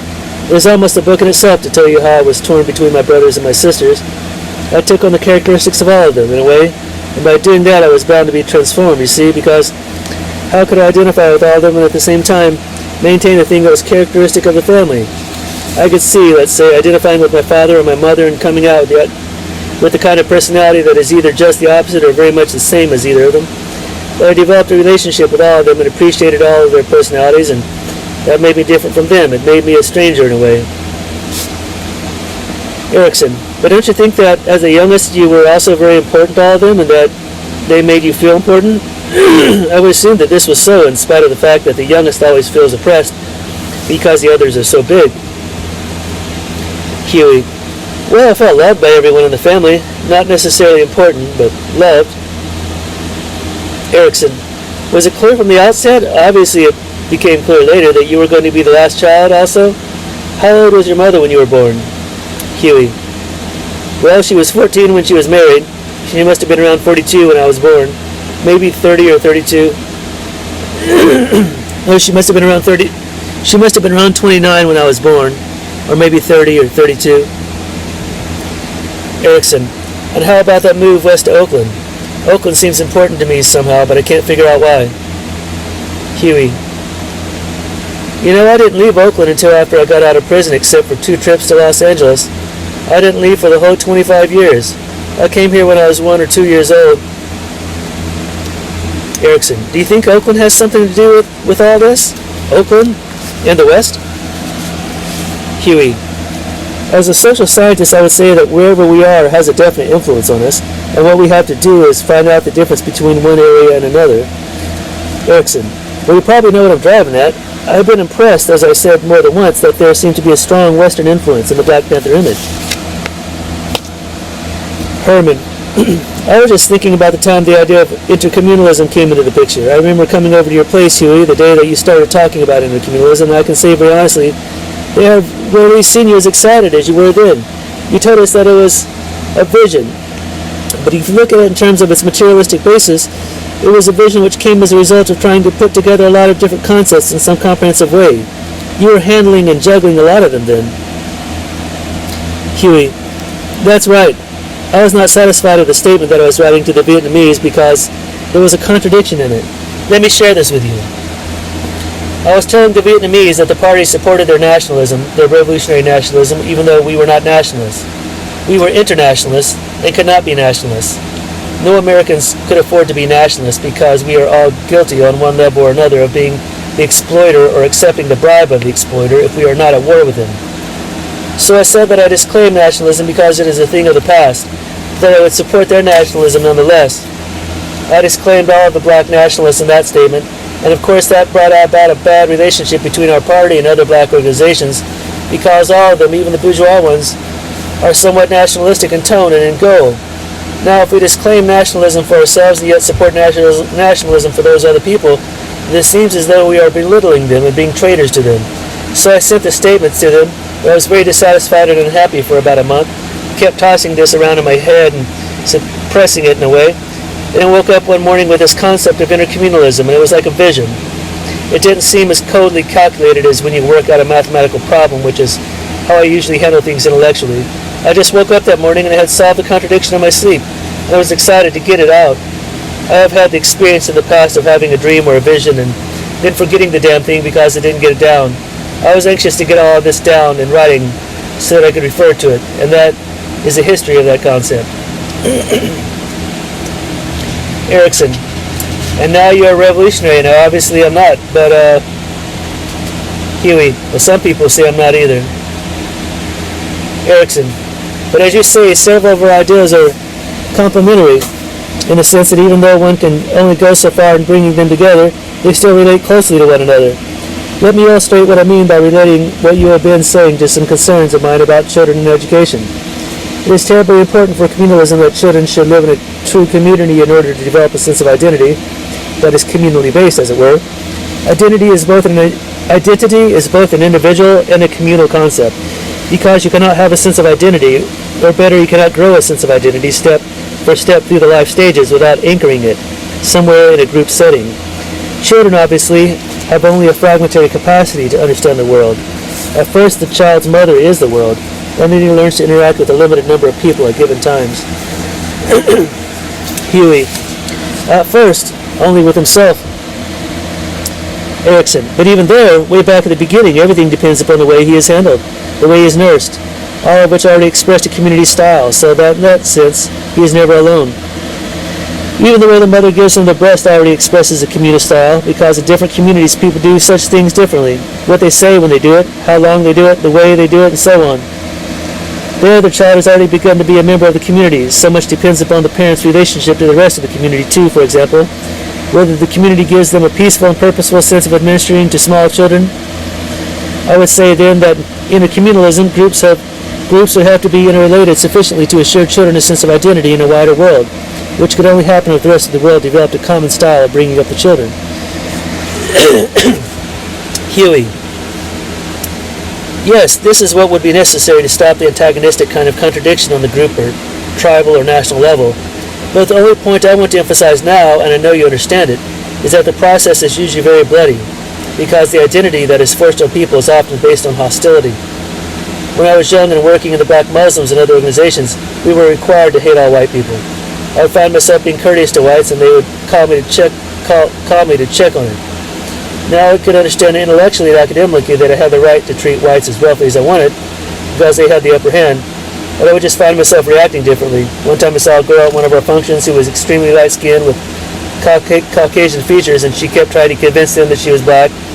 They wouldn't hear her. They abused her, and it said she was really disturbed, you know.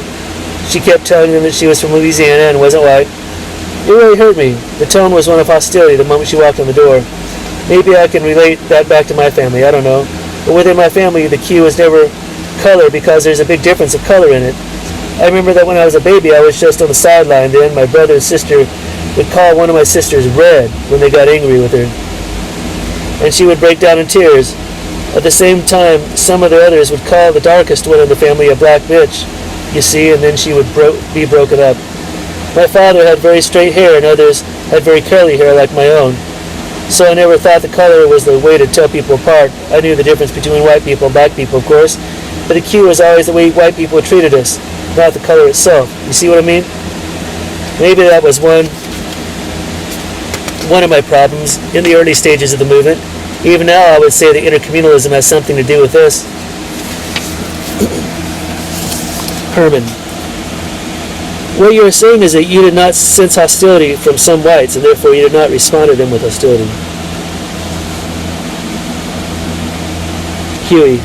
No, I'm saying that even if I expected and received a hostile kind of response from whites in most situations, my feeling would be related to something other than the fact that they happen to be very light-skinned, you see? So when a girl came in who looked white to me, I was willing to accept her as a black the minute she said she wasn't white. I didn't care how light-skinned she was. Herman, do you remember the hang-ups people like Malcolm X and Garvey had about skin color? Well, I can appreciate their concern about it, but this never affected me. But you see what I mean? Because of the nature of oppression, the way the world is today, people identify each other by color. The Muslims personify the whole thing by saying that white is evil, you see? And this is the kind of thing that is hard for me to accept. What I'm saying is that I need something else than color to judge people. For example, I often open doors for people without even noticing that they are white or giving it a thought. But I can be very, very hostile towards someone if he gives any indication whatever of feeling superior. Now, most white people have a kind of opposition to me just because I am black, you see, so they have their cue, and I do not have mine. Erikson. May I ask one question? You spoke of your particular place in the family. Did your family have a particular place in the community? Huey. Yes, we were victims.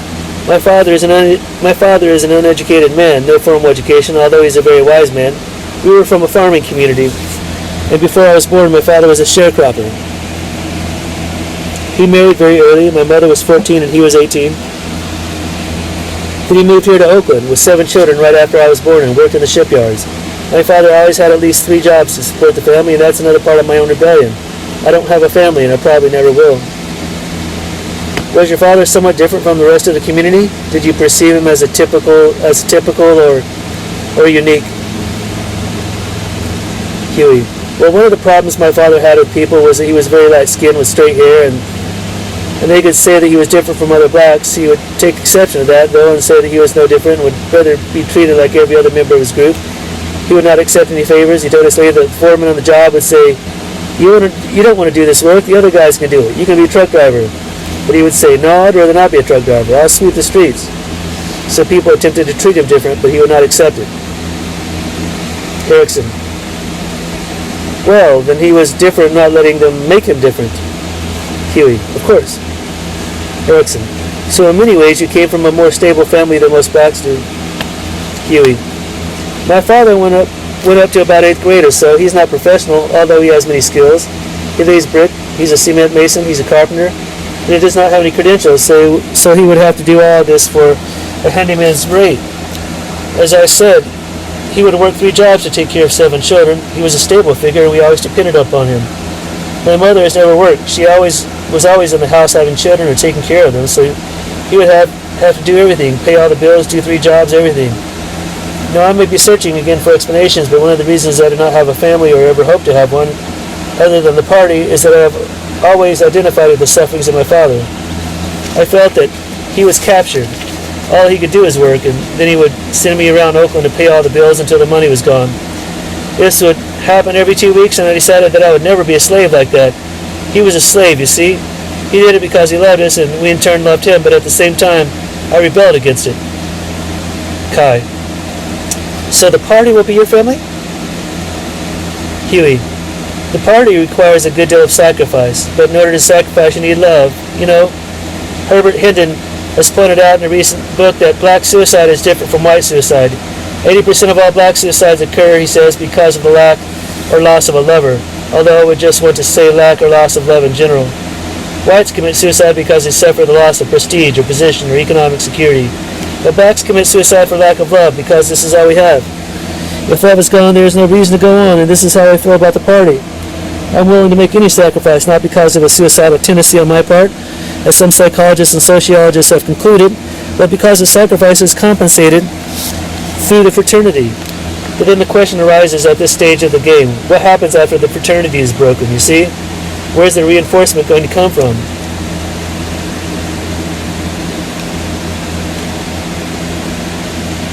One comes to mind morbidly that knows the history, how informants got Huey addicted to crack shortly thereafter, and hobbled him mentally as a result.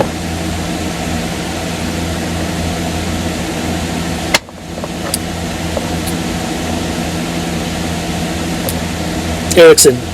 Well, that brings us back to the whole question of the fraternal and fratricidal relations of revolutionaries. Huey. Is that a necessary part of development, though? Erikson. The matter of brothers and sisters forming a community is a theme in all development, I suppose, but it seems to become an acute problem of leadership in revolutions. I watched you on television the other day when your old friend Eldridge Cleaver broke with you, and I couldn't help thinking, you may not want to discuss this here at all, I don't know. But what do brothers do to each other once it becomes a matter of struggling for power among equals? Huey. The struggle for power among the brothers may be a natural outgrowth of eliminating the father, but it will probably hurt more than the struggle between the son and the father, because divorce is sharper. It is more devastating. But I don't know if I agree with you that this is a natural kind of outgrowth. I just don't know. Erikson. I didn't mean that. What I meant is that different historical situations bring out different aspects of man's learned patterns. And if this is so, then maybe it would be better to understand those patterns in order to control them better. There can be such a waste of human resources when the simplest emotions are misunderstood. Huey. I think it would be fair to state that there is no real difference between familyhood and tribalism, and no real difference between tribalism and nationhood. They all depend upon a sense of identity that is exclusive, you see, and this is even true of what they call internationalism. Herman. When you say there's no difference, do you mean there's no difference in principle or in kind between, say, tribalism and nationhood? Huey. There's only a quantitative difference between familyhood and tribalism, and between tribalism and nationhood, not a qualitative difference. I don't know about that. Herman. But relationships between people in a family setting and a tribal setting are much more primary, whereas in a national setting they are more likely to be secondary. Huey. I agree. It's impossible to have a face-to-face relationship with 100 or 200 million people, but it's still a matter of degree. At first people say, oh, this is the Marxian ideal that Huey does articulate in some of his other writings, that qualitative changes lead to quantitative changes, and quantitative changes eventually lead to qualitative changes. Okay. At first people say, I will defend my family and serve my family because we share a common history, a common value system, a common ethnic background, and a common religion. Then as society grows, a number of families come together in a close relationship and say, we have the same past, the same values, we are a tribe. Then the tribes compete with one another for territory until they merge into nations, and it's the same thing all over again on a different scale. I will defend my nation because we share a common background, common principles and values, and so on. I would say that the concept of the nation is strictly related to the concept of the family, and that there is only a quantitative difference between the two. Herman. So what is the next step? Huey. Well, in order for man to survive, there has to be some universal identity that extends beyond family, tribe, or nation, an identity that is essentially human and does not depend upon people thinking that others are something less than they are. Erikson. But the trouble with that comparison is that the family is essentially meant for bringing up children, while nations... Huey. You're saying that the family is their traditional method for bringing up children. I would say that the family has always been a traditional way of keeping people children. Kai. Huey, when we were talking about the Oedipus complex a little while back, you said something about science and religion that intrigued me. Huey. Science constantly challenges the whole idea of the supernatural, and God is, the symbol of the Father. Now, once you reach a maturity in consciousness, then you assume the role of God yourself. Whenever science discovers something new, all of a sudden the church starts to say that it is now an earthly thing. It is not related to God anymore, but God still exists. So when does God stop existing? He stops existing as soon as you bite the fruit of knowledge. You can assume control of yourself. But you haven't really destroyed God. You've become God. You have become the controller of yourself. The point is that a will to power is the primary drive of man, not the sexual drive. It's an attempt to reverse the dominance of nature, to become the controller, to become the father, to become God. As long as other people control us, we remain children. As Erik pointed out, that is why Marx said that there could be no real adults in a capitalistic society. Interesting. Erikson.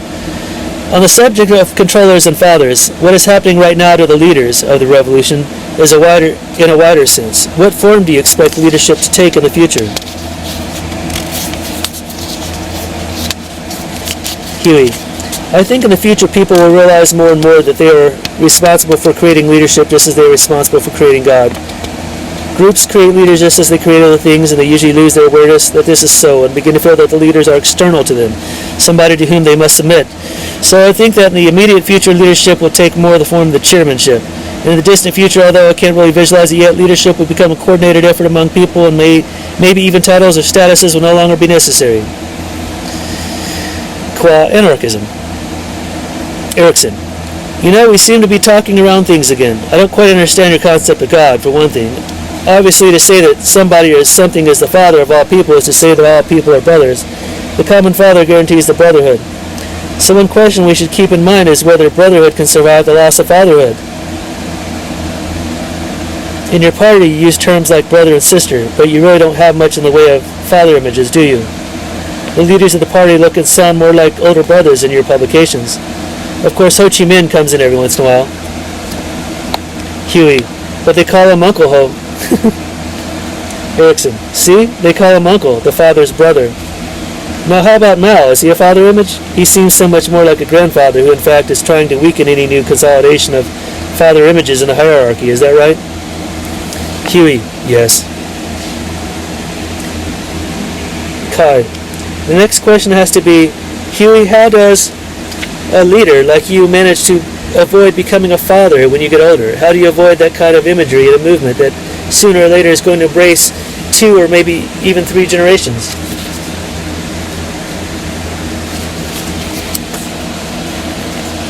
Who knows, Huey said. Everything is in a state of transformation. Nothing is stable. And the party, too, will be transformed.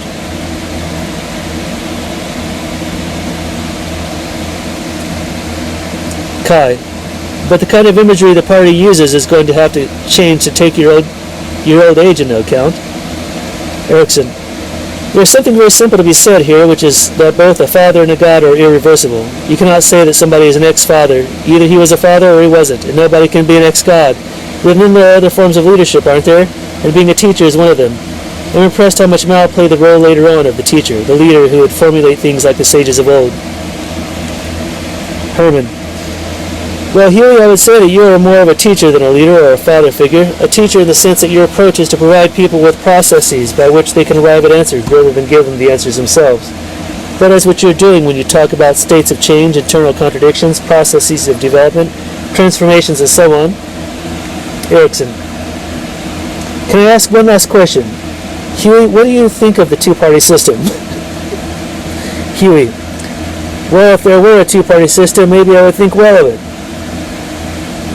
Erikson. Okay. I was just thinking about constitutional rights, existing constitutional rights. Would you expect intercommunalism to change the political structures of the various countries? Huey. Yes, I would. I believe that contradictions will be around for quite some time yet. I won't say forever because that's an absolute, but I cannot stretch my imagination far enough to see a time when contradictions will no longer exist. What I do look forward to is the time when contradictions will be non-antagonistic, but I don't think that will occur until we resolve the question of property, of the property class and the class that owns no property, of the haves and the have-nots, of the contradictions based on economic interests. I feel that to resolve those contradictions it will be necessary to have a redistribution of wealth. Revolutionary intercommunalism will exist when power is distributed on an intercommunal level, and each community of the world has control of its own institutions. Kai. Well, I guess that's it. Let's close by agreeing that we've all earned a drink.